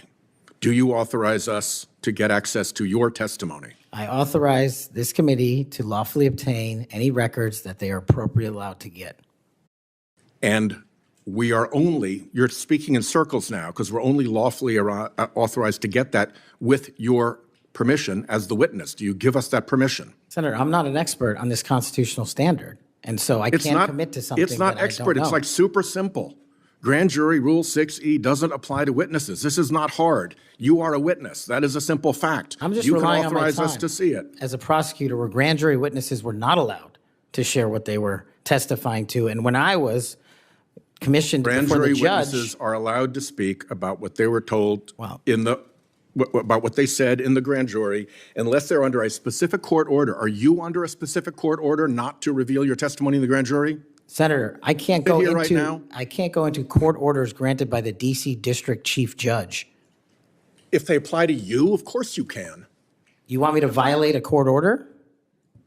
You're saying that there's a secret court order in which you can't tell whether you're subject to a court order or not? I'm telling you that if you find the applicable court order and it permits this request. I don't need a court order if you give authorization. I'm not the one that has the authority to do that. Yes, you are, as a witness. You're just wrong on that.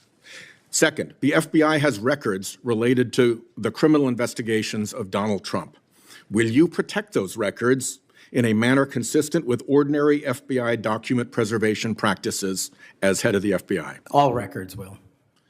No destruction of documents to please Trump? No, I think he put forth a memo saying all records must be preserved. Good.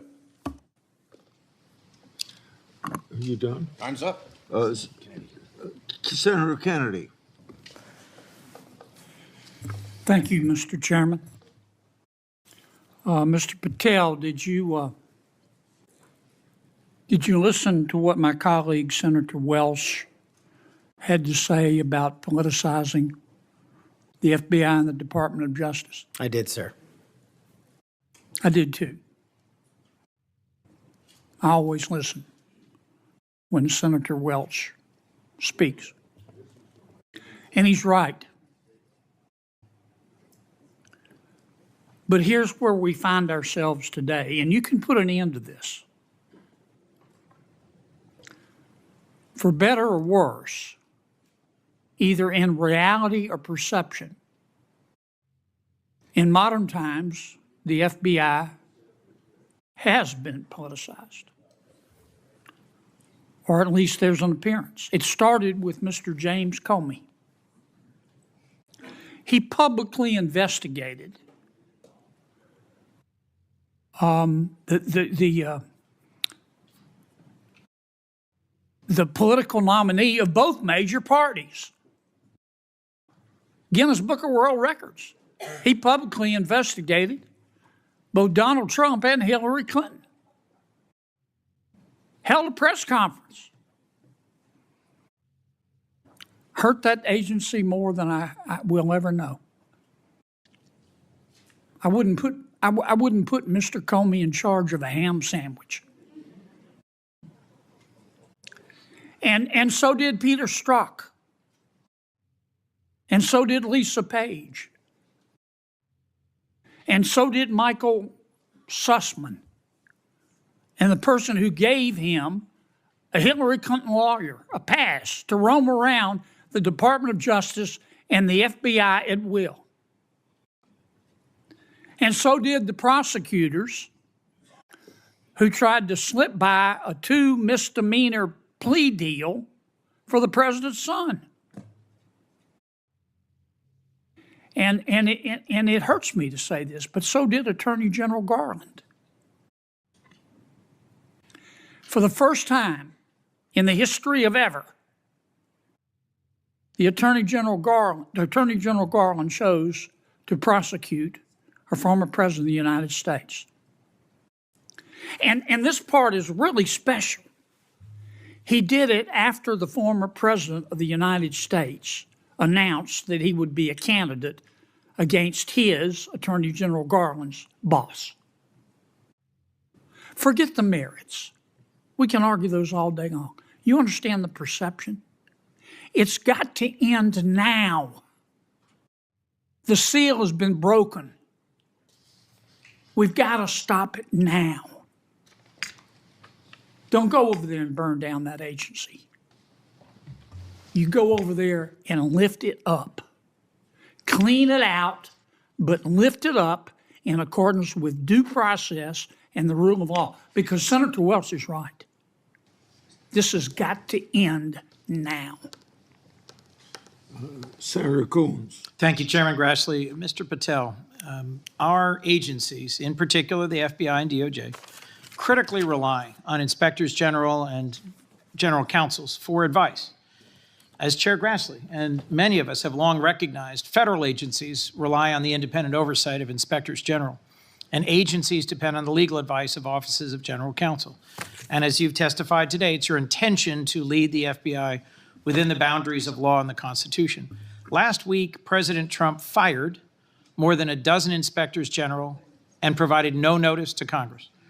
We passed a law in 2022 requiring the president to provide Congress with a substantive rationale, including detailed and case-specific reasons, 30 days before the removal of any IG.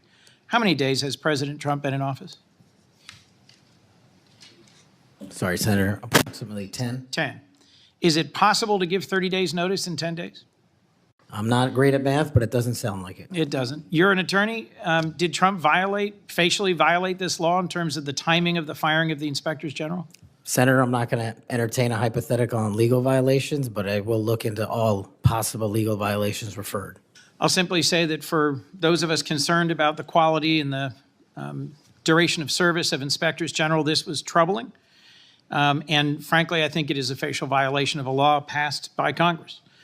In September 2023, on the Great America Show, a podcast, you said, and I believe I'm quoting accurately, all these general counsel's offices throughout every agency and department need to be slashed in half because these lawyers just come in there and they come in there to slow down and paralyze the movement of the America First agenda. Mr. Patel, does that comment suggest that if confirmed, it would be your intention to fire the career civil servants, the lawyers in the FBI's general counsel office? No.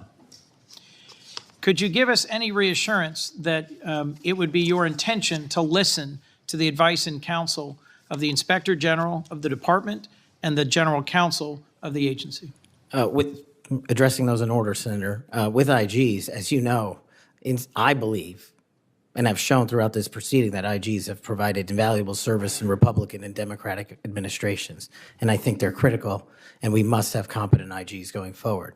Similarly, with general counsel's offices who are stocked with career employees, those employees must continue their work so long as no employee politicizes the work and mission of the FBI. Thank you. My core concern about these firings of the IGs, about the independence of the agency, have not been fully satisfied. I appreciate your answers here today, but I remain concerned by your previous statements and your answers here today. Thank you, Mr. Chairman.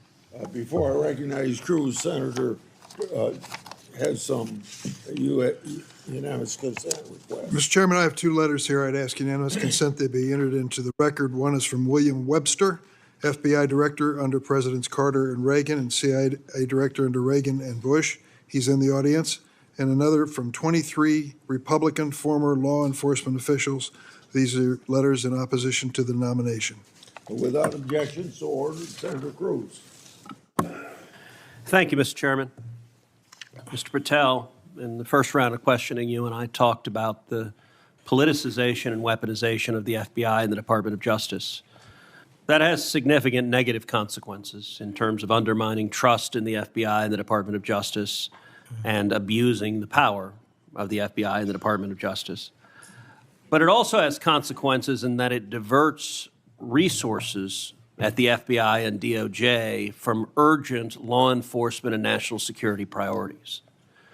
I will tell you, when I go back home to Texas, I am somewhat regularly asked by Texans, should we abolish the FBI? Now, my answer to that is an emphatic no. The FBI has a critical mission of stopping bad guys, whether serial killers or human traffickers or child molesters or terrorists. But it says something that a sizable percentage of America has so lost faith in the Bureau that they believe it should be shut down.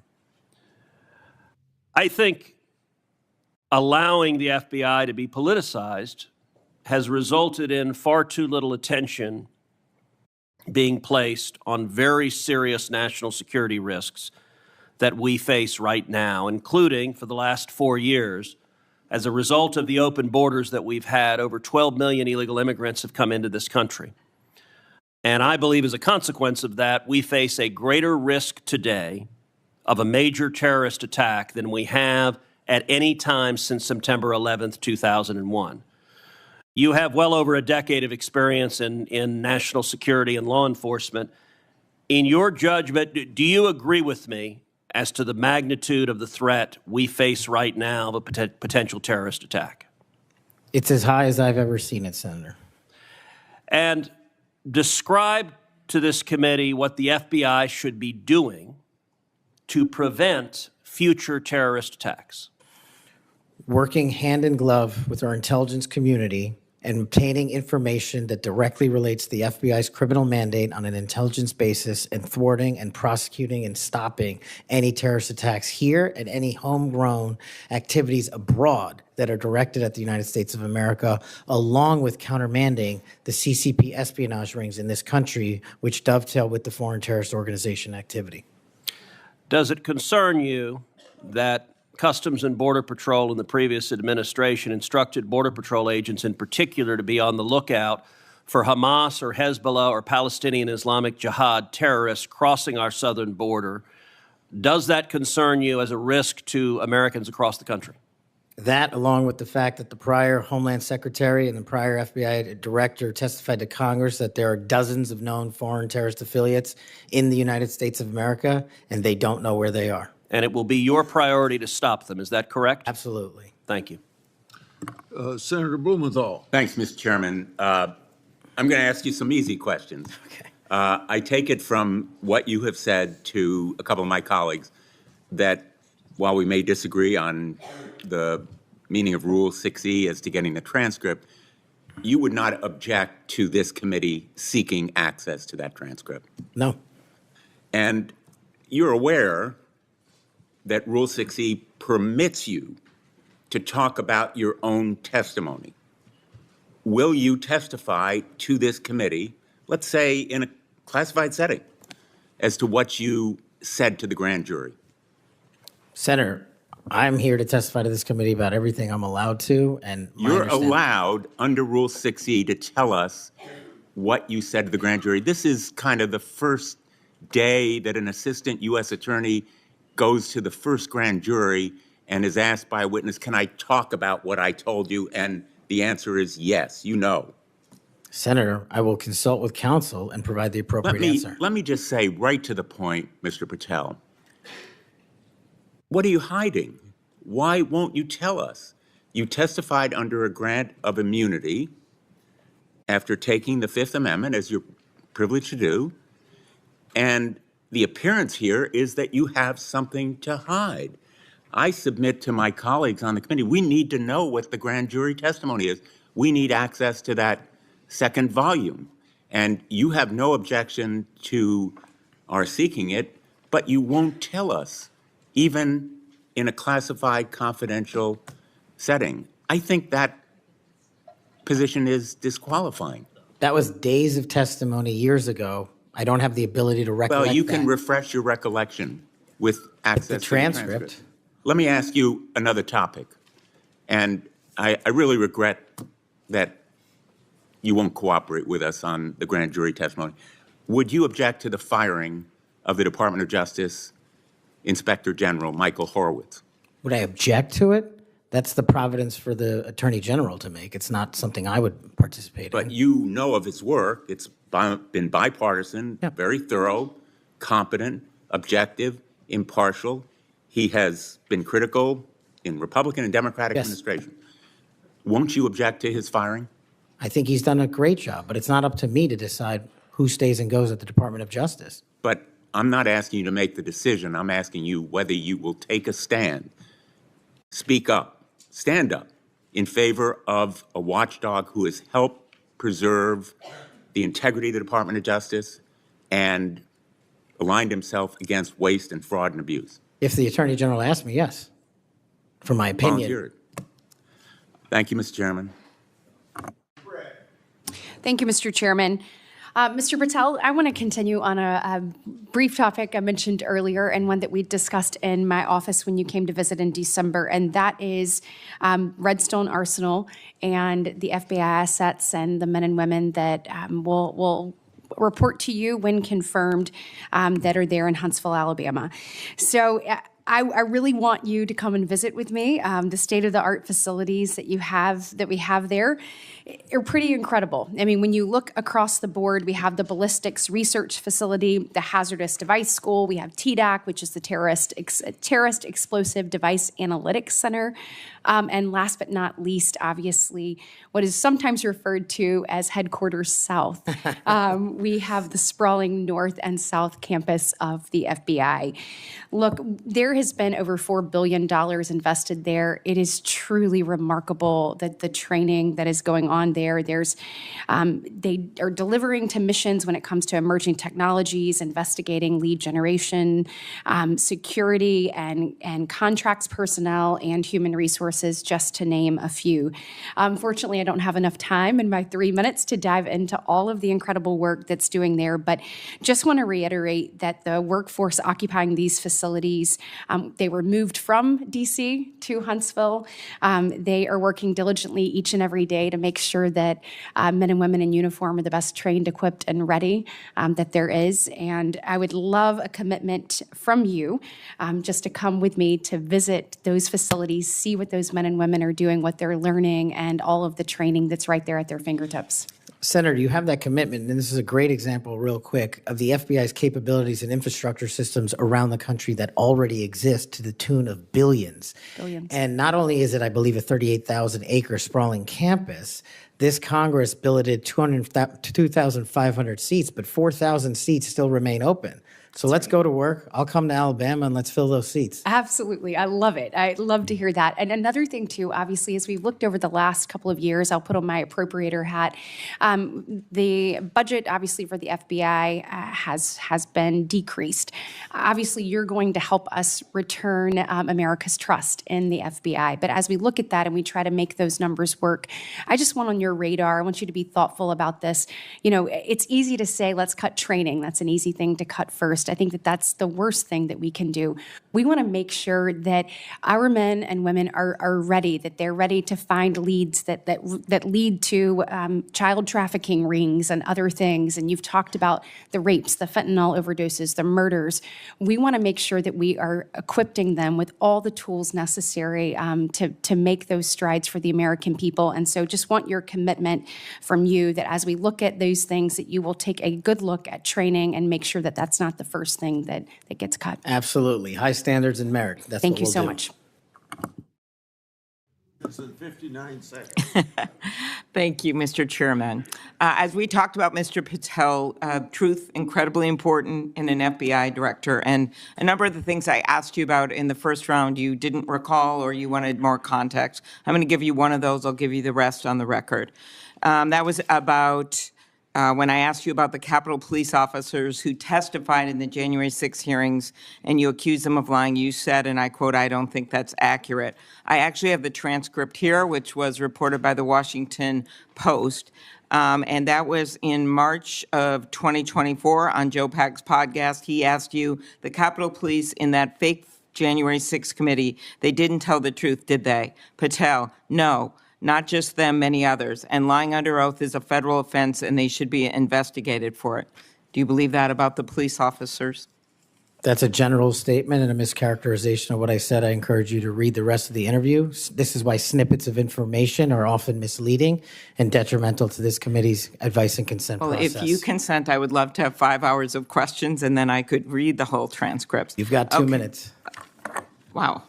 In September, you referred to the FBI's intel branch, which was stood up after 9/11 and works to protect us from foreign adversaries like China, as, quote, the biggest problem the FBI has had, unquote. And you said you wanted to, quote, break that component out of the FBI. It was the same sentence where you said about turning the FBI headquarters into a museum. Do you really think that closing the intel branch will make Americans safer? Again, it's not what I said. The intelligence component of the FBI has seen some politicization and weaponization that we've discussed here today, and intelligence collection capabilities belong in the intelligence community. Having served in both law enforcement and intelligence communities, I'm uniquely qualified to bring the intelligence limited component back to the FBI that ties back to the legislative mandate of prosecuting and investigating criminals. Okay, last, I will end early, Mr. Chairman. You said in May of 2023, this is important to all of us because Elon Musk is playing such a major role in the government right now. You said Elon Musk cares about 2 things, your data and his money. Do you still stand by those words? I don't have that entire quote, but that's what it says. It was in you were angry because of an endorsement of Governor DeSantis in Florida, and so you were defending Donald Trump, and so you criticized Elon Musk, and that was the context for it. And you said Elon Musk cares about 2 things, your data and his money. And it matters to us because he's playing such a major role in the government. And so I just wonder if you think that's true. I don't have that full quote in front of me to respond. All right. Thank you. Thank you, sir. It sounds to me like my fellow senator is trying to get you to move FBI headquarters to Alabama. I have a full list of why it should move to Florida, and at the very least, maybe a Florabama FBI HQ. Florabama. Good people there, good recruits. We would fully support it. Moving on to a more serious matter, I know you would be shocked to learn this. As AG and as the chair of the Human Trafficking Council in Florida, we saw trafficking explode around the nation as a result of the Biden administration wide open borders. That's no surprise to anyone. But it might shock you to know that the National Human Trafficking Hotline that was funded by Congress to report tips to law enforcement in the last 4 years decided that they would no longer report tips to law enforcement, that they would take a more victim-centered approach. And this fell in line with a lot of what we saw over the last 4 years with people saying things like defund the police, abolish the police, nonsense policies that lead to an explosion in crime. You and I both understand that from our prior work experience. Absolutely. So there was a CEO that was put in charge in the last 4 years who said that that we cannot arrest our way out of the human trafficking problem. And I quote, "Trafficking in all its forms is the end result of inequities, abuses of power, and massive systemic and government failures." Do you believe that that is in fact the cause of human trafficking, or is it the result of evil, heinous humans that seek to profit off of others' pain? The only people responsible for human trafficking are the criminals that intentionally traffic in humans, in children, and exploit them. And if I'm confirmed, it will be one of the top priorities to make sure that doesn't happen in this country and that we find the thousands of missing children that are still missing. I, along with many of the other attorneys general in this nation in a bipartisan fashion, not only demanded that they begin reporting tips to law enforcement so that they could follow up and go after the traffickers so that they didn't continue to victimize others, but we also came to Congress and tried to get funding pulled, or at least a mandate that they do what they were created to do, and that is to report tips to law enforcement. Do I have your word moving forward as someone who understands the necessity to go after traffickers, to not only identify and rescue victims, but to ensure there aren't other victims? Do I have your word you'll work with me to come to Congress to make sure that that happens so that that can never happen again? You do, Senator.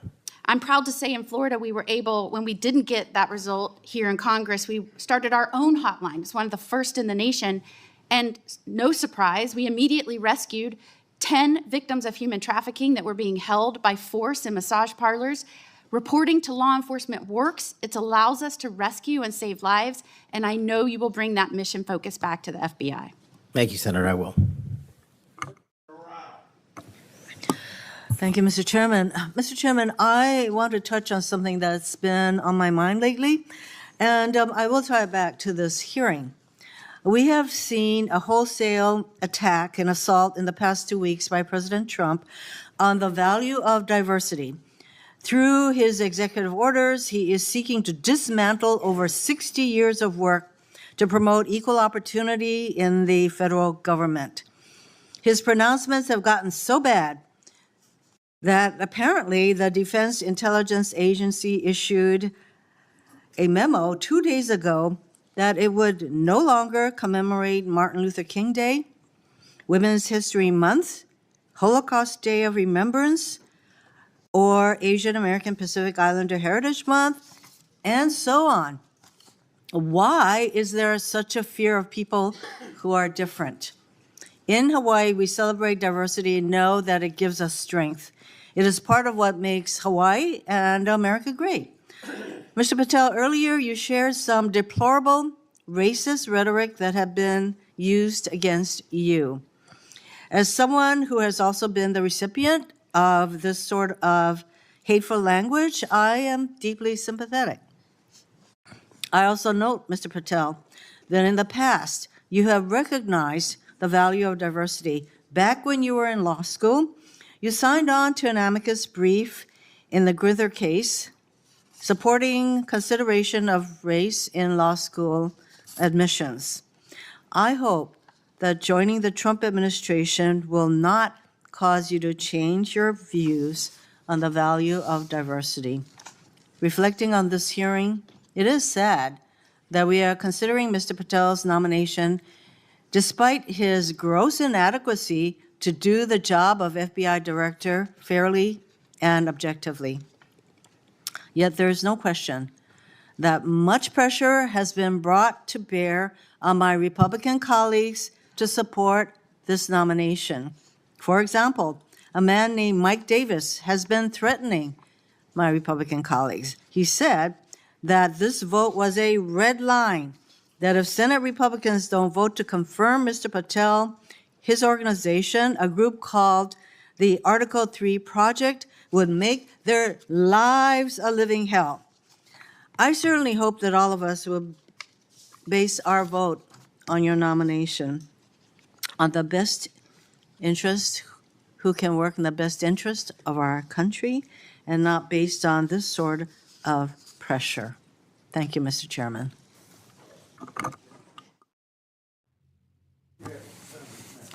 Thank you, Mr. Chairman. I want to give you a chance to respond to this because I think my colleagues are misstating the law here.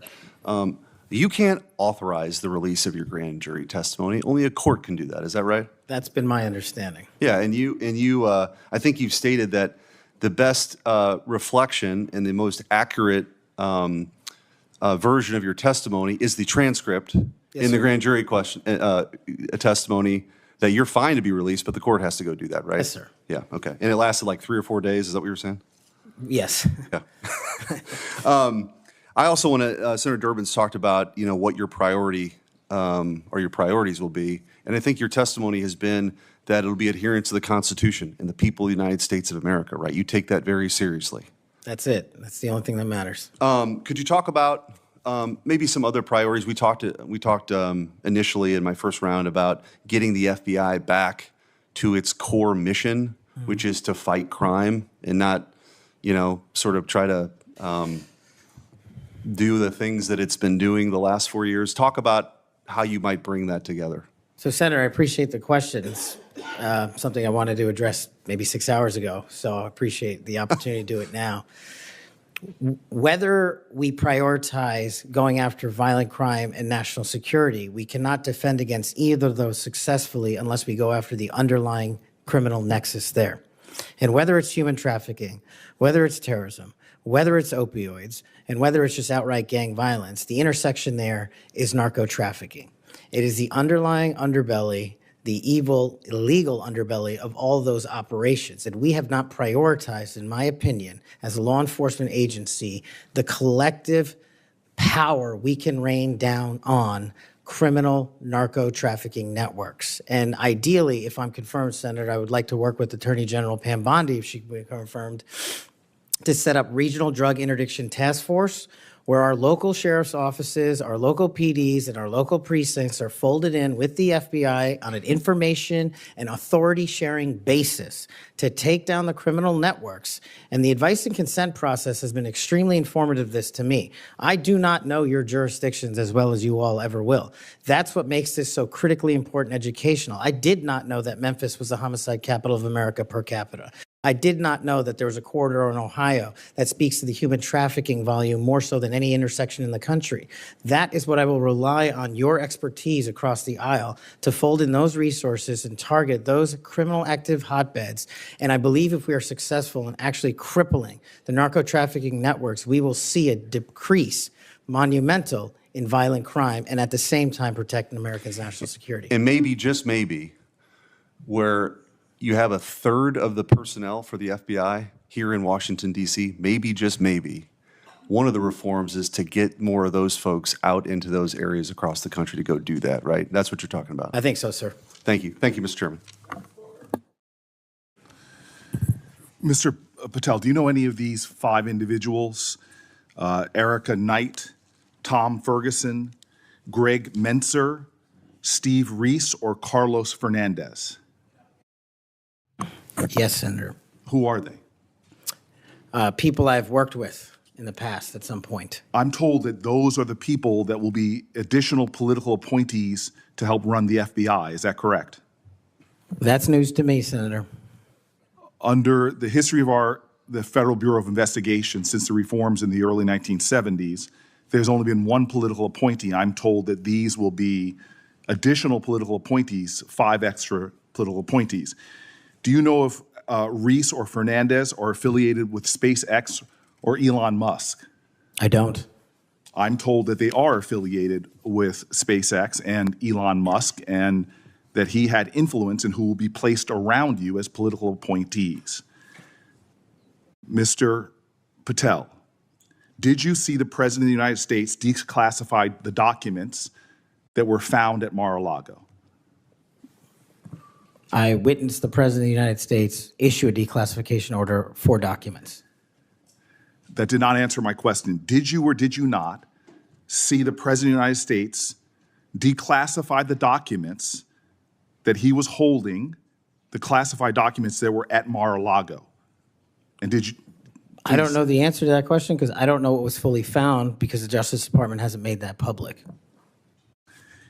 You claim publicly that you saw President Trump declassify documents. Is that correct? That's correct, Senator. So you did indeed see President Trump declassify the documents that were found at Mar-a-Lago that he refused to turn over. Is that correct? No, what I said, Senator, was I heard and witnessed the President issue a declassification order for a number of documents. For the documents specifically that were at Mar-a-Lago? When he issued that order, there was documents. I don't know what was found and what was not found at Mar-a-Lago. I wasn't there. So this is the issue.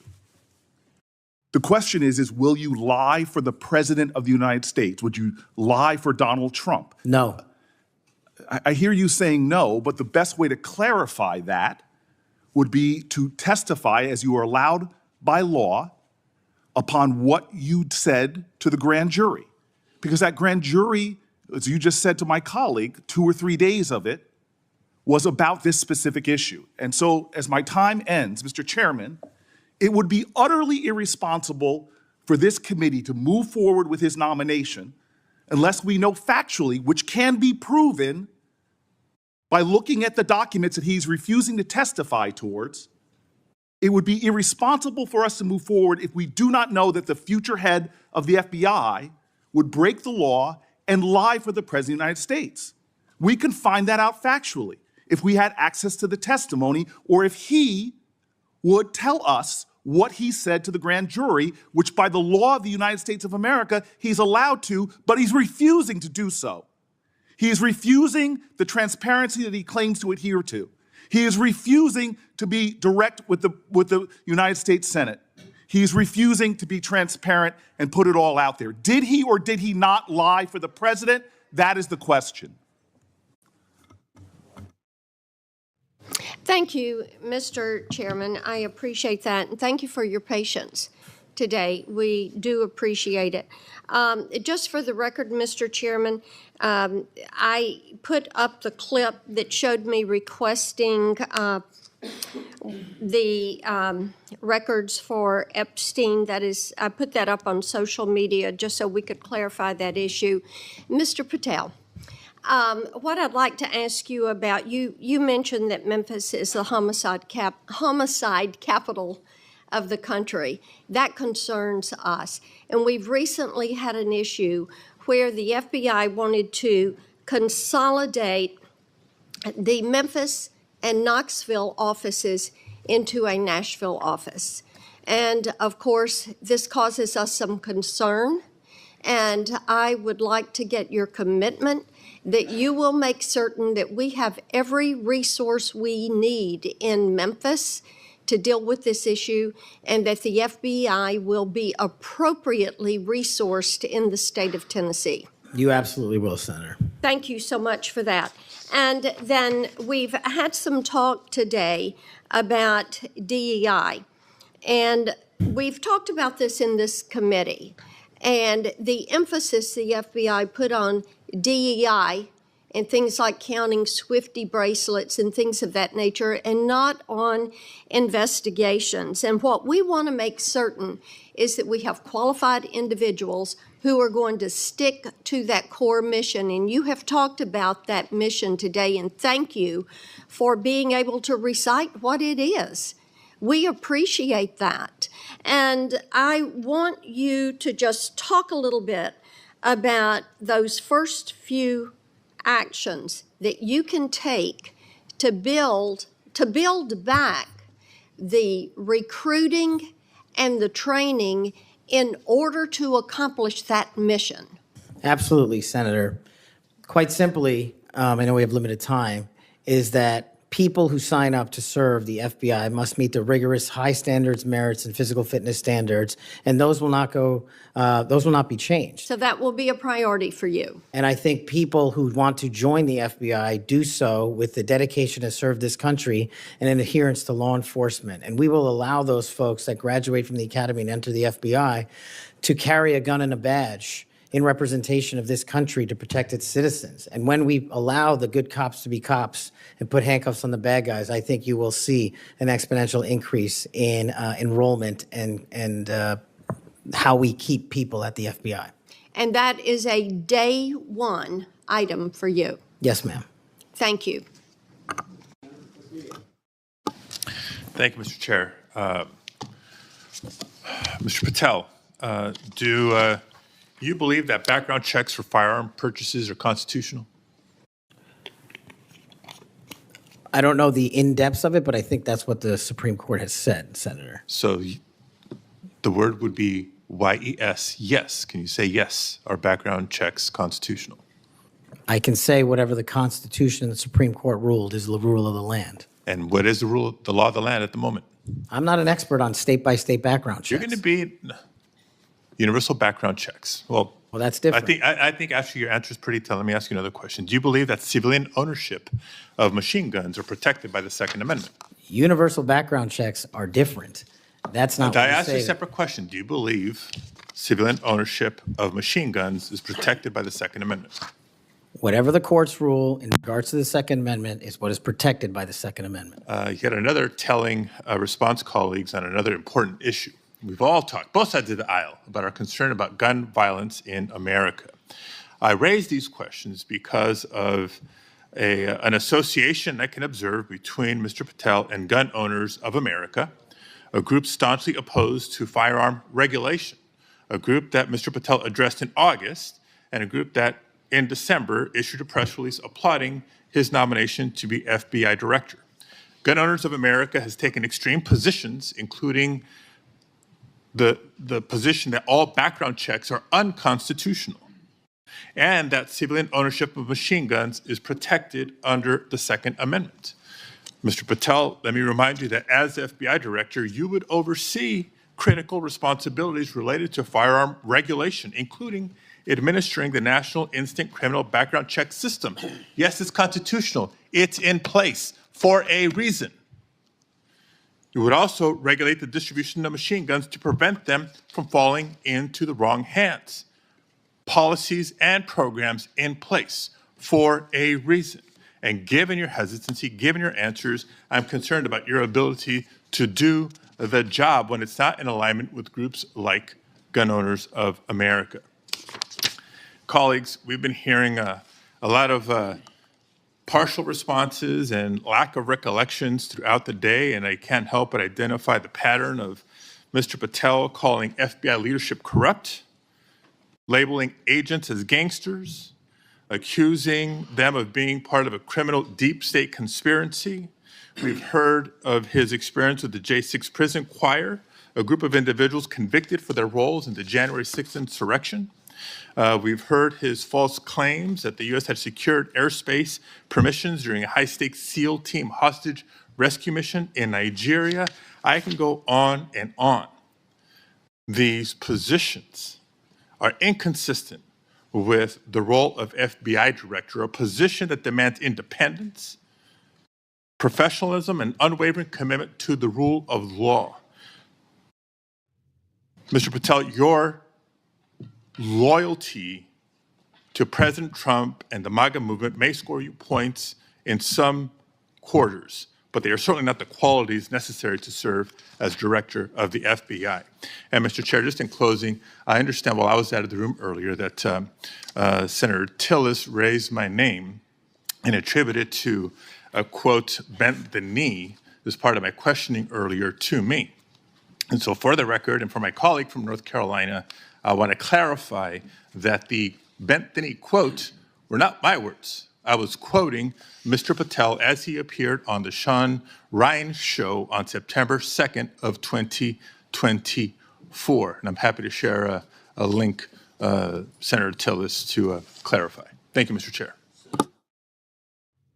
Thank you very much. I don't want to belabor this, but it certainly would be of benefit to us if that grand jury testimony could be released. But my understanding is the Senator Whitehouse testimony point that you don't need you as a witness could reveal what you said, and I'm just suggesting you might give that some further thought. The second thing is that you have everybody who runs an agency has enormous responsibility for the people who work there. I happen to have an incredibly high opinion of the FBI. The first time I came to Washington as a boy, I remember the thrill I had going to the FBI headquarters. I thought it was a big deal that my senator then got me special tickets to go, and I've always admired them. There's a lot of apprehension there, and it's not just on this question of weaponization.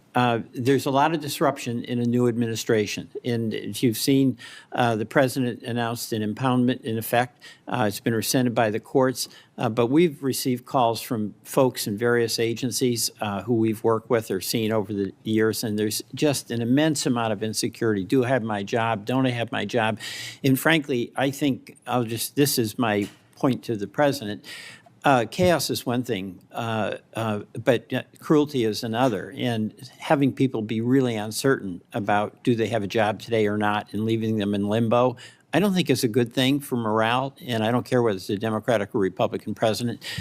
I'm just looking to you to assure me that the tradition that we've had anchored in the FBI since 1972, when it was politicized, I mean, J. Edgar Hoover went after Martin Luther King in a disgusting and despicable way. He went after some John Birch Society folks for their political beliefs in a disgusting and horrible way.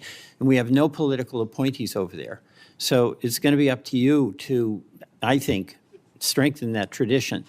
And we heard about the political appointees who are over there now, or I guess they're not officially appointees, but they've been sent by the administration. You didn't know about it. But one of them is from SpaceX. And, you know, Elon Musk, he's a rich guy, but he has no authority other than what's delegated by the president, but he has no official authority. And why is it, you can't answer this, but do you want somebody like Elon Musk peering over your shoulder, telling you what to do about personnel? No, the FBI must be independent. Go kick him out. I mean, I'm with you on that. He has no basis. He has no reason to be there. There's some former FBI people. You'll pick the people that you want to listen to. You'll have to make the decisions. You'll be accountable to this committee. But no on Elon Musk. He's just a political crony who knows nothing about law enforcement. So thank you for that assurance. Thank you, Mr. Chairman. Mr. Patel, when Mr. Booker was asking you questions in his first round, you said, Senator, the grand jury testimony is available to you. I encourage you to make it public. You also later said, or previously to Mr. Booker said, get my grand jury testimony. I asked the Department of Justice to make it public. I asked the Department of Justice to make it public. Do you stand by that testimony? If that's what I said. So you asked the Justice Department to make your grand jury testimony public? At the time of my appearance in the grand jury. Yeah. And who did you ask to do that? The lawyers. Mr. Chairman, since the witness has said that he encourages this testimony to be public, that he in fact asked the Justice Department to make it public, I would ask you, Mr. Chairman, if you and the ranking member would be willing to write to the court acknowledging the witness has asked for this to be public, supporting it being made public. I can't imagine there's a court in the land that would say no to a bipartisan request like that. I won't tell you. Let me say something. I'm not going to take this out of your time.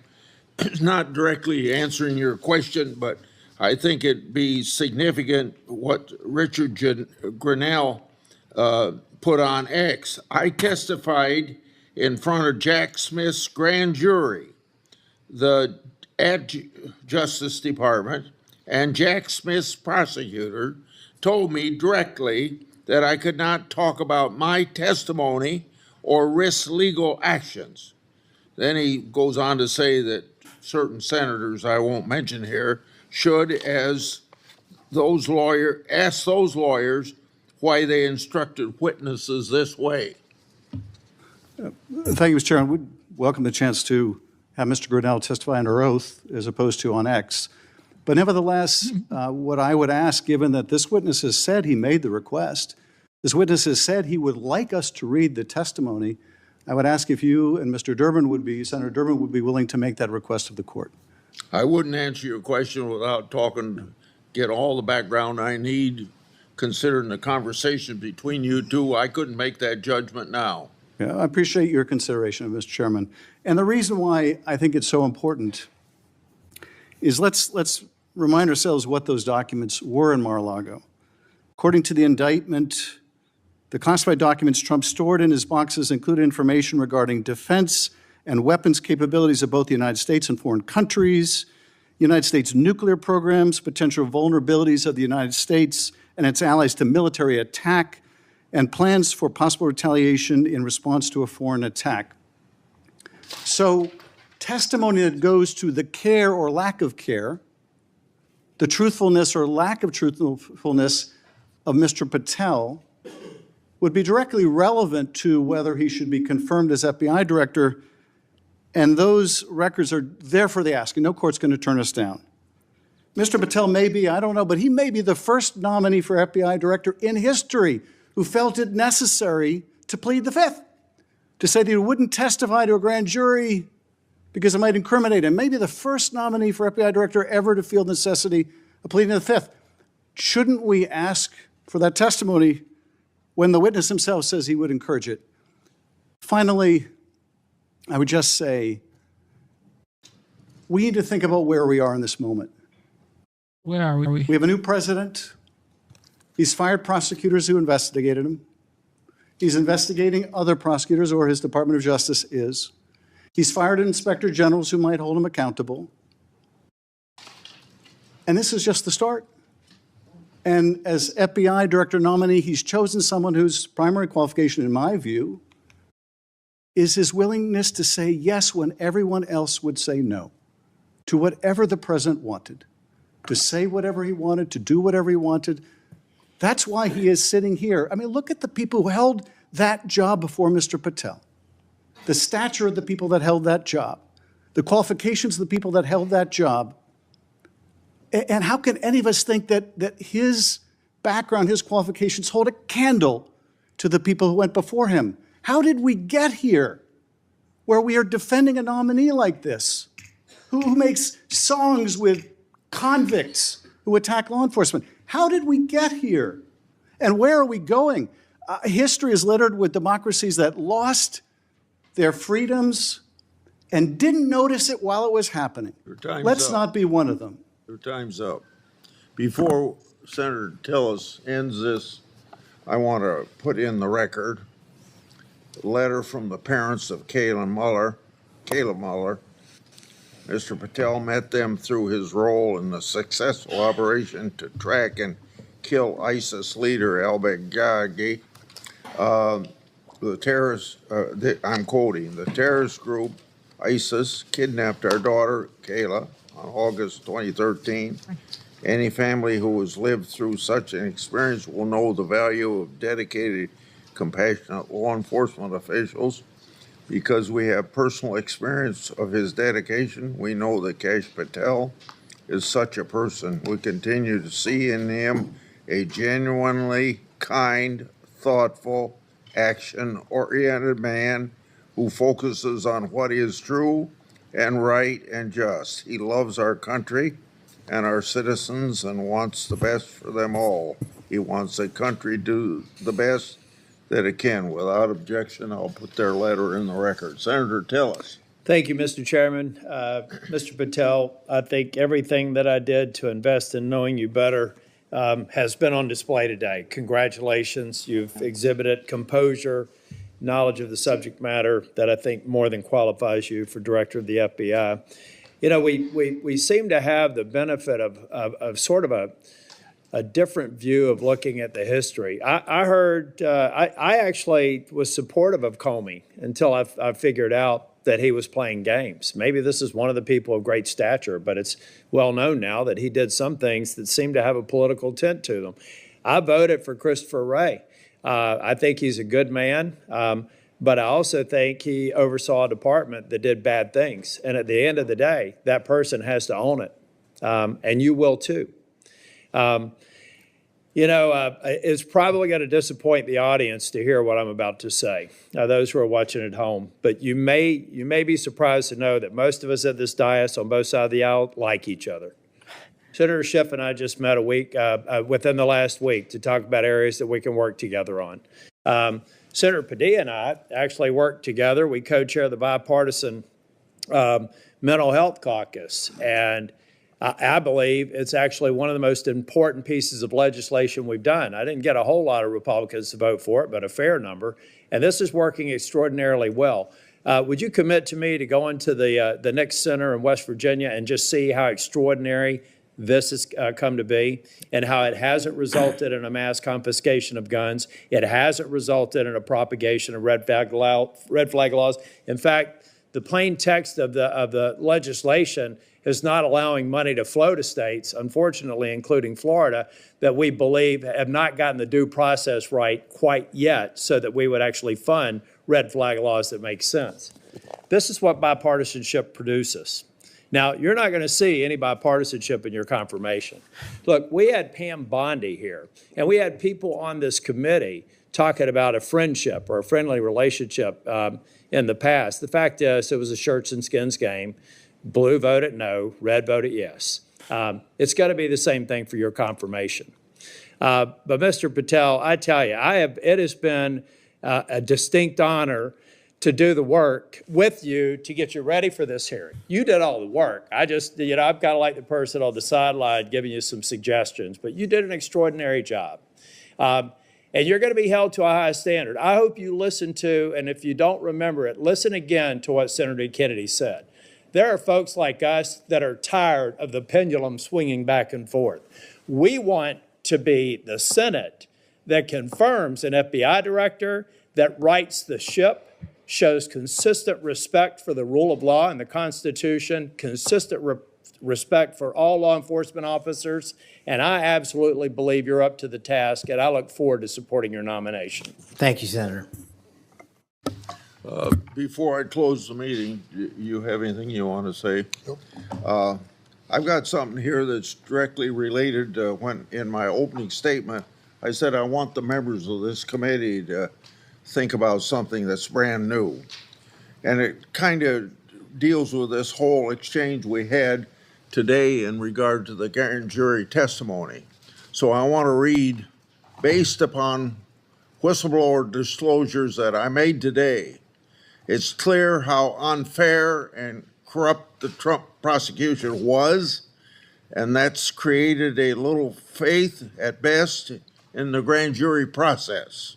We shouldn't allow part of that corrupt process to be used by this committee against the nominee. An example, one document I made public today, DOJ officials literally concurred with Thibault to open the elector case against Trump, and that included a grand jury investigation. Jack Smith's lawfare efforts and its corrupt process should be what this committee investigates. Mr. Patel, thank you for your testimony today. Your family and friends who are here, I think you got to be very proud of him under these tough conditions because he got tough questions. I think you did very well, and your reputation leading up to and during this hearing, I think proves that you're a person that can stand a lot of heat, including a president that's telling you how to do your job. Sure. If confirmed, you'll be in charge of one of the world's best law enforcement agencies at the time when it desperately needs strong changes. Everyone's information for everyone's information, written questions can be submitted for the record until 5 p.m. tomorrow. Mr. Patel, when you receive them, it's very important you get back to us just as fast as you can so we can set up the meetings that we have to go through to get you to the floor of the Senate. So return them to the committee as soon as possible. Mr. Patel, you are excused and the hearing is adjourned. Thank you, Mr. Chairman. Thank you for tuning in to the live stream. You know what time it is. It is your boy Genesis. Yes, we are back. I am back. God bless you guys for staying tuned. Okay, so we've been streaming for 5 hours and 5 minutes. But like I told you guys today, we're only going to take like 30, 40 minutes break and we're going to come back on live show because we've missed a lot. Okay, we've missed a lot. Let me just run right through some real quick with you guys. And then I'll be right back. How you guys doing today? Let me know in the chat how you doing. Well, if you don't know, because some people don't know, okay, so Kash Patel has already been confirmed. Okay, he's already confirmed already, so that was a throwback. I wanted you guys to watch it and have a conversation in the live.